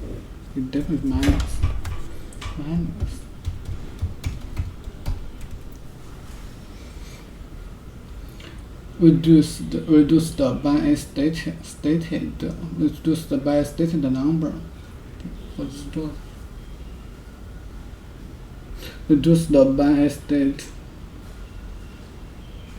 Reduced by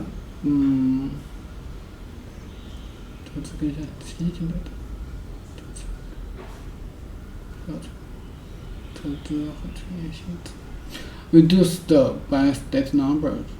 Okay. Definite. Having to travel such a long way to work is a definite. Having to travel definite.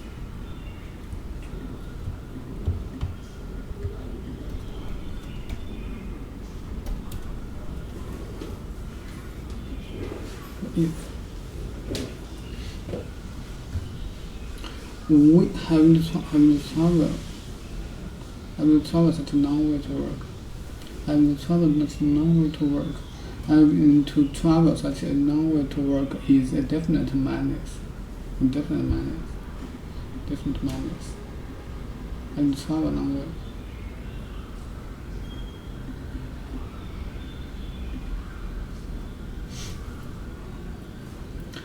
Why? Why is important?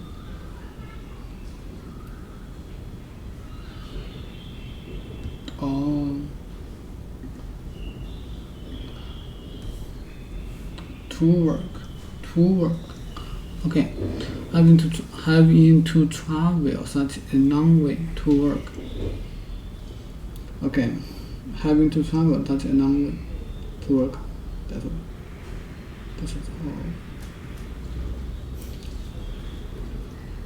Having to travel such a long way to work is a definite minus. Having to travel such a long way to work is a definite minus. Having to travel such a long way to work is a definite minus. Having to travel.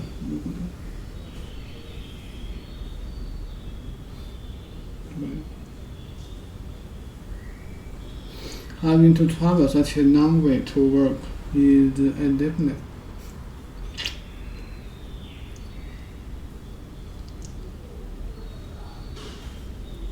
Having to travel such a long way to work is a definite. Is a definite minus. Having to travel such a long way to work is a definite minus. Having to travel such a long way to work is a definite minus. Having to travel such a long way to work is a definite minus. We'll have to wait until the new year. We'll have to wait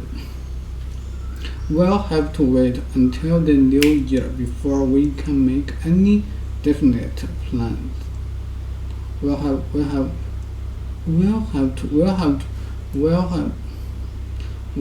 to wait until the new year before we can make any definite plans. We'll have to wait until the new year before we can make any definite plans. We have to wait until the new year. We'll have to wait until the new year before we can make any definite plans. We'll have to wait until the new year before we can make any definite plans.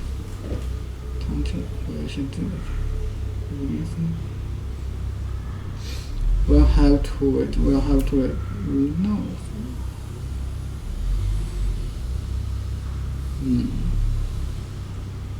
We'll have to wait until the new year before we can make any definite because we'll have to wait until the new year before we can make any definite plan.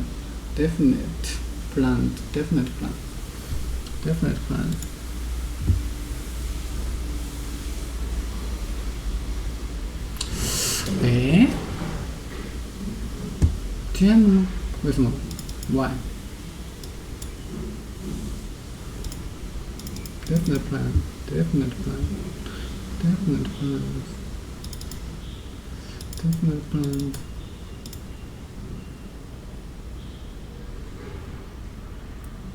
哦，02被删掉了。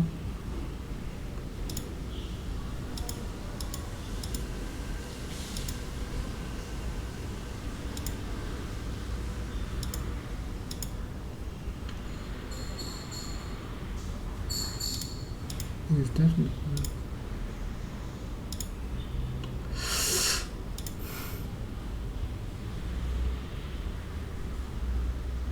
6702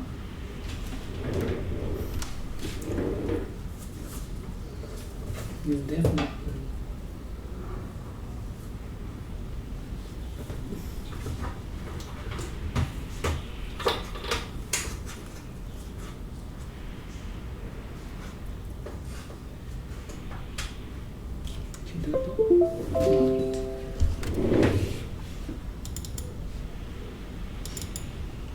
Definite plan. New snowbound. Sure.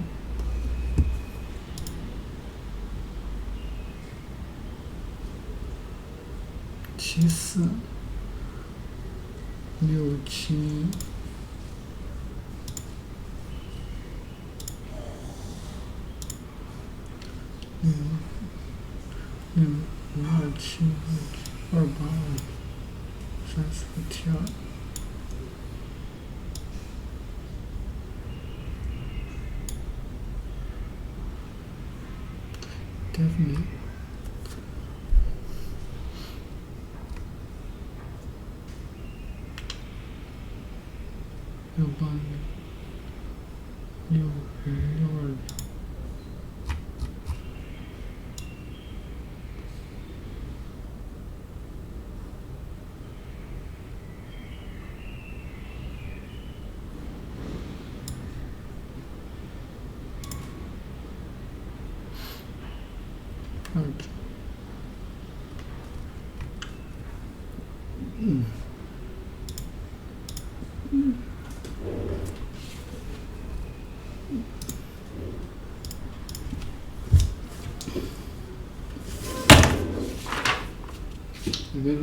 Something that on the rear door sticker.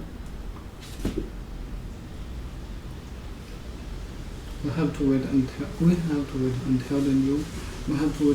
the new year before we make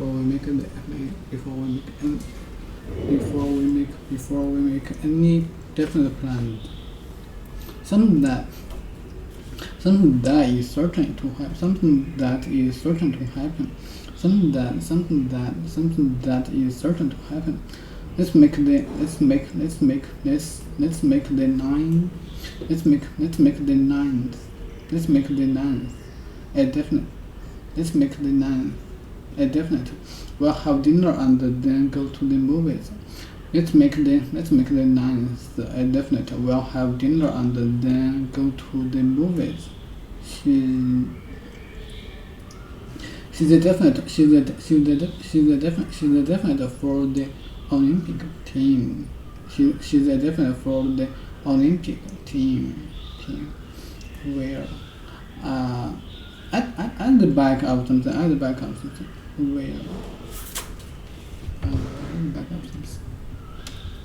Minus.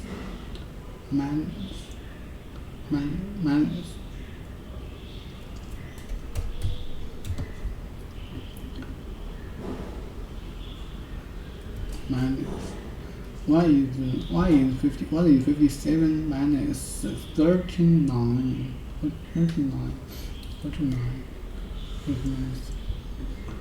39.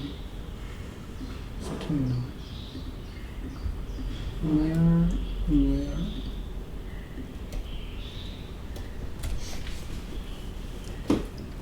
At the back of something. There's a sticker on the rear door. Okay.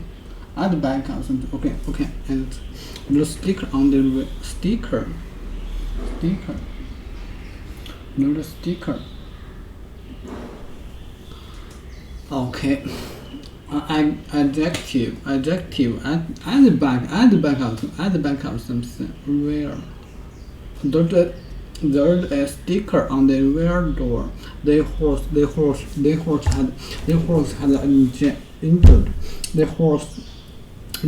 injured. The horse had injured one of its rear legs.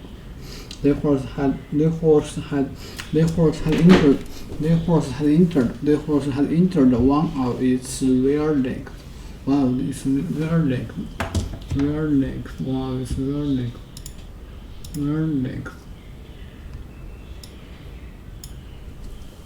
Rear legs.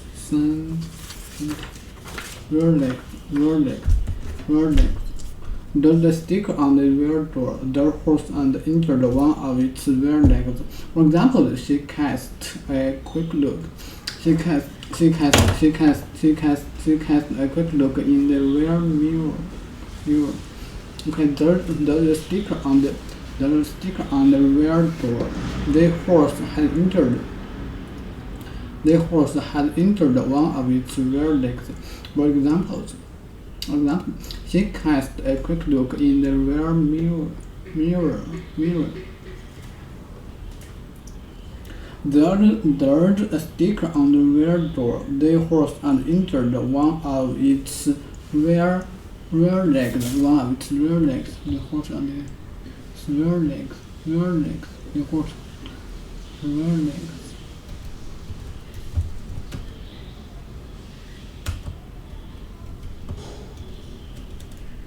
The horse is rear legs. The new suits.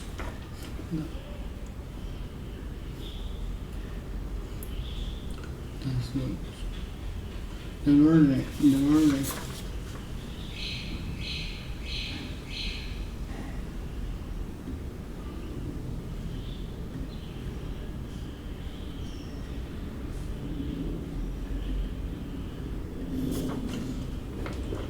Okay, there's a stick on there. Okay, the horse had injured. The horse had injured one of its rear legs. For example, the horse had injured one of its rear legs. She cast a quick look in the rear mirror. There's a sticker on the rear door. The horse had entered one of its rear legs. The sticker on the rear door. The horse had entered one of its rear legs.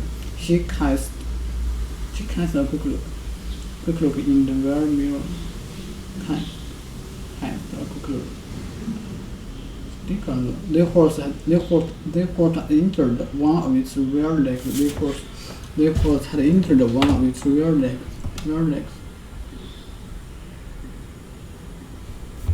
The horse had entered one of its rear legs.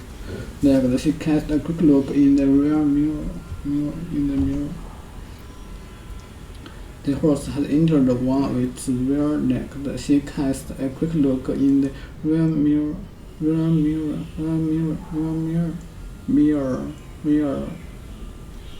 Cast.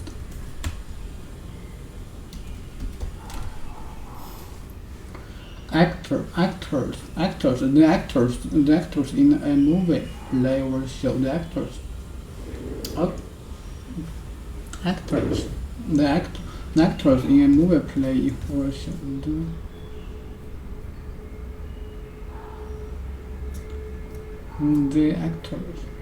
The actors movie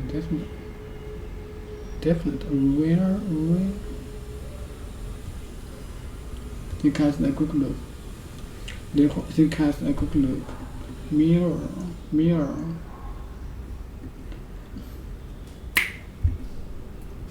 She cast a quick look in the rear mirror. She cast a quick look in the rear mirror.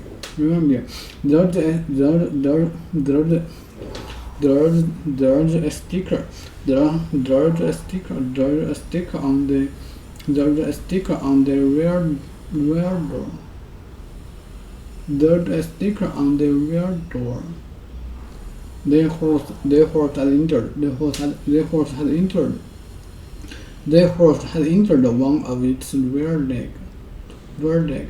There's a sticker on the rear door. The horse had entered one of its rear legs.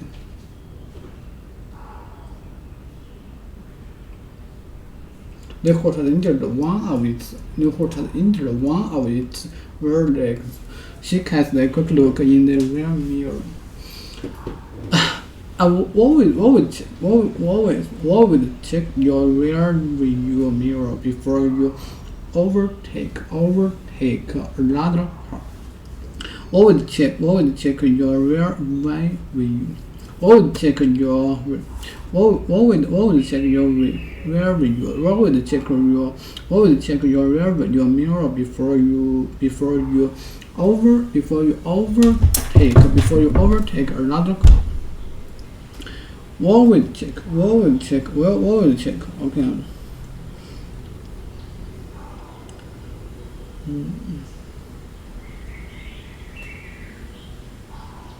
Always check your rear mirror before you overtake another car. Always check your rear view mirror before you overtake another car. Always check your rear view mirror before you overtake another car. A car usually has a driver's seat, a passenger seat, and a rear seat. A passenger seat and a rear seat. A passenger seat and a rear seat. A car usually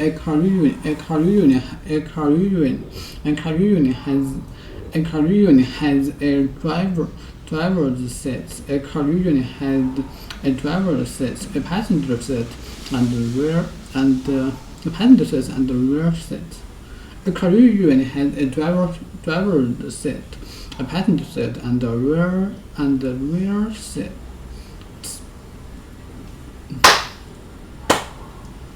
Both front and rear gardens are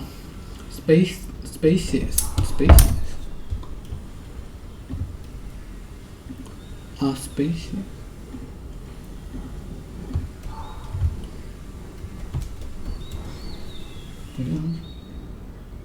Large and with a lot of space.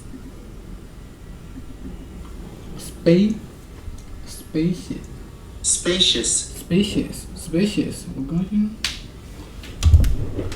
Both front. Both front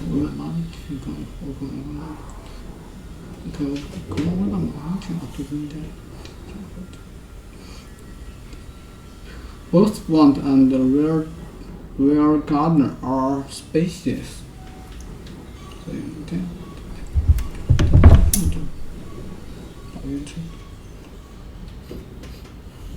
Both front and the rear garden are spacious.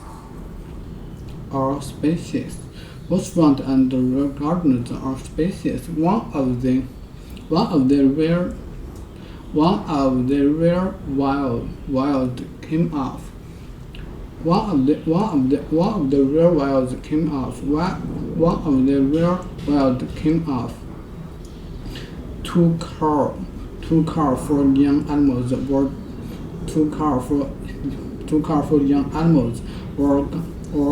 children until they are able to care for themselves.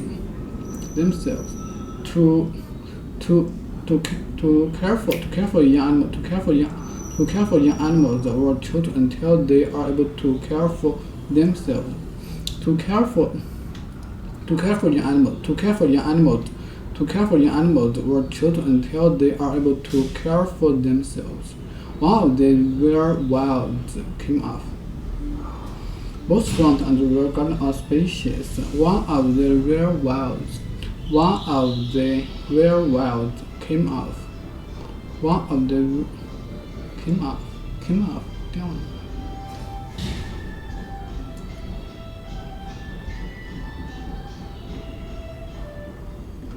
One of the rear wheels came off. To care for young animals were children until they are able to care for themselves. Some women make a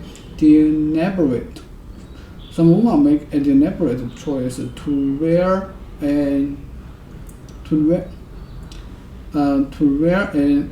children alone. To care for young animals were children until they are able to care for themselves. To care for young animals were children until they are able to care for themselves.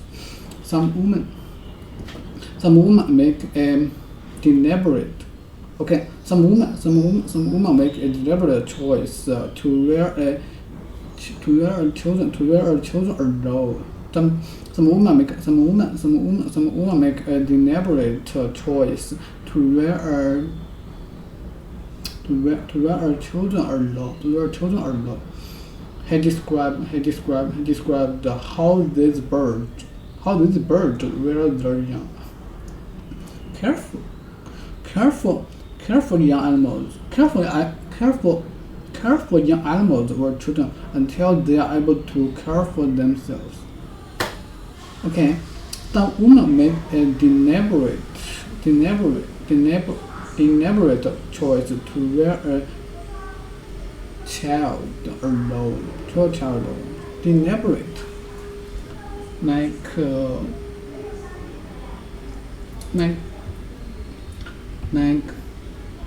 okay, fine. It's difficult.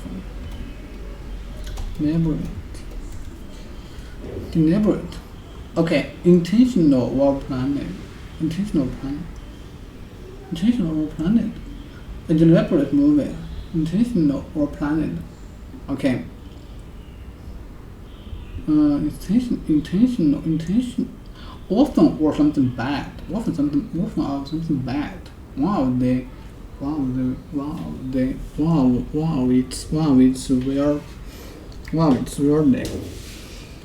its lyrics. He cast a quick look in the rear mirror. She cast a quick look in the rear mirror. Always check your rear with your mirror before you overtake another car. A car usually has a driver seat. A car usually has a driver seat, a passenger seat, and a rear seat. Both front and the rear gardens are spacious. Both front and the rear gardens are spacious. One of the rear wheels came off.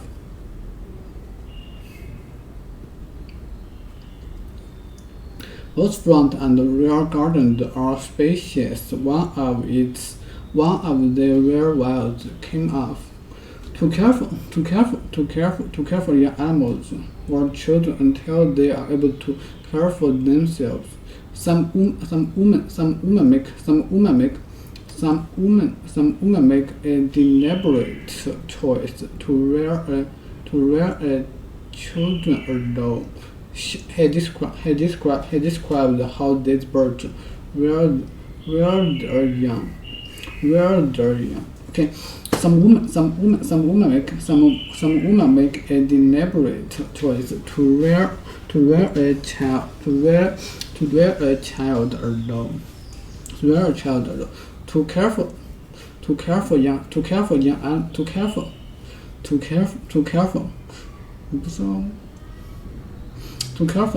Too careful young animals or children until they are able to care for themselves. Some women make a deliberate choice to wear a child alone. He described how these birds were their young. He described how these birds were their young. Okay, some women make a deliberate choice to wear a child alone. He described how these birds were their young. To rise up or to lift something up. He described how these birds. He described right or say something like that. He described how these birds were young. To rise up or to lift. To rise up or to lift. To rise up or to lift something up. The horse They horse dwelled when it heard the gunshot. They rise up or to lift something up. Or to lift something up. Knives.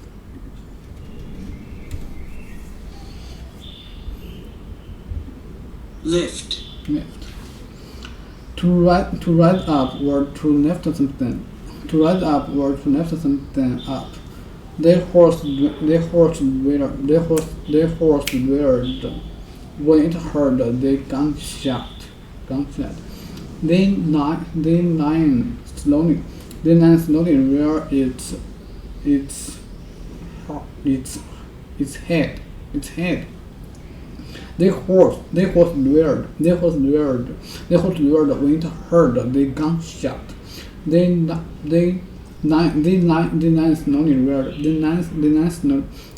slowly reared. Okay. The line slowly reared its head. The line slowly reared its head and looked around. The line slowly reared its head and looked around. They horse dwelled when it heard. Okay, they horse dwelled when it heard the gunshot. Suddenly rose onto its back legs. Suddenly rose onto.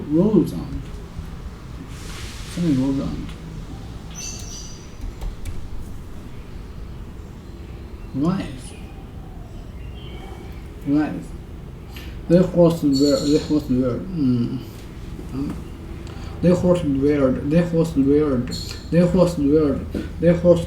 when it heard the gunshot.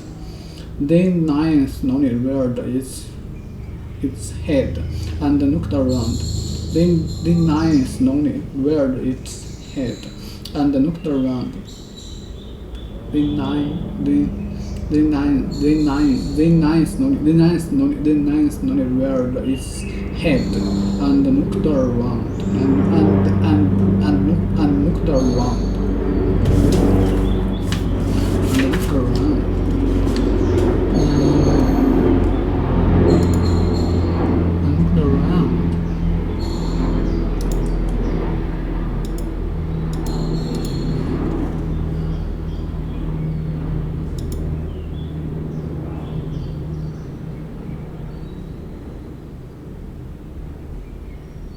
Let me see.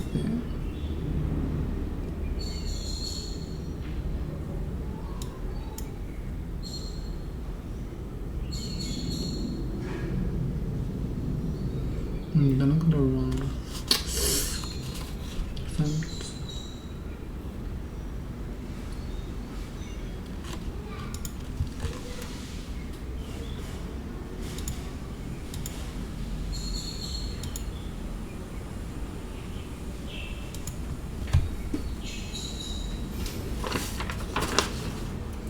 Rise up or to left, right, raise. To move something from a lower to a higher position. Okay. To move something from a lower to move something from a lower to a higher position. Could you help me lift this table, please? Could you help me lift this table, please? Lift.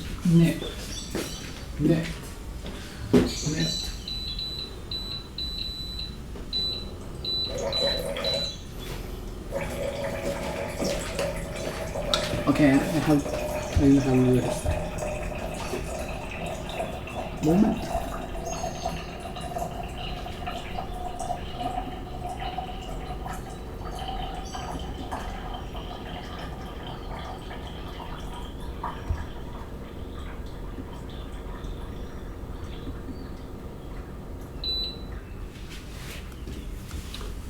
Okay, I have this. customers. Wealth is even money in the bank that's being reinvested into other assets and into other businesses. Even a house can be a form of wealth because you can rent it out, although that's probably a lower use of productivity of the land than actually doing some commercial enterprise. So my definition of wealth is much more businesses and assets that can earn while you sleep. But really the reason you want wealth is because it buys you freedom. So you don't have to wear a tie like a collar around your neck. So you don't have to wake up at 7 a.m. and rush to work and sit in commute traffic. So you don't have to waste away your entire life grinding all the productive hours into a soulless job that doesn't fulfill you. So the purpose of wealth is freedom. It's nothing more than that. It's not to buy fur coats or drive Ferraris or sail yachts or jet around the world in the Gulf Stream. That stuff gets really boring and really stupid really fast. It's really just so that you are your own sovereign individual. You're not going to get that unless you really want it. And the entire world wants it. And the entire world is working hard at it. And to some extent it is competitive. It's a positive sum game, but there are competitive elements to it because there's a finite amount of resources right now in society, and to get the resources to do what you want, you have to stand out. Money is how we transfer wealth. Money is social credits. It is the ability to have credits and debits of other people's time. If I do my job right, if I create value for society, society says, oh, thank you, we owe you something in the future for the work that you did in the past. Here's a little IOU, let's call that money. And that money gets debased because people steal the IOUs, the government prints extra IOUs, people renege on their IOUs. But really what money is trying to be, it is trying to be a reliable IOU from society that you are owed something for something you or someone who gave you the money did in the past. And we can transfer these IOUs around. So really money is how we transfer wealth.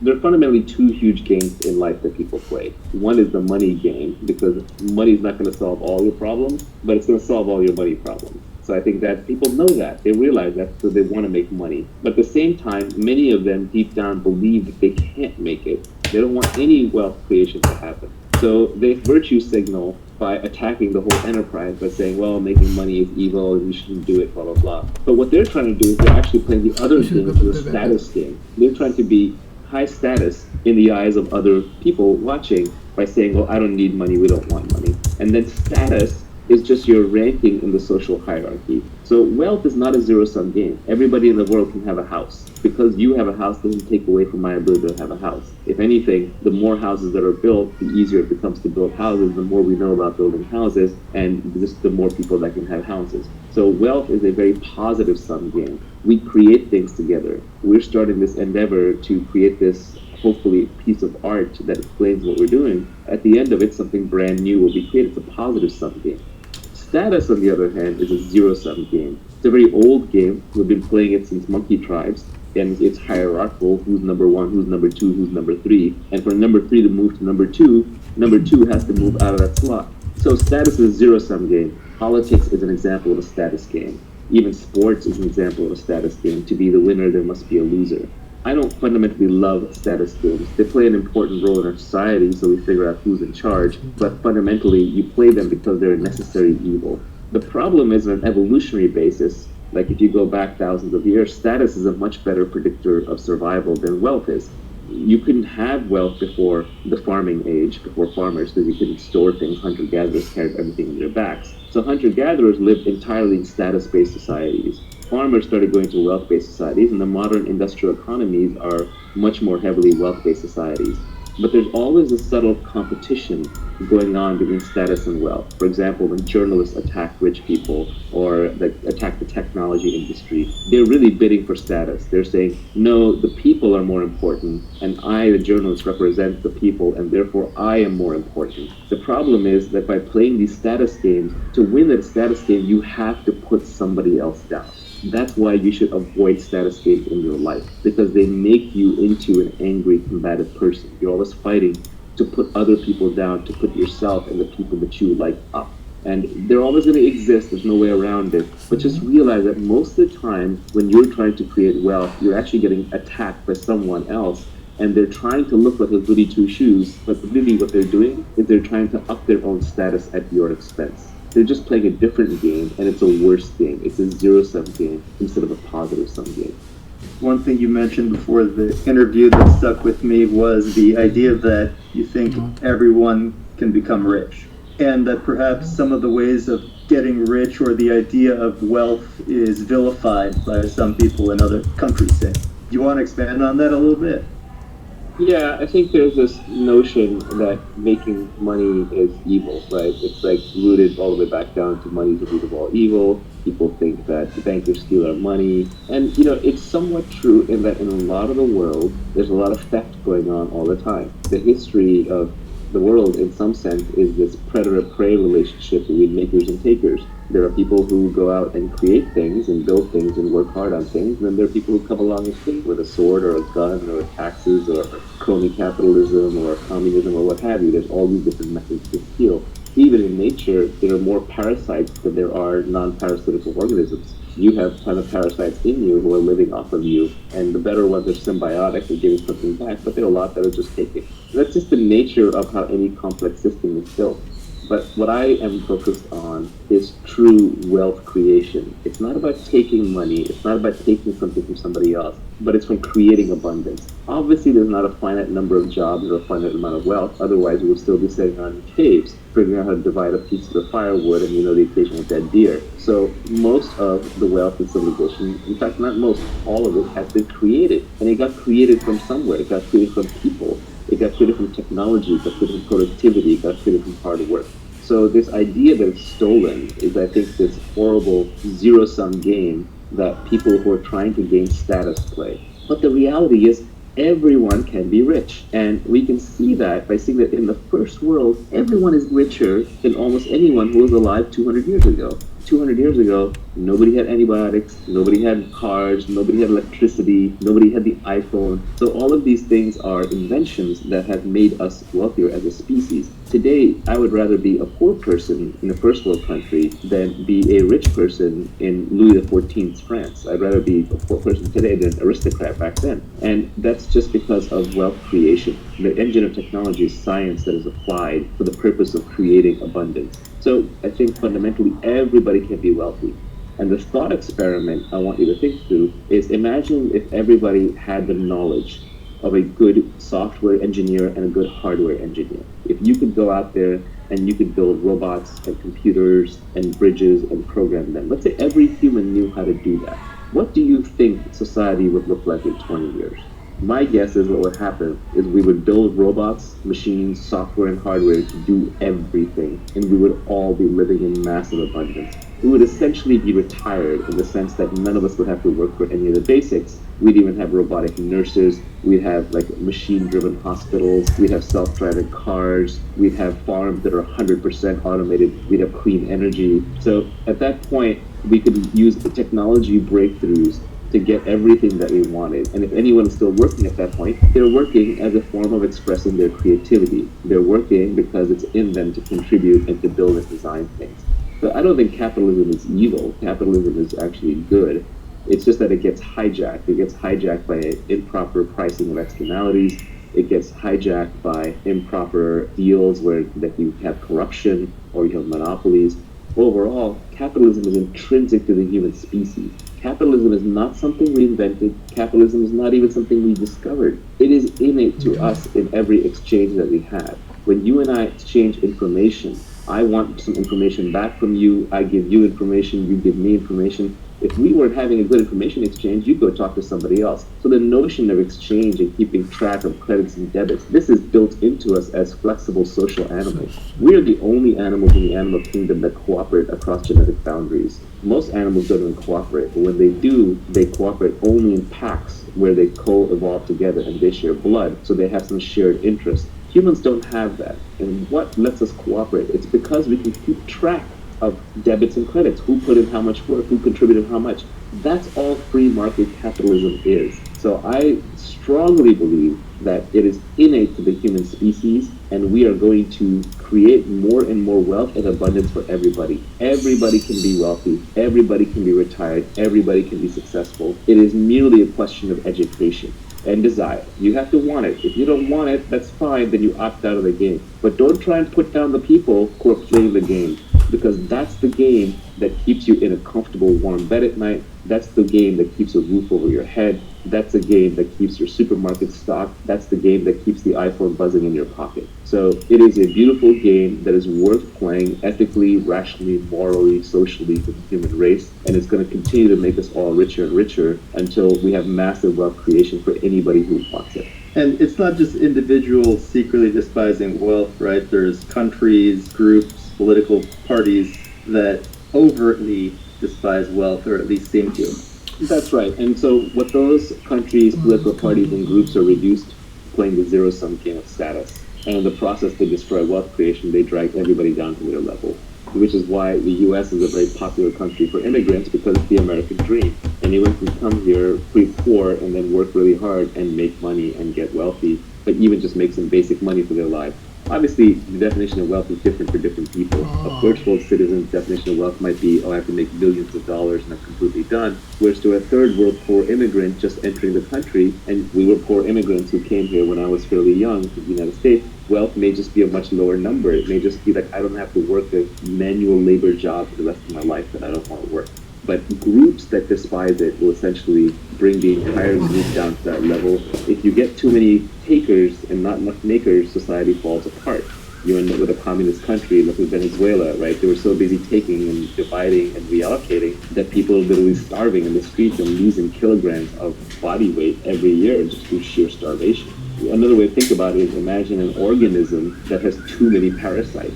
You actually need some small number of parasites to stay healthy, and you need a lot of symbiotes, like all the mitochondria in all of our cells that help us respirate and burn oxygen. These are symbiotes that help us survive. We can survive without them. But to me, those are partners in the wealth creation that creates the human body. But if you just were filled with parasites, if you got infected with worms or a virus or bacteria that were purely parasitical, you would die.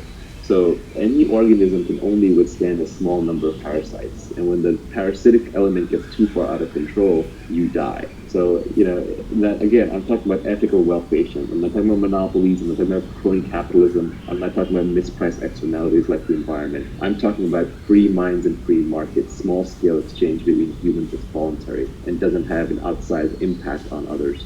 But I think that kind of wealth creation, if a society does not respect it, if a group does not respect it, that society will plunge into ruin and darkness.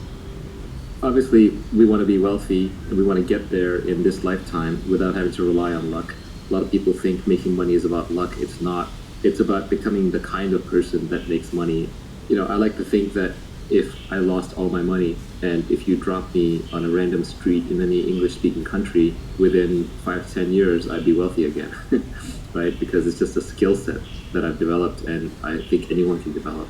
In 1,000 parallel universes, you want to be wealthy in 999 of them. You don't want to be wealthy in the 50 of them where you got lucky. So we want to factor luck out of it. There's really 4 kinds of luck that we were talking about. This came from a book. Mark Andreessen wrote a blog post about it.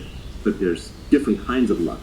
The first kind of luck you might just say is like blind luck, where I just got lucky because something completely out of my control happened. That's fortune, that's fate, etc.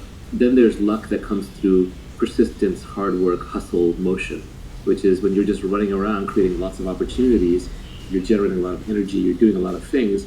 Lots of things will just get stirred up in the dust. It's almost like mixing a petri dish and seeing what combines, or mixing a bunch of reagents and seeing what combines.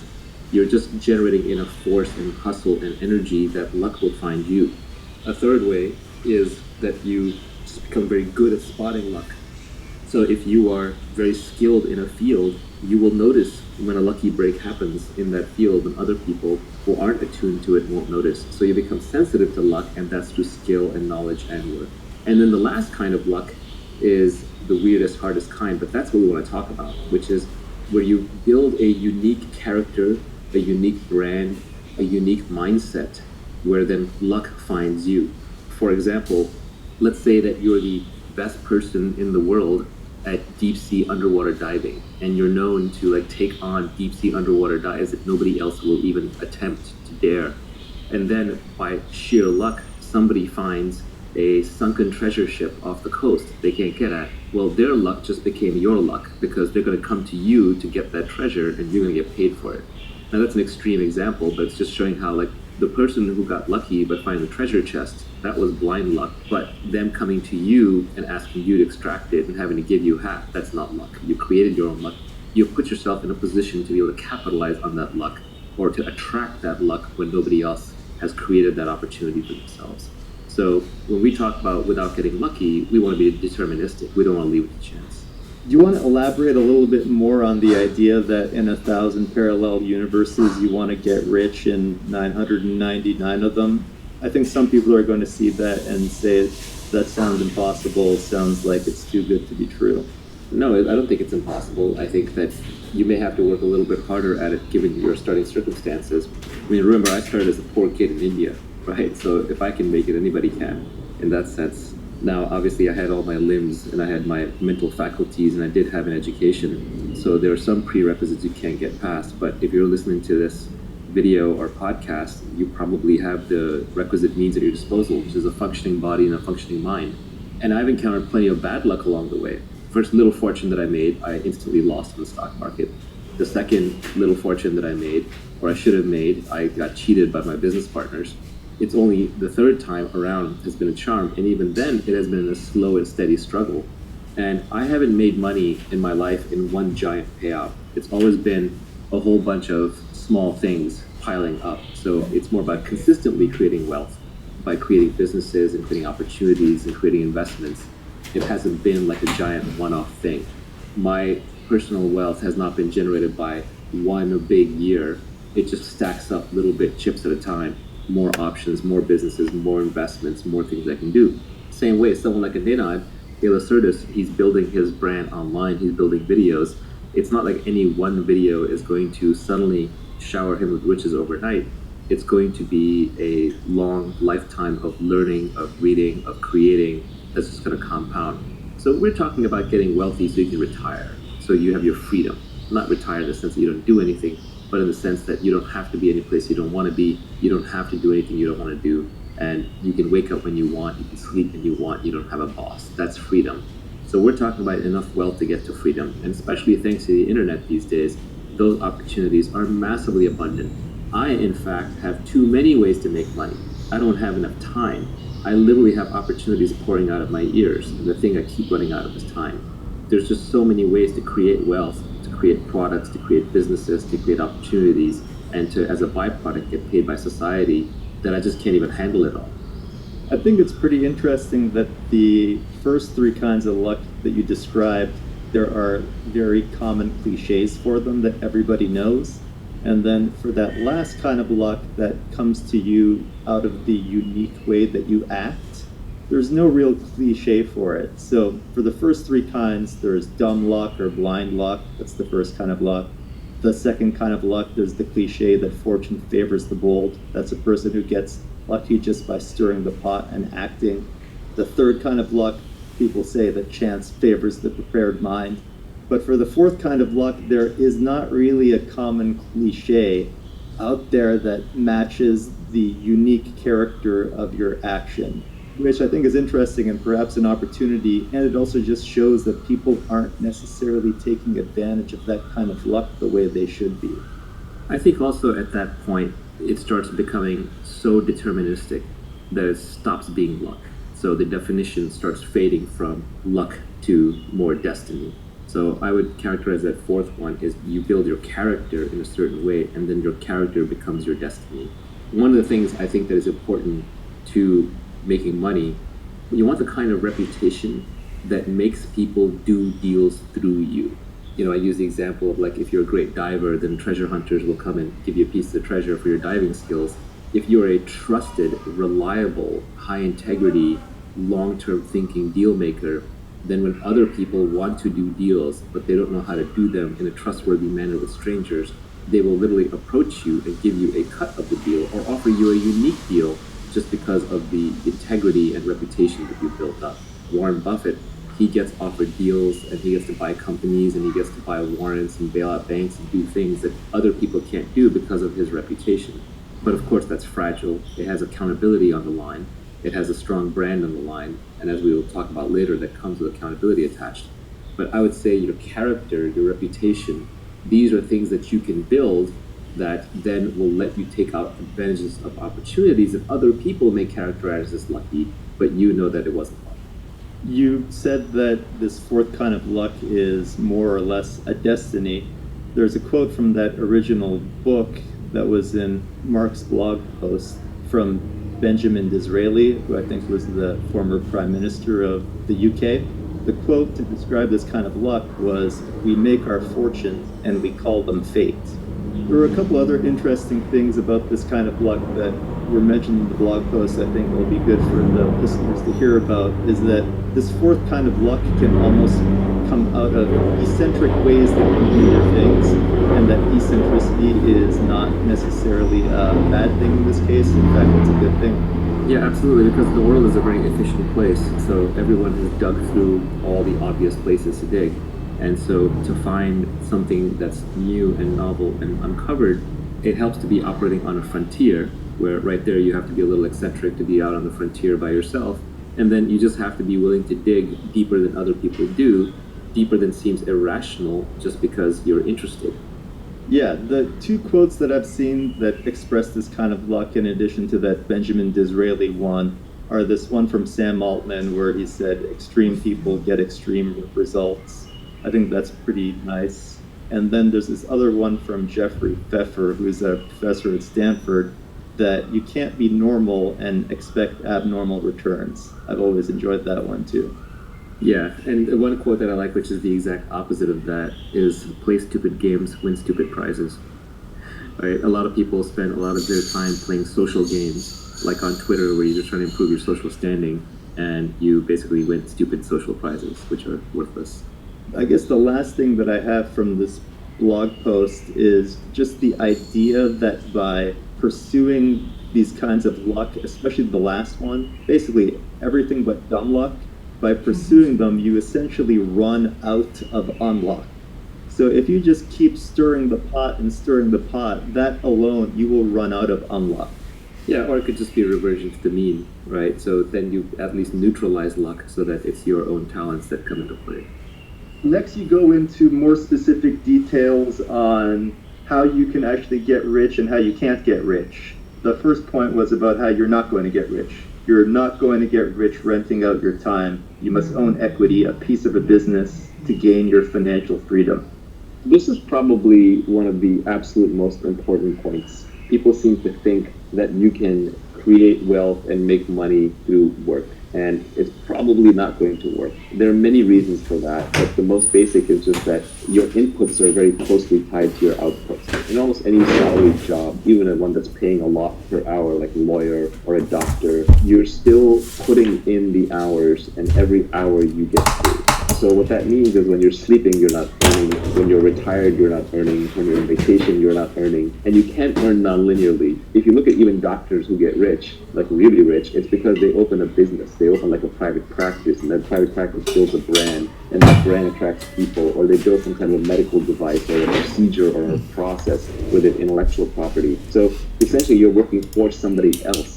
And that person is taking on the risk and has the accountability and the intellectual property and the brand. So they're just not going to pay you enough. They're going to pay you the bare minimum that they have to get you to do the job. And that can be a high bare minimum, but it's still not going to be true wealth where you're retired. And then finally, you're actually just not even creating that much original for society. Like I said, this tweet storm should have been called "How to Create Wealth." It's just "How to Get Rich" was a more catchy title. But you're not creating new things for society. You're just doing things over and over. And you're essentially replaceable because you're now doing a set role. Most set roles can be taught. If they can be taught, like in a school, then eventually you'll be competing with someone who's got more recent knowledge, who's been taught and is coming in to replace you. You're much more likely to be doing a job that can be eventually replaced by a robot or by an AI. And it doesn't even have to be wholesale replaced overnight. It can be replaced a little bit at a time, and that eats into your wealth creation and therefore your earning capability. So fundamentally, your inputs are matched to your outputs, you're replaceable, and you're not being creative. I just don't think that that is the way that you can truly make money. So everybody who really makes money at some point owns a piece of a product or a business or some kind of IP. That can be through stock options. So you can be working at a tech company, that's a fine way to start. But usually the real wealth is created by starting your own companies or by, even investors, they're in an investment firm and they're buying equity. So these are much more the routes to wealth. It doesn't come to you.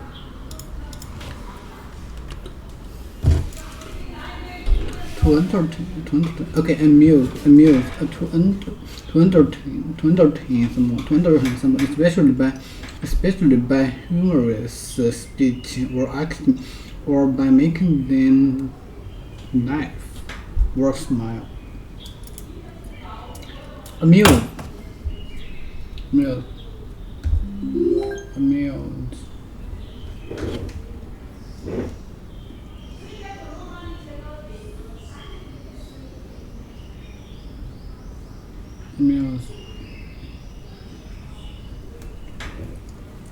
To entertain someone, especially by humorous speech or action, or by making them laugh or smile. I brought an article from yesterday's paper that I thought might amuse you. I think it amuses. To entertain, amuse. To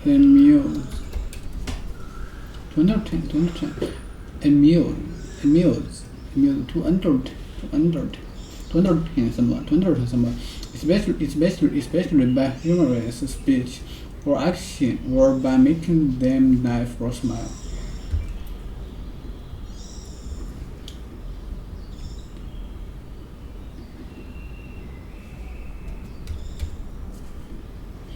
To entertain someone, especially by humorous speech or action, or by making them laugh or smile,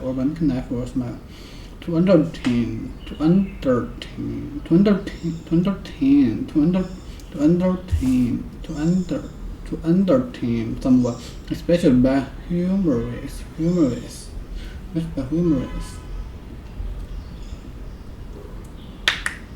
especially by humorous speech or action, or by making them laugh or smile, or amusement. Humor. The ability to find things funny. The way in which people say that some things are funny, or the quality of being funny. To entertain someone, especially by humorous speech or action, or by making them laugh or smile. I brought an article from yesterday's paper that I thought might amuse you. I brought an article from yesterday's paper that I thought might amuse you. I think it amuses. I think it amuses him to see people make fools of themselves. Apparently,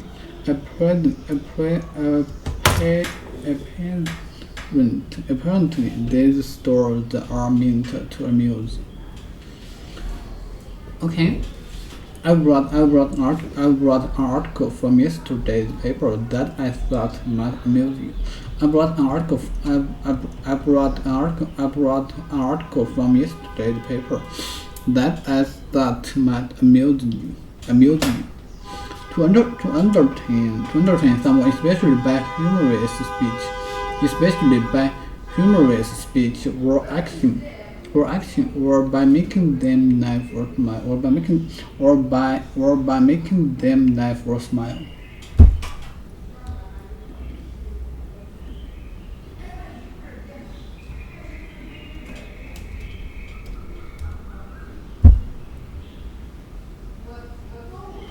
Not that.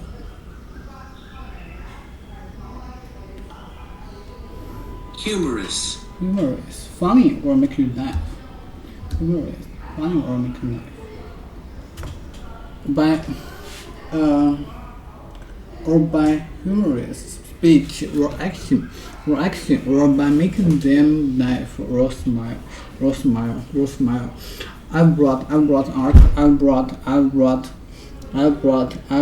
article from yesterday's paper that I thought might amuse you. I brought an article from yesterday's paper that I thought might amuse you. To entertain someone, especially by humorous speech or action, or by making them laugh or smile. I brought an article from yesterday's paper that I thought might amuse you. I think it amuses him to see people make fools of themselves. Apparently, these stories are meant to amuse. I think it amuses him to see people make fools of themselves. Fools, stupid people. They're not stupid people. Silly or stupid. Fool. You're a fool. You're a fool. A person who behaves. A person who behaves in a silly way without thinking. You fool. You messed your chance. You fool. You messed your chance. He's a fool if I think that she still loved him.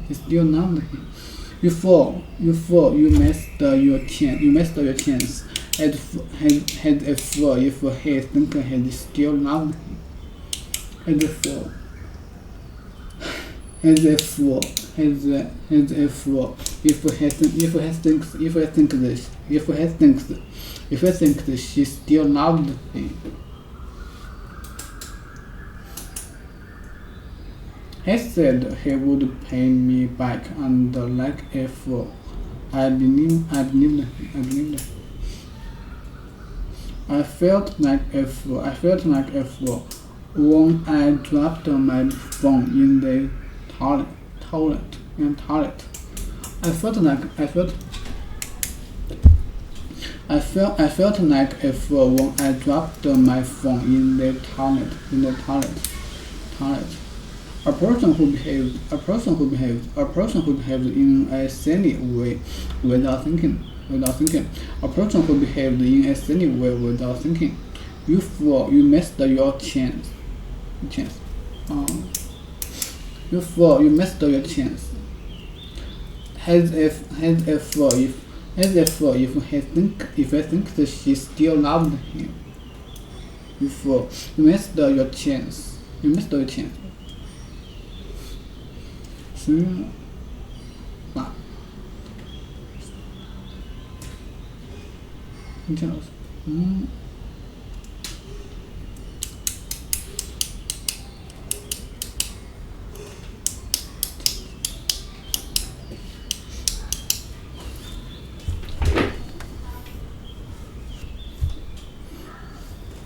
You fool, you missed your chance.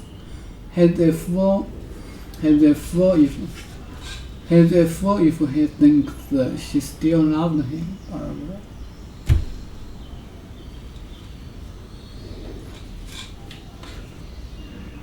A person who behaved in a silly way without thinking. Okay, fool. I think it amuses him to see people make fools of themselves.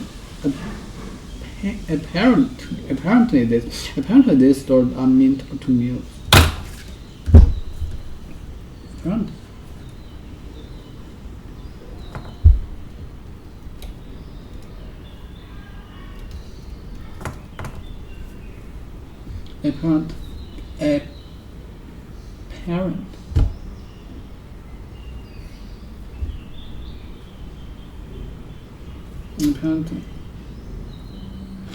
Apparently.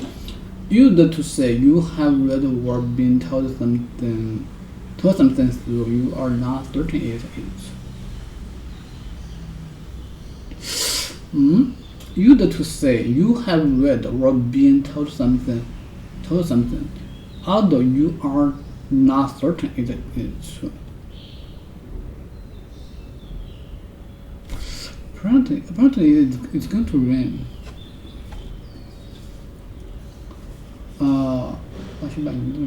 Apparently it's going to rain today.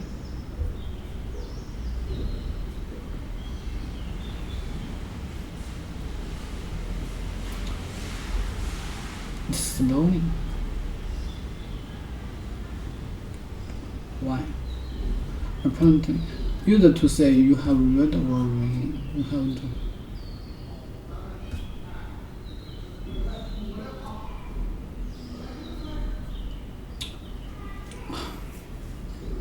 These stories are meant to amuse.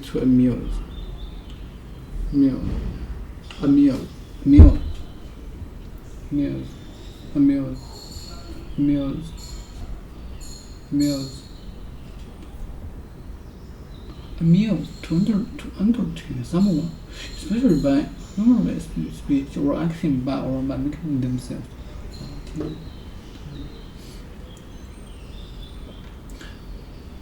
To entertain. Apparently, used to say you have read or been.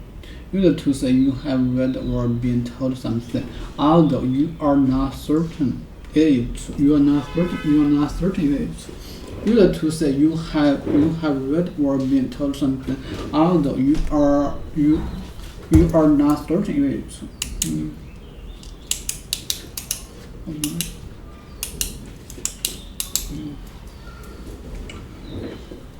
Used to say okay.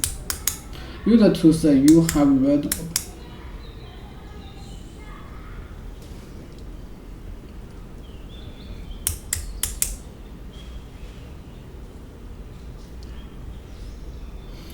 Used to say you have read. Used to say you have read or been told something, although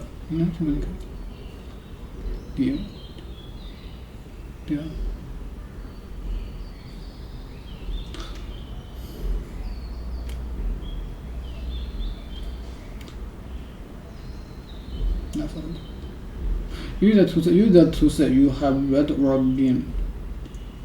Used to say you have read or been told. Used to say you have read or been told something, although you are not certain it is true. Apparently it's going to rain today. Okay. So apparently has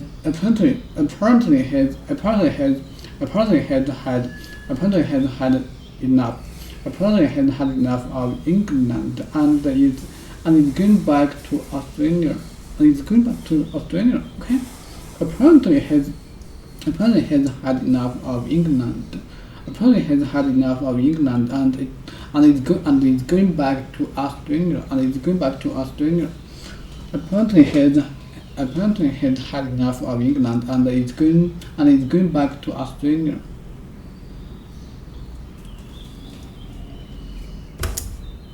What's in English?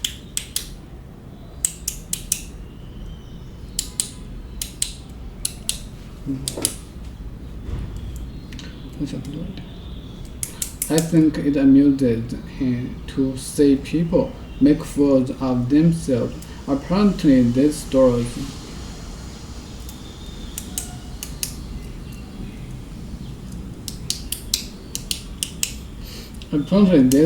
are meant to amuse.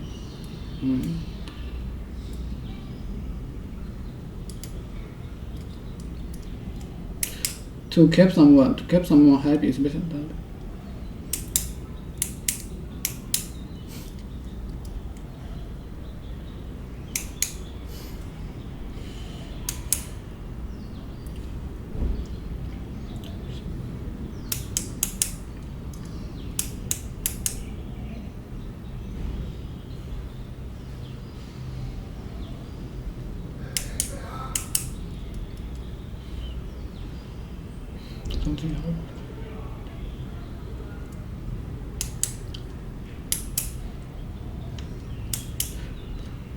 To keep someone happy. To keep someone happy, especially for a short time. Apparently, this story are meant to amuse, to keep someone happy, especially for a short time. To keep someone happy, especially for a short time. We amused ourselves by watching the passers by. We amused ourselves by watching the passers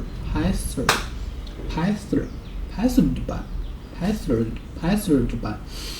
Should I put on a movie to amuse the kids? Should I put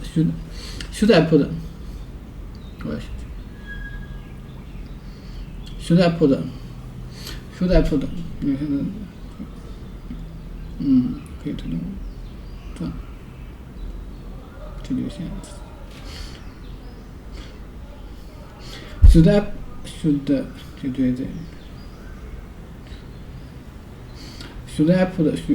I put on a movie to amuse? Should I put on a movie? Should I put on a movie to amuse the kids? We amused ourselves by watching the passers by. Should I put on a movie to amuse the kids?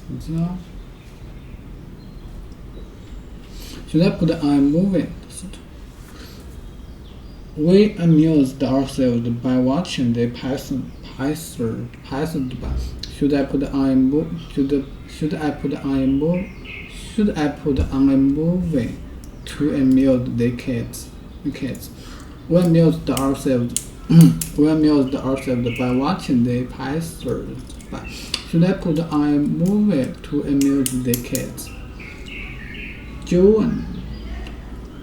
We amused ourselves by watching the passers by. Should I put on a movie to amuse the kids? We amused ourselves by watching the passers by. Should I put on a movie to amuse the kids? June was not amused by the joke her brother told. June was not amused by the joke her about. Okay. June was not amused by the joke. June was not amused by the joke her brother told. We amused ourselves. Okay. To keep somebody nice. Okay. Nice. To keep somebody happy, especially for a short time. We amused ourselves by watching the passers by. Should I put on a movie to amuse the kids? Joan was not amused by the joke her brother told. His attempts to appear sophisticated amused everyone.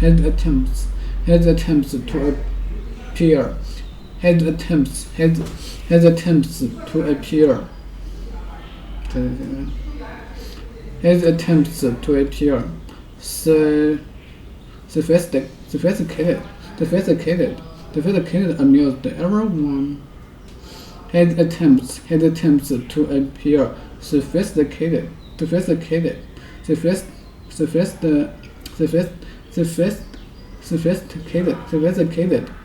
amused everyone. His attempts to appear sophisticated amused everyone. Okay.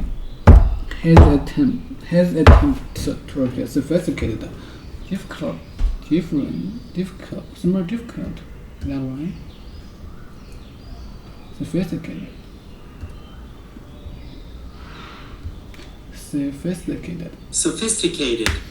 having a good understanding of the way people behave and the knowledge of culture and fashion. Sophisticated. His attempts to appear. His attempts to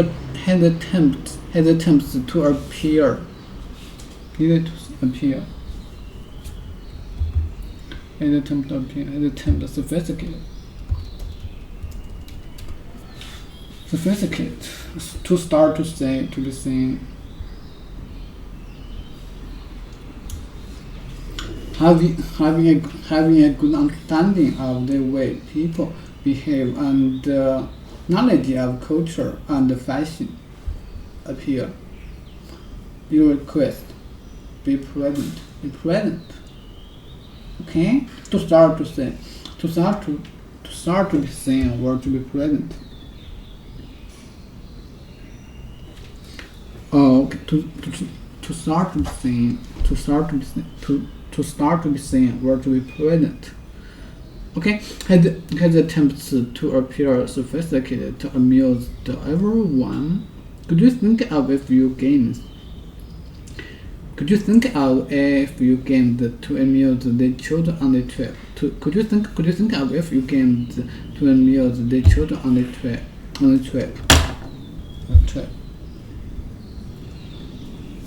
Vitalik, I want to ask you. Hey? You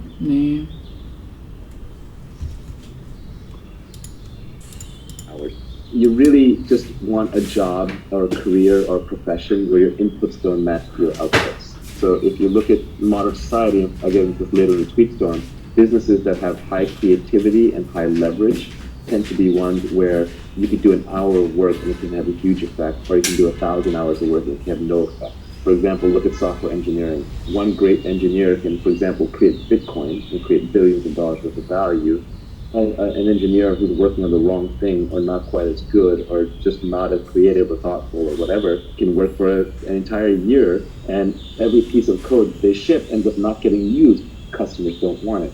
That is an example of a profession where the input and the outputs are highly disconnected. It's not based on the number of hours that you put in. Whereas on the extreme other end, if you're a lumberjack, even the best lumberjack in the world, assuming they're not working with tools, so the inputs and outputs are pretty connected, they're just using an axe or a saw, the best lumberjack in the world may be like 3x better than one of the worst lumberjacks, right? It's not going to be a gigantic difference.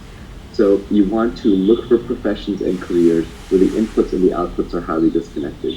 This is another way of saying that you want to look for things that are leveraged. And by leverage, I don't mean financial leverage alone like Wall Street uses, and that has a bad name. I'm just talking about tools. We're using tools. Computer is a tool that software engineers use. If I'm a lumberjack with bulldozers and automatic robot axes and saws, I'm going to be using tools and have more leverage than someone who's just using his bare hand and trying to rip the trees out by their roots. Tools and leverage are what create this disconnection between inputs and outputs. Creativity, so the higher the creativity component of a profession, the more likely it is to have disconnected inputs and outputs. So I think that if you're looking at professions where your inputs and your outputs are highly connected, it's going to be very, very, very hard to create wealth and make wealth for yourself in that process. Any other big things you should avoid other than renting out your time?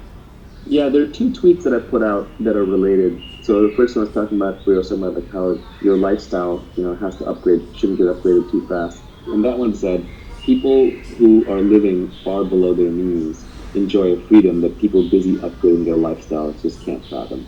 And I think that's very important, like just to not upgrade your lifestyle all the time to maintain your freedom. And it just gives you a freedom of operation. Once you make a little bit of money, you still want to be living like your old self, so that just the worry goes away. So you don't run out to upgrade that house and lifestyle and all that stuff. Let's say you're going to get $1,000 an hour. The problem is that when you go into a work lifestyle like that, you don't just suddenly go from making $20 an hour to making $1,000 an hour. That's a progression over a long career. And as that happens, one subtle problem is that you upgrade your lifestyle as you make more and more money. And that upgrading of the lifestyle ups what you consider to be wealth, and you stay in this wage slave trap. So I forget who said it, maybe it was Nassim Taleb, but he said, the most dangerous things are heroin and a monthly salary, right? Because they're highly addictive. The way you want to get wealthy is you want to be poor and working and working and working. And this is, for example, how the tech industry works, where you don't make any money for 10 years, and then suddenly in year 11, you might have a giant payday, which is, by the way, one reason why these very high marginal tax rates for the so-called wealthy are flawed, because the highest risk-taking, most creative professions literally lose money for a decade of your life while you take massive risk and you bleed and bleed and bleed. And then suddenly in year 11 or year 15, you might have one single big payday. But then, of course, Uncle Sam show up and say, hey, you know what? You just made a lot of money this year, therefore you're rich, therefore you're evil, and you got to hand it all over to us. So it just destroys those kinds of creative risk-taking professions. But ideally, you want to make your money in discrete lumps separated over long periods of time so that your own lifestyle does not have a chance to adapt quickly, and then you can say, okay, now I'm done, now I'm retired, now I'm free. I'm still going to work because you got to do something with your life, but I'm going to work on only the things that I want when I want, and it's going to be much more creative expression. And You're not going to get rich renting out your time, but you say that you will get rich by giving society what it wants, but does not yet know how to get at scale. That's right. So essentially, as we talked about before, money is IOUs from society saying, you did something good in the past, now here's something that we owe you for the future. And so society will pay you for creating things that it wants. But society doesn't yet know how to create those things. Because if it did, it wouldn't need you. They would already be stamped out big time. Almost everything in your house, in your workplace, and on the street used to be technology at one point in time. There was a time when oil was technology that made J.D. Rockefeller rich. There was a time when cars were technology that made Henry Ford rich. So technology is just a set of things, as Alan Kay said, that don't quite work yet. Once something works, it's no longer technology. So society always wants new things. And if you want to be wealthy, you want to figure out which one of those things you can provide for society that it does not yet know how to get, but it will want. That's natural to you and within your skill set, within your capabilities. And then you have to figure out how to scale it. Because if you just build one of it, that's not enough. You've got to build thousands or hundreds of thousands or millions or billions of them. So everybody can have one. Steve Jobs and his team, of course, figured out that society would want smartphones, computer in their pocket that had all the phone capability times 100 and be easy to use. So they figured out how to build that, and then they figured out how to scale it, and they figured out how to get one into every first world citizen's pocket, and eventually every third world citizen too. And so because of that, they're handsomely rewarded, and Apple is the most valuable company in the world. The way I tried to put it was that the entrepreneur's job is to try to bring the high end to the mass market.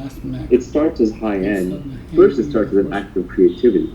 First, you create it just because you want it. You want it, and you know how to build it, and you need it. And so you build it for yourself. Then you figure out how to get it to other people, and then for a little while, rich people have it. Like, for example, rich people had chauffeurs, and then they had black town cars, and then Uber came along, and everyone's private driver was available to everybody. And now you can even see Uber pools that are replacing shuttle buses because it's just more convenient. And then you get scooters, which are even further down market of that. So you're right, it's about distributing what rich people used to have to everybody. But the entrepreneur's job starts even before that, which is creation. Entrepreneurship is essentially an act of creating something new from scratch, predicting that society will want it, and then figuring out how to scale it and get it to everybody in a profitable way and a self-sustaining way. Let's look at this next tweet, which I thought was cryptic and also super interesting about the kind of job or career that you might have. You said the internet has massively broadened the possible space of careers. Most people haven't figured this out yet. The fundamental property of the internet, more than any other single thing, is it connects every human to each other human on the planet. You can now reach everyone, whether it's by emailing them personally, whether it's by broadcasting to them on Twitter, whether it's by posting something on Facebook that they find, whether it's by putting a website they come and access. It connects everyone to everyone. So the internet is an inter-networking tool. It connects everybody. That is its superpower. So you want to use that. What that helps you figure out is that the internet means that you can find your audience for your product or your talent and skill, no matter how far away they are. For example, Nenad, who is Illustratus, if he was in these videos pre-internet, how would he get the message out there? It would just be, what would he do? He would run around where he lives in his neighborhood, showing it to people on a computer or a screen, or he would try to get it played at his local movie theater. It was impossible. It only works because he can put it on the internet. And then how many people in the world are really interested in it, or even interested in what we're talking about, are really going to absorb it, right? It's going to be a very small subset of humanity. The key is being able to reach them. So what the internet does is allows any niche obsession, which could be just the weirdest thing. It could be like people who collect snakes. They're like people who like to ride hot air balloons. The people who like to sail around the world by themselves, just one person on a craft. Or someone who's obsessed with miniature cooking, like there's this whole Japanese miniature cooking phenomenon. Or there's a show about a woman who goes in people's houses and tidies it up, right? So whatever niche obsession you have, the internet allows you to scale. Now that's not to say that what you build will be the next Facebook to reach billions of users, but if you just want to reach 50,000 passionate people like you, there's an audience out there for you. So the beauty of this is that we have 7 billion beings on this planet. The combinatorics of human DNA are incredible. Everyone is completely different. You'll never meet any two people who are vaguely similar to each other that can substitute for each other. It's not like you can say, well, Nivi just left my life, so I can have this other person come in and just like Nivi, and I get the same feelings, the same responses, and the same ideas. No, there are no substitutes for people. People are completely unique. So given that, each person has different skill sets, different interests, different obsessions, and it's that diversity that becomes a creative superpower. So each person can be creatively superb at their own unique thing. But before, that didn't matter, because if you were living in a little fishing village in Italy, like your fishing village didn't necessarily need your completely unique skill, and you had to conform to just the few jobs that were available. But now, today, you can be completely unique. You can go out on the internet and you can find your audience, and you can build a business and create a product and build wealth and make people happy, just uniquely expressing yourself through the internet. Space of careers has been so broadened. Esports players, people making millions of dollars playing Fortnite, people creating videos and uploading them, YouTube broadcasters, bloggers, podcasters. Joe Rogan, I read, true or false, I don't know, but I read that he's going to make about $100 million a year on his podcast, and he's had 2 billion downloads. Even PewDiePie, this is a hilarious tweet that I retweeted the other day. PewDiePie is the #1 trusted name in news. This is a kid, I think, in Sweden, and he's got 3 times the distribution of the top cable news networks, just on his news channel. It's not even on his entertainment channel. The internet enables any niche interest, as long as you're the best at it, to scale out. And the great news is, because every human is different, everyone is the best at something, being themselves. Another tweet I had that is worth weaving in, but didn't go into this tweet storm, was a very simple one. I like things when I can compress them down, because they're easy to remember and easy to hook on to. But that one was, escape competition through authenticity. So when you're competing with people, it's because you're copying them. It's because you're trying to do the same thing. But every human is different. Don't copy. I know we're mimetic creatures, and Rene Girard has a whole mimesis theory, but it's much easier than that. Don't imitate, don't copy, just do your own thing. No one can compete with you on being you. It's that simple. And so the more authentic you are to who you are and what you love to do, the less competition you're going to have. So you can escape competition through authenticity when you realize that no one can compete with you on being you. And normally that would have been useless advice pre-internet. Post-internet, you can turn that into a career. Talk a little bit about what industries you should think about working in, what kind of job you should have, and who you might want to work with. So you said one should pick an industry where you can play long-term games with long-term people. Why?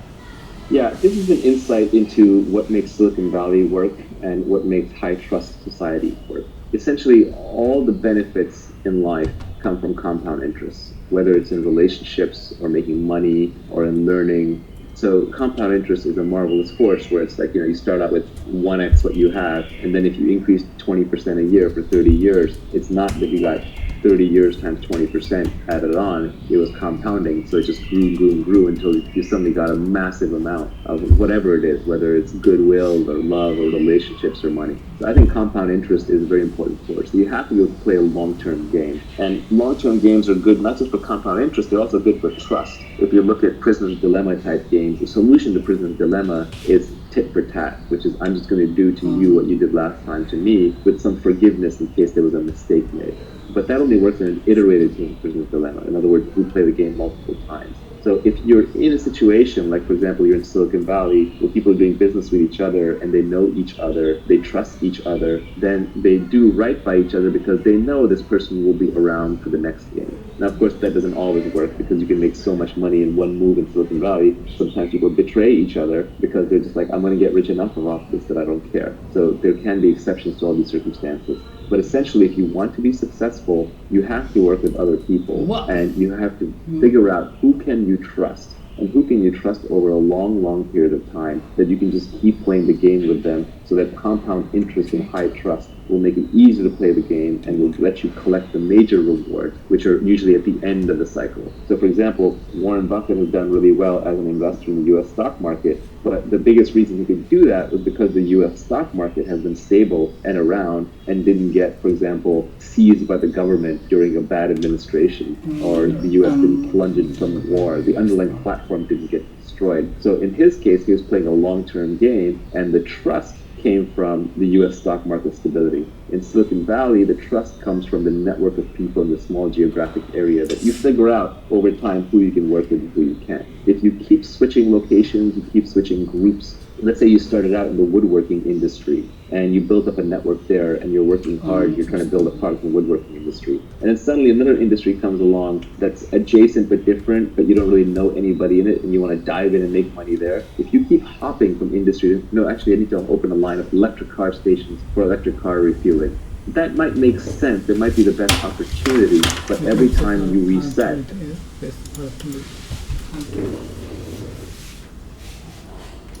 It attempts to appear sophisticated amused to everyone. Could you think of a few games to amuse the children on the trip? Could you think of a few games to amuse the children on the trip? I wonder what's amusing.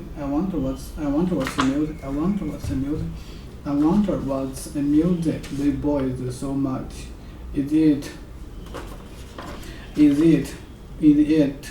Granny's hat? Is it Granny's hat? I wonder what's amusing the boys so much. I wonder what's amusing the boys so much. Is it Granny's hat? A baby crowd to the front of the church. A baby crowd to the front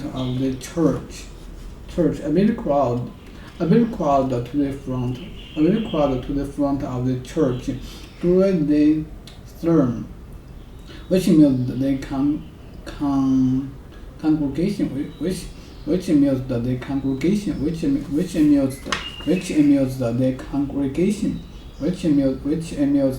congregation. A big crowd to the front of the church during the sermon, which amused the congregation. To keep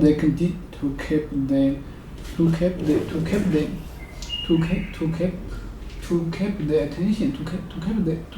attention of someone by entertaining that person. Congregation. Church people. That way. Same. Okay. Yeah, that church style. Okay, I can keep that. A big crowd to the front of the church during this. I will do that. I can search that during the use the computer. To keep the attention of someone.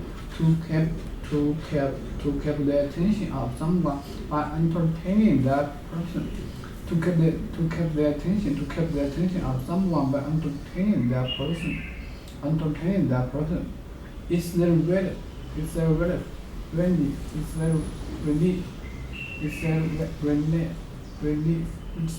It's a relief when your child can amuse herself for. It's a relief when you child can amuse herself for a whole hour, for a whole hour.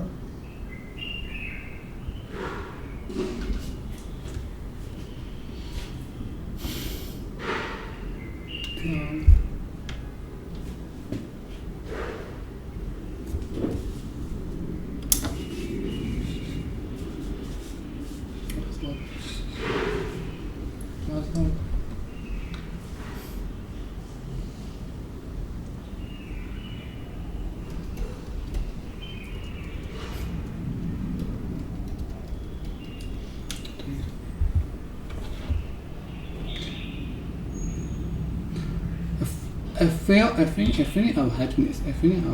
feeling of happiness that something unpleasant has not happened or has ended.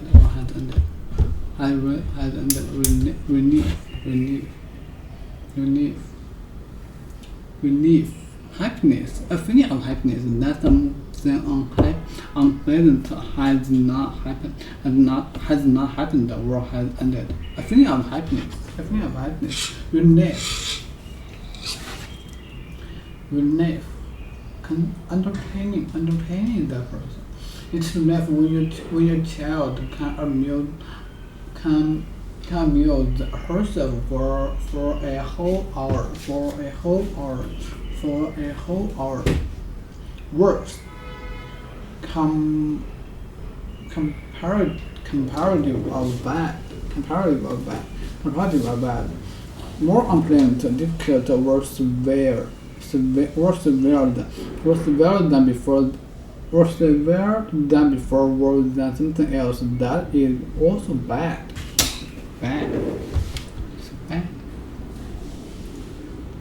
Severe. Verse series. Okay. Cause were great pain. Difficulty. Worry. Damage.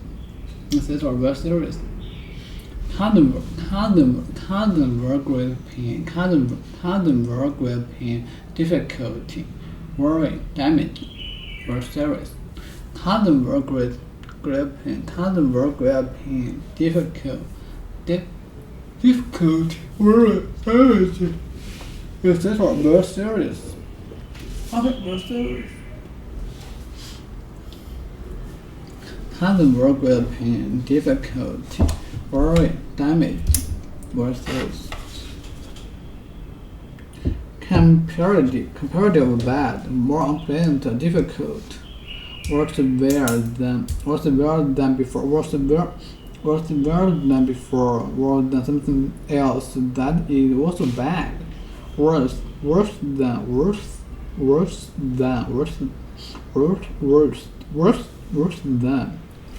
The conditions they are living in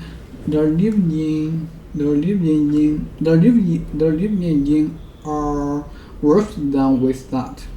The conditions that they are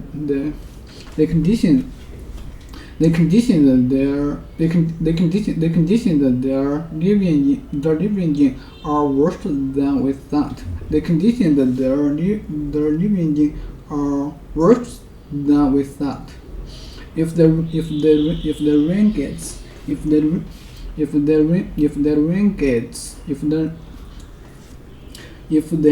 gets any worse,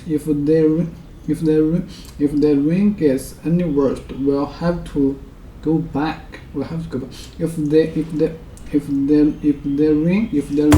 If the rain gets any worse, if the rain gets any worse, we'll have to go back. If the rain gets any worse, we'll have to go back. If the rain gets any worse, we'll have to go back. We'll have to go back. We'll have to go back. We'll have to go back. We'll have to go back. We'll have to go back.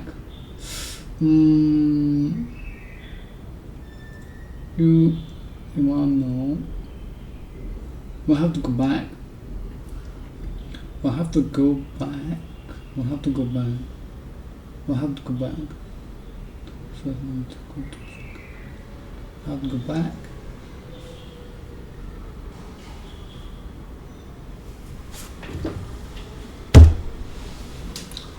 We'll have to go back. We'll have to go back.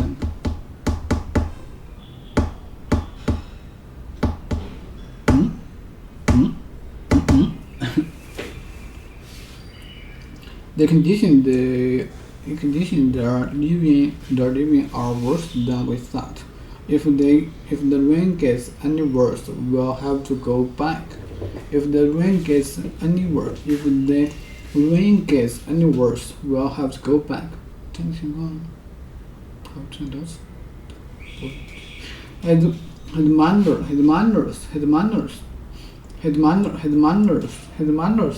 even worse than his sister. His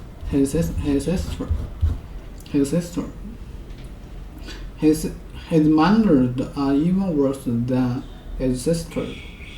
拿下了没有？也没有。Even worse. His manners are even worse than his sisters. His manners are even worse than his sisters. Manners. Similar ways. I figure out.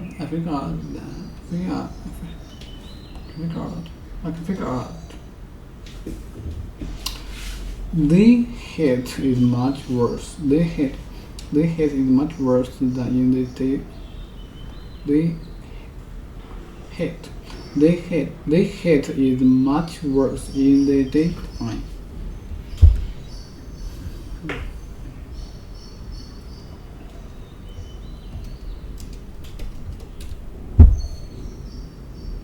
Temperate. The hate is much worse in the daytime. The hate is much worse in the daytime. His manners are even worse than his sisters. Okay, get worse. To become more sick, or to become a more severe. Okay, more serious or more severe condition. To become more sick, or to become more sick, or to become a more severe condition. My cold seemed to be getting worse. My cold seemed to be getting worse. The congestion in the city gets even worse during the summer. Congestion. Okay. Cars closed in road. Is that right? Congestion in the city. Okay, the congestion in the city gets even worse during the summer. Okay, I thought get worse. To become more sick, or to become a more severe, or to become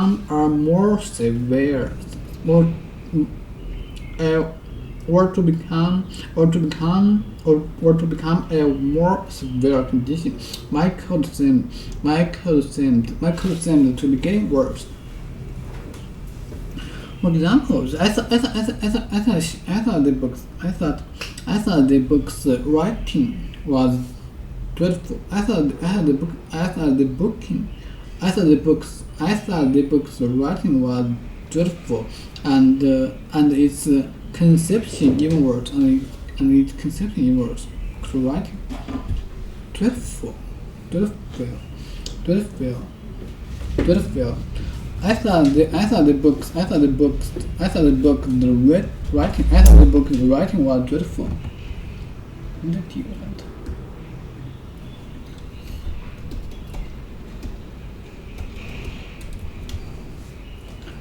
Okay, frightened. Okay, cause feeling something. I thought the book's writing was dreadful and its complication even worse. Dreadful.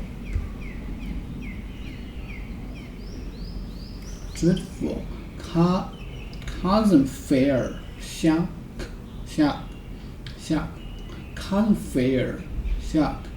Or suffering. John. Conception.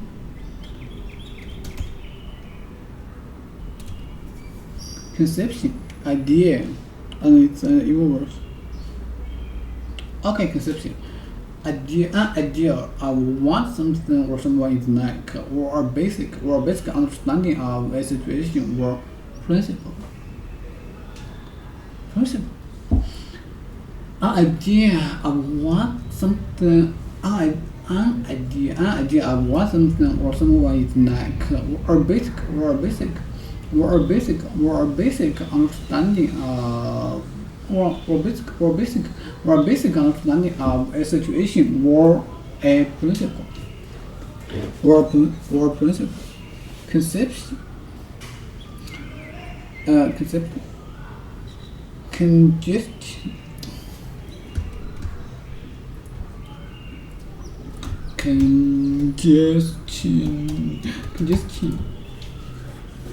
a situation in which a situation in which place is too blocked or crowded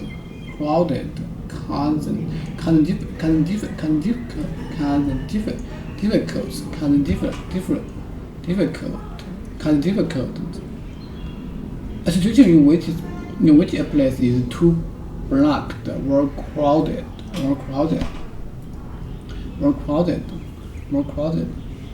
too blocked or crowded, causing difficult. If a place is crowded, it is full of people. If a place is crowded, it is full of people.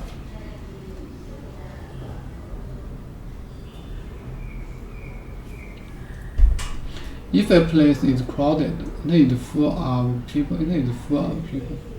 By 10 o'clock, the bar was crowded. I thought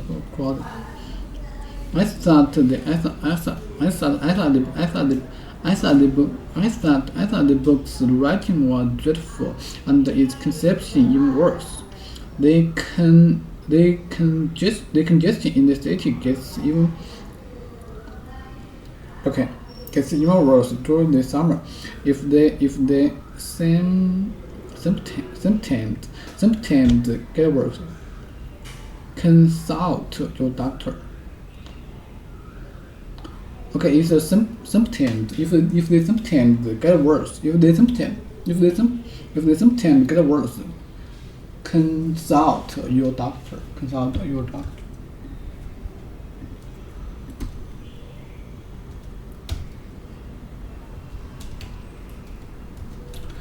Symptoms.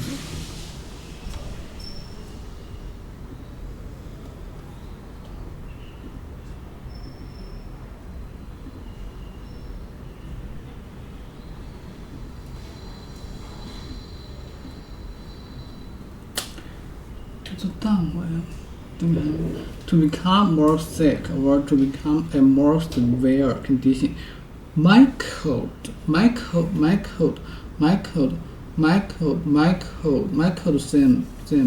seemed to be getting worse.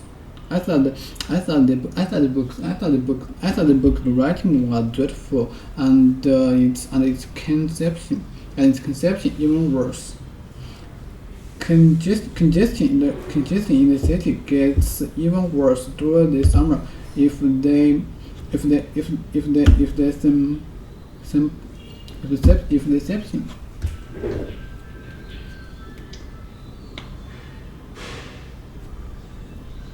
conception.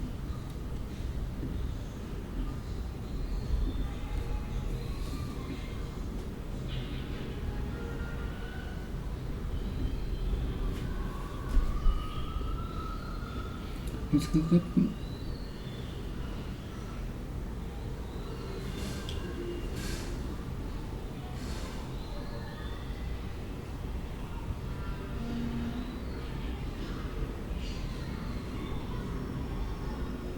I don't know.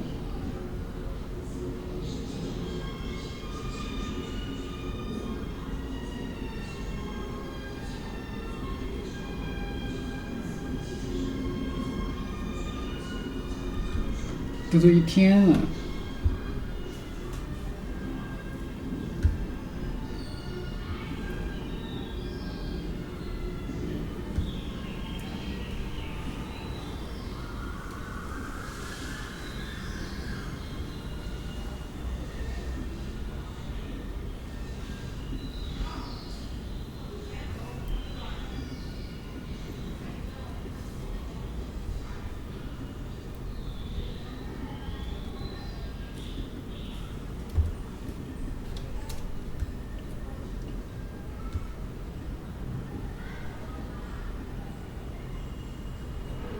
USD, PayPal USD, Dime USD, Trust USD.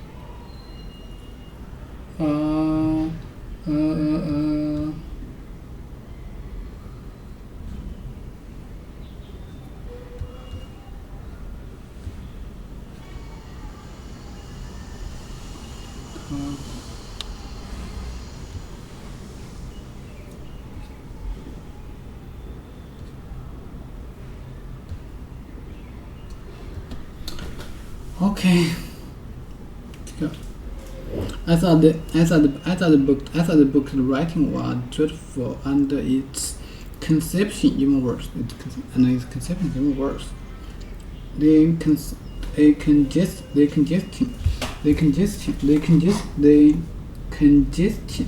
in the city gets even worse during the summer.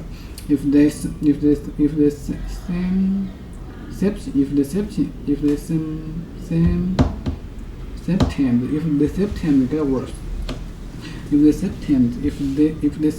get worse, consult your doctor. If the symptoms get worse, again, consult your doctor. I thought the book's writing was dreadful, and its conception even worse. The congestion in the city gets even worse during the summer.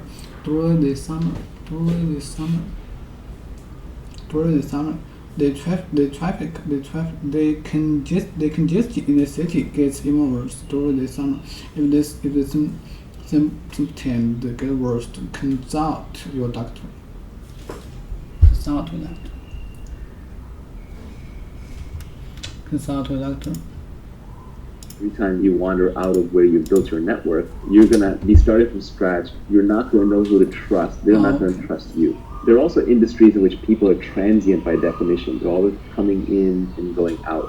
Politics is an example of that, right? In politics, new people are being elected. You see in politics that when you have a lot of old-timers, like the Senate, people who've been around for a long time and they've been career politicians, yeah, there's a lot of downside to career politicians, like corruption, but an upside is they actually get deals done with each other because they know the other person's going to be in the same position 10 years from now, and they're going to keep dealing with them, so they might as well learn how to cooperate. Whereas every time you get like a new incoming freshman class in the House of Representatives, which turns over every 2 years, the big wave election, nothing gets done because there's a lot of fighting. Because I just got here, I don't know you, I don't know if you're going to be around, why should I work with you, rather than just trying to do whatever I think is right. So it's important to pick an industry where you can play long-term games and with long-term people. So those people have to signal that they're going to be around for a long time, that they're ethical, and their ethics are visible through their action. In a long-term game, it seems that everybody is making each other rich, and in a short-term game, it seems like everybody is making themselves rich. I think that is a brilliant formulation. Yeah, in a long-term game, it's positive sum. We're all baking the pie together. We're trying to make it as big as possible. in a short-term game, we're cutting up the pie. Now, this is not to excuse the socialists, right? The socialists are the people who are not involved in baking the pie and show up at the end and say, I want a slice or I want the whole pie. They show up at the done. But I think a good leader doesn't take credit. A good leader tries to inspire people so the team gets the job done, and then things get divided up according to fairness and who contributed how much or as close to as possible and took risk, as opposed to just whoever has the longest knife, the sharpest knife with the door. So these next two tweets are play iterated games. All returns in life, whether in wealth, relationships, or knowledge, come from compound interest. Yeah, when you've been doing business with somebody, you've been friends with somebody for 10 years, 20 years, 30 years, it just gets better and better because you trust them so easy. If the friction goes down, you can do bigger and bigger things together. For example, the simplest one is getting married to someone, having kids and raising children. Like, that's compound interest, right? Investing in those relationships. Those relationships end up being invaluable compared to more casual relationships. It's true in health and fitness. The fitter you are, the easier it is to stay fit. Whereas the more you deteriorate your body, the harder it is to come back and claw your way back to a baseline. It requires heroic acts. Regarding compound interest, I think I saw you retweet something a while back. Maybe it was from Ed Lattimore. It went something along the lines of get some traction, get purchase, and don't lose it. So the idea was to gain some initial traction and never fall back. Just keep ratcheting up and up. I don't remember it exactly, but I think that was right. Yeah, it was like get traction and don't let go. It was a good one, yeah. In terms of pick people to work with that have high intelligence, high energy, and high integrity, I find that's the three-part checklist that you cannot compromise on. You need someone who's smart or they're heading in the wrong direction and you're not going to end up in the right place. You need someone high energy because the world is full of smart, lazy people. We all know people in our life who are really smart, but can't get out of bed or lift a finger.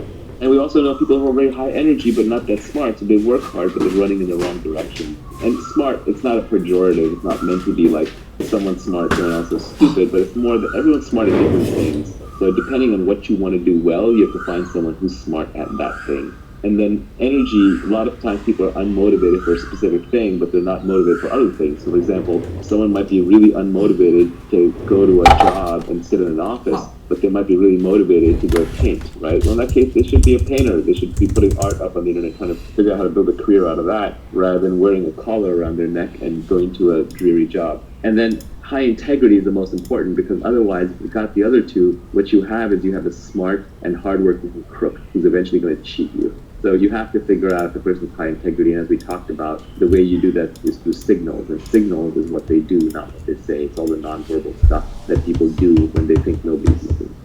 With respect to the energy, there was this interesting thing from Sam Altman a while back where he was talking about delegation, and he was saying one of the important things for delegation is delegate to people who are actually good at the thing that you want them to do. It's the most obvious thing, but it seems like you want to partner with people who are naturally going to do the things that you want them to do. Yeah, I almost won't start a company or hire a person or work with somebody if I just don't think they're into what I want them to do. When I was younger, I used to try and talk people into things. That was this idea that you can sell someone into doing something, but you can't. You can't keep them motivated. You can get them inspired initially. It might work if you're a king like Henry V and you're trying to get them to just charge into battle, and then they'll figure it out. But if you're trying to keep someone motivated for the long term, that motivation has to come intrinsically. You can't just create it, nor can you be the crutch for them if they don't have that intrinsic motivation. So you have to make sure people actually are high energy and want to do what you want them to do or what you want to work with them. Reading signals is very, very important. Signals are what people do despite what they say. So it's important to pay attention to subtle signals. We all know this socially. If someone treats a waiter or waitress in a restaurant really badly, then it's only a matter of time until they treat you badly. If somebody screws over an enemy and is vindictive towards them, well, it's only a matter of time before they redefine you from friend to enemy and you feel their wrath. So angry, outraged, vindictive, short-term thinking people are essentially that way in many interactions in their life. People are oddly consistent. It's one of the things you learn about them. So you want to find long-term people. You want to find people who seem irrationally ethical. For example, I had one friend of mine whose company I invested in, and the company failed, and he could have wiped out all the investors. But he kept putting more and more personal money in. Through 3 different pivots, he put personal money in until the company finally succeeded. And in the process, he never wiped out the investors. And I was always grateful to him for that. I said, like, wow, that's amazing that, you were so good to your investors. you didn't wipe them out. And he got offended by that. He said, I didn't do it for you. I didn't do it for my investors. I did it for me. It's my own self-esteem. It's what I care about. That's how I live my life. That's the kind of person you want to work with. Another quote that I like, I have a tweet on this. I think I read this somewhere else recently, so I'm not taking credit for this, but I modified a little bit, which is that self-esteem is a reputation that you have with yourself. You'll always know. So good people, moral people, ethical people, easy to work with people, reliable people tend to have very high self-esteem because they have very good reputation with themselves and they understand that. It's not ego. Self-esteem and ego are different things. Because ego can be undeserved, but self-esteem, at least you feel like you lived up to your own internal moral code of ethics. And so it's very hard to work with people who end up being low integrity. And it's hard to figure out who's high integrity and low integrity. Generally, the more someone is saying that they're moral and ethical and high integrity, the less likely they're to be that way. It's very much like status signaling. If you overtly bid for status, if you overtly talk about being high status, that is a low status move. If you openly talk about how honest and reliable and trustworthy you are, you're probably not that honest and trustworthy. That is a characteristic of con men. So yeah, pick an industry in which you can play long-term games with long-term people. Let's do this last tweet. You said, don't partner with cynics and pessimists. Their beliefs are self-fulfilling. Yeah, essentially, to create things, you have to be a rational optimist. Rational in the sense that you have to really see the world for what it really is, and yet you have to be optimistic about your own capabilities and your ability to get things done. We all know people who are consistently pessimistic, who will shoot down everything. Everyone in their life has like the helpful, critical guy, right? He thinks he's being helpful, but he's actually being critical, and he's a downer on everything. That person will not only never do anything great in their lives, they'll prevent other people around them from doing something great. They think their job is to shoot holes in things. And it's okay to shoot holes in things as long as you come up with a solution. There's also the classic like military line, either lead, follow, or get out of the way. And these people want a fourth option where they don't want to lead, they don't want to follow, but they don't want to get out of the way. They want to tell you why the thing's not going to work. And all the really successful people I know have a very strong action bias. They just do things. The easiest way to figure out if something's viable or not is by doing it. At least do the first step and the second step and the third and then decide. So if you want to be successful in life, creating wealth or having good relationships or being fit or even being happy, you need to have an action bias towards getting what you want. And you have to be optimistic about it. Not irrationally. There's nothing worse than someone who's just like foolhardy and chasing what's not worth. That's why I say rational optimist. But you have to be rational, know all the pitfalls, know the downsides, but still keep your chin up. I mean, you've got one life on this planet. Why not try to build something big? This is the beauty of Elon Musk and why I think he inspires so many people. It's just that he takes on really, really big, audacious tasks, and he provides an example for people to think big. And it takes a lot of work to build even small things. I don't think the corner grocery store owner is working any less hard than Elon Musk or pouring any less sweat and toil into it. Maybe even more. But for whatever reason, education, circumstance, they didn't get the chance to think as big, so the outcome's not as big. So it's just better to think big, obviously rationally within your means to stay optimistic. The cynics and the pessimists, what they're really saying, and fortunate, but they're saying, I've given up. I don't think I can do anything. And so the world to me just looks like a world where nobody can do anything. And so why should you go do something? Because if you fail, then I'm right, which is great. But if you succeed, then you just make me look bad. Yeah, it's probably better to be an irrational optimist than it is to be a rational cynic. Yeah, there's a completely rational frame on why you should be an optimist. Historically, if you go back 2,000 years, 5,000 years, 10,000 years, two people are wandering through a jungle, they hear a tiger, one's an optimist and says, oh, it's not headed our way. The other one says, I'm a pessimist, I'm out of here. And the pessimist runs and survives, and the optimist gets eaten. So we're descended from pessimists. We're genetically hardwired to be pessimists. But modern society is far, far safer. There are no tigers wandering down the street. It's very unlikely that you will end up in total ruin, although you should avoid total ruin.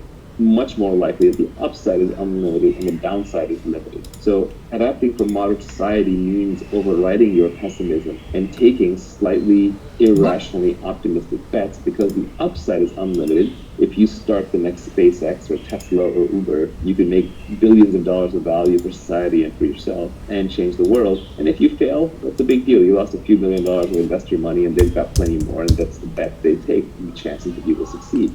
It made sense to be pessimistic in the past. It makes sense to be optimistic today, especially if you're educated and living in a first world country.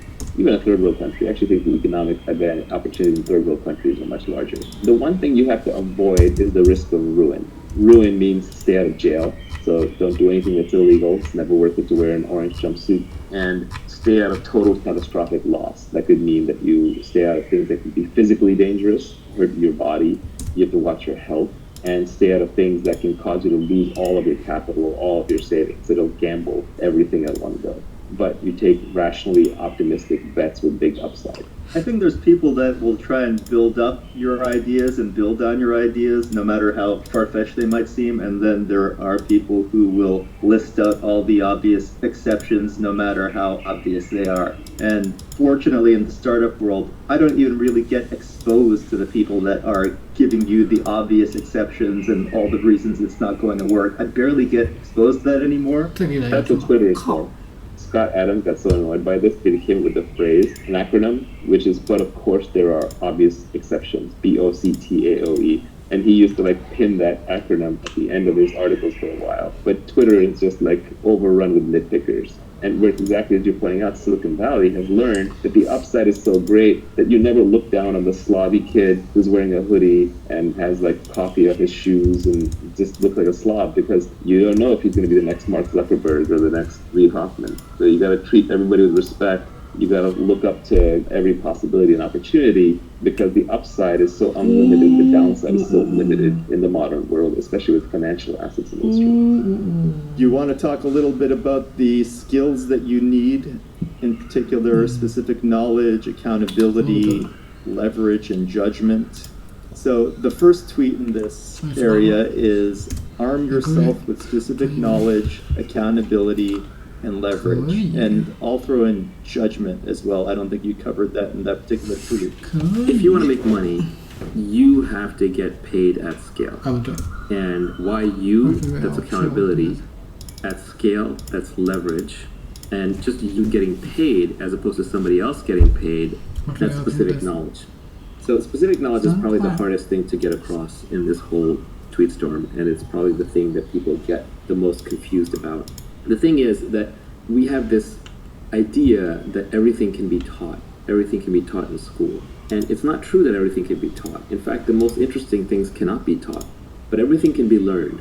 And very often that learning either comes from some innate characteristics in your DNA, or it could be through your childhood where you learn soft skills, which are very, very hard to teach later on in life, or it's something that is brand new, so nobody else knows how to do it either, or it's true on-the-job training because you're pattern matching into highly complex environments, building judgment in a specific domain. Classic example is investing, but it could be in anything. It could be in judgment in running a fleet of trucks. It could be judgment in weather forecasting. So specific knowledge is the knowledge that you care about, especially if you're later in life. Let's say you're post 20, 21, 22. You almost don't get to choose which specific knowledge you have. Rather, you get to look at what you have already built by that point in time, and then you can build on top of it. The first thing to notice about specific knowledge is that you can't be trained for it. If you can be trained for it, if you can go to a class and learn specific knowledge, then somebody else can be trained for it too. And then we can mass produce and mass train people. Heck, we can even program computers to do it, and eventually we can program robots to walk around doing it.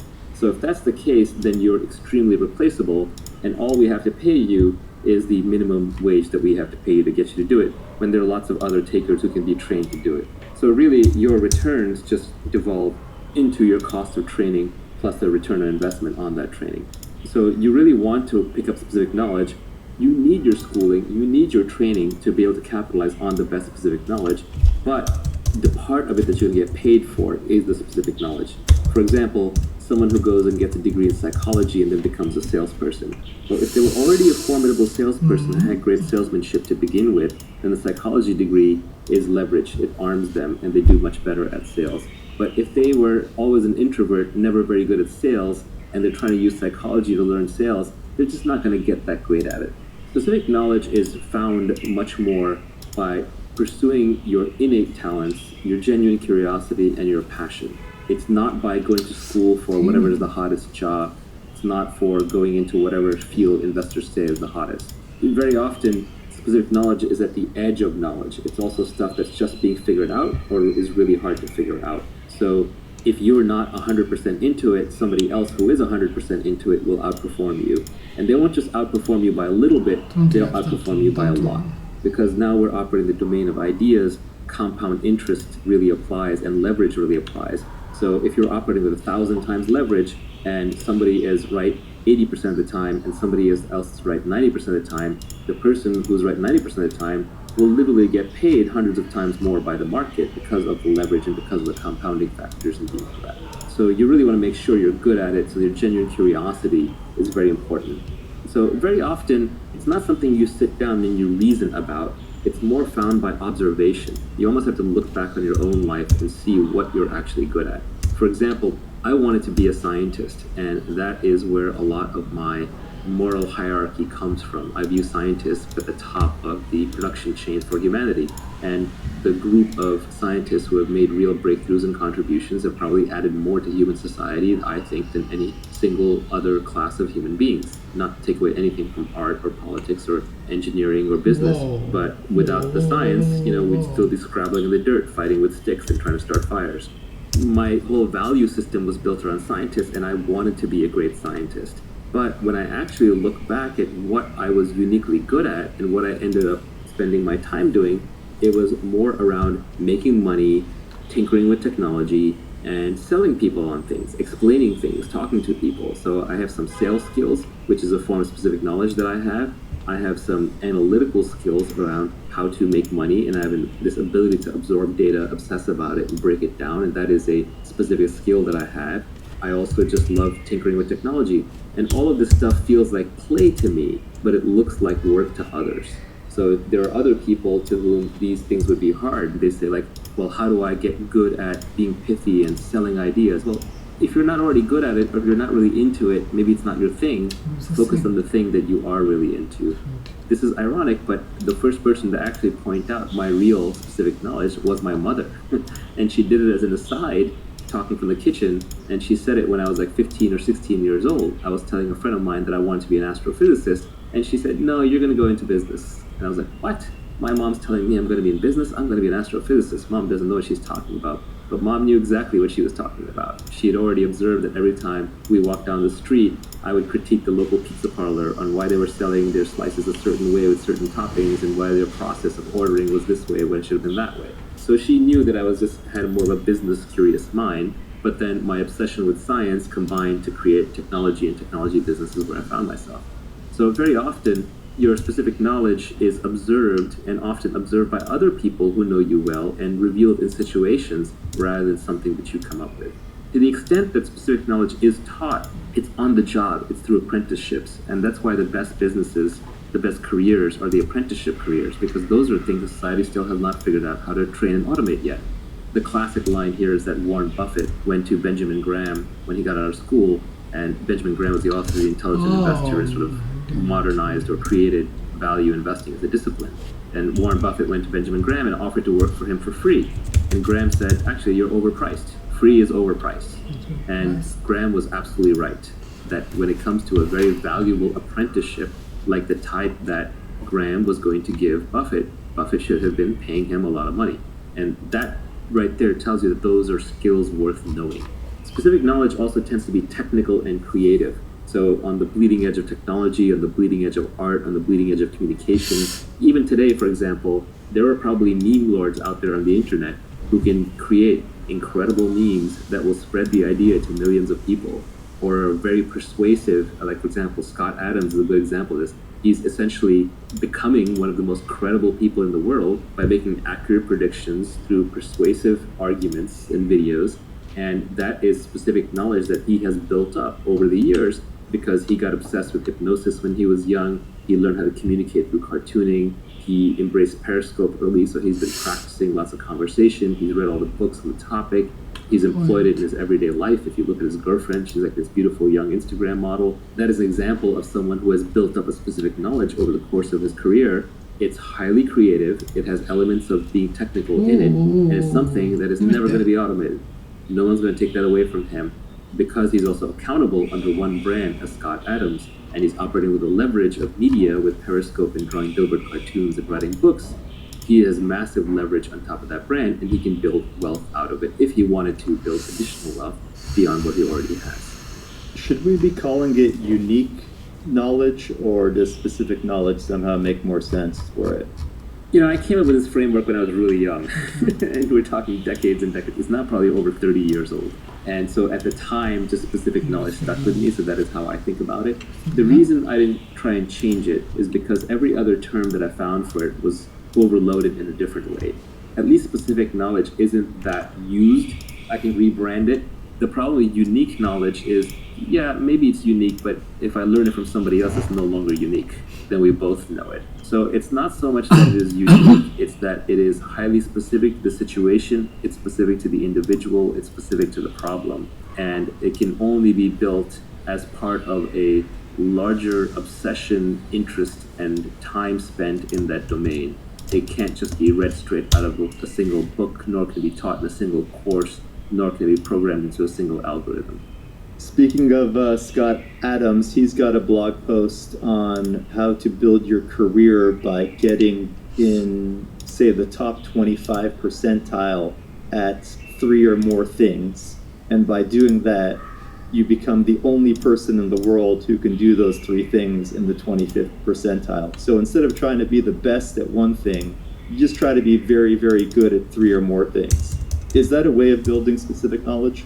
I actually think the best way is just to follow your own obsession. And somewhere in the back of your mind, you can realize that, hey, actually, this obsession, like, I'll keep an eye out for the commercial aspects of it.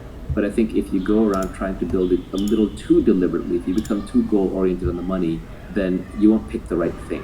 You won't actually pick the thing that you love to do, so you won't go deep enough into it. Scott Adams' observation is a good one. It's predicated on statistics. Let's say there's 10,000 areas that are valuable to the human race today in terms of knowledge to have. And the number one in those 10,000 slots is taken, right? Someone else is likely to be the number one in each of those 10,000 unless you happen to be one of the 10,000 most obsessed people in the world at a given thing. But when you start going to combinatorics of combining, well, number 3,728 with top-notch sales skills and really good writing skills, and someone who understands accounting and finance really well, when the need for that intersection arrives, you've expanded now from 10,000 through combinatorics to millions or tens of millions. So it just becomes much less competitive. Also, there's diminishing returns, so it's much easier to be top 75 percentile at 3 or 4 things than it is to be literally the number one at something. I think it's a very pragmatic approach, but I think it's important that one not start assembling things too deliberately, because you do want to pick things where you are a natural. Everyone is a natural at something. We're all familiar with that phrase, a natural. Oh, this person's a natural at meeting men or women. This person's a natural socialite. This person's a natural programmer. This person's a natural reader. So whatever you are a natural at, you want to double down on that. And then there are probably multiple things you're natural at, because personalities and humans are very complex. So we want to be able to take the things that you are natural at and combine them so that you automatically, just through sheer interest and enjoyment, end up top 25 or top 10 or top 5% at a number of things. Talking about combining skills, you said that you should learn to sell, learn to build. If you can do both, you'll be unstoppable. This is a very broad category now, but it's 2 broad categories. One is building the product, which is hard, and it's multivariate. That can include design, that can include development, that can include manufacturing, logistics, procurement. It could even be designing and operating a service. It has many, many definitions, but in every industry, there is a definition of the builder. In our tech industry, that's the CTO, it's the programmer, it's the software engineer, hardware engineer. But, even in like a laundry business, it could be the person who's building the laundry service, who is making the trains run on time, who's making sure all the clothes end up in the right place at the right time, and so on. Then the other side of it is the sales side. Again, selling has a very broad definition. Selling doesn't necessarily just mean selling individual customers, but it could mean marketing, it could mean communicating, it could mean recruiting, it could mean raising money, it could mean inspiring people, it could mean doing PR. So it's a broad umbrella category.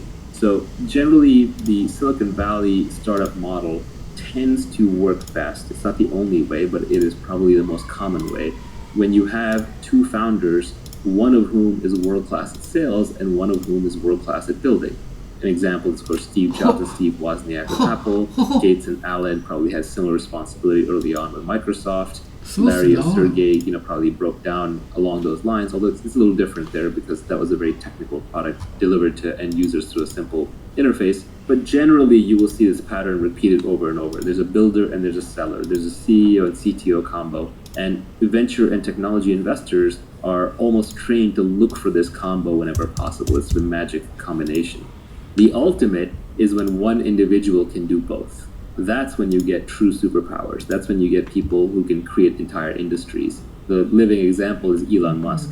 He may not necessarily be building the rockets himself, but he understands enough that he actually makes technical contributions. He understands the technology well enough that no one's going to snow him on it. And he's not running around making claims that he doesn't think he can eventually deliver. He may be optimistic in the timelines, but he thinks it's within reasonableness of delivery. Even Steve Jobs developed enough product skills and was involved enough in the product that he also operated in both of these domains. Larry Ellison started as a programmer and I think wrote the first version of Oracle, or was actually heavily involved in it.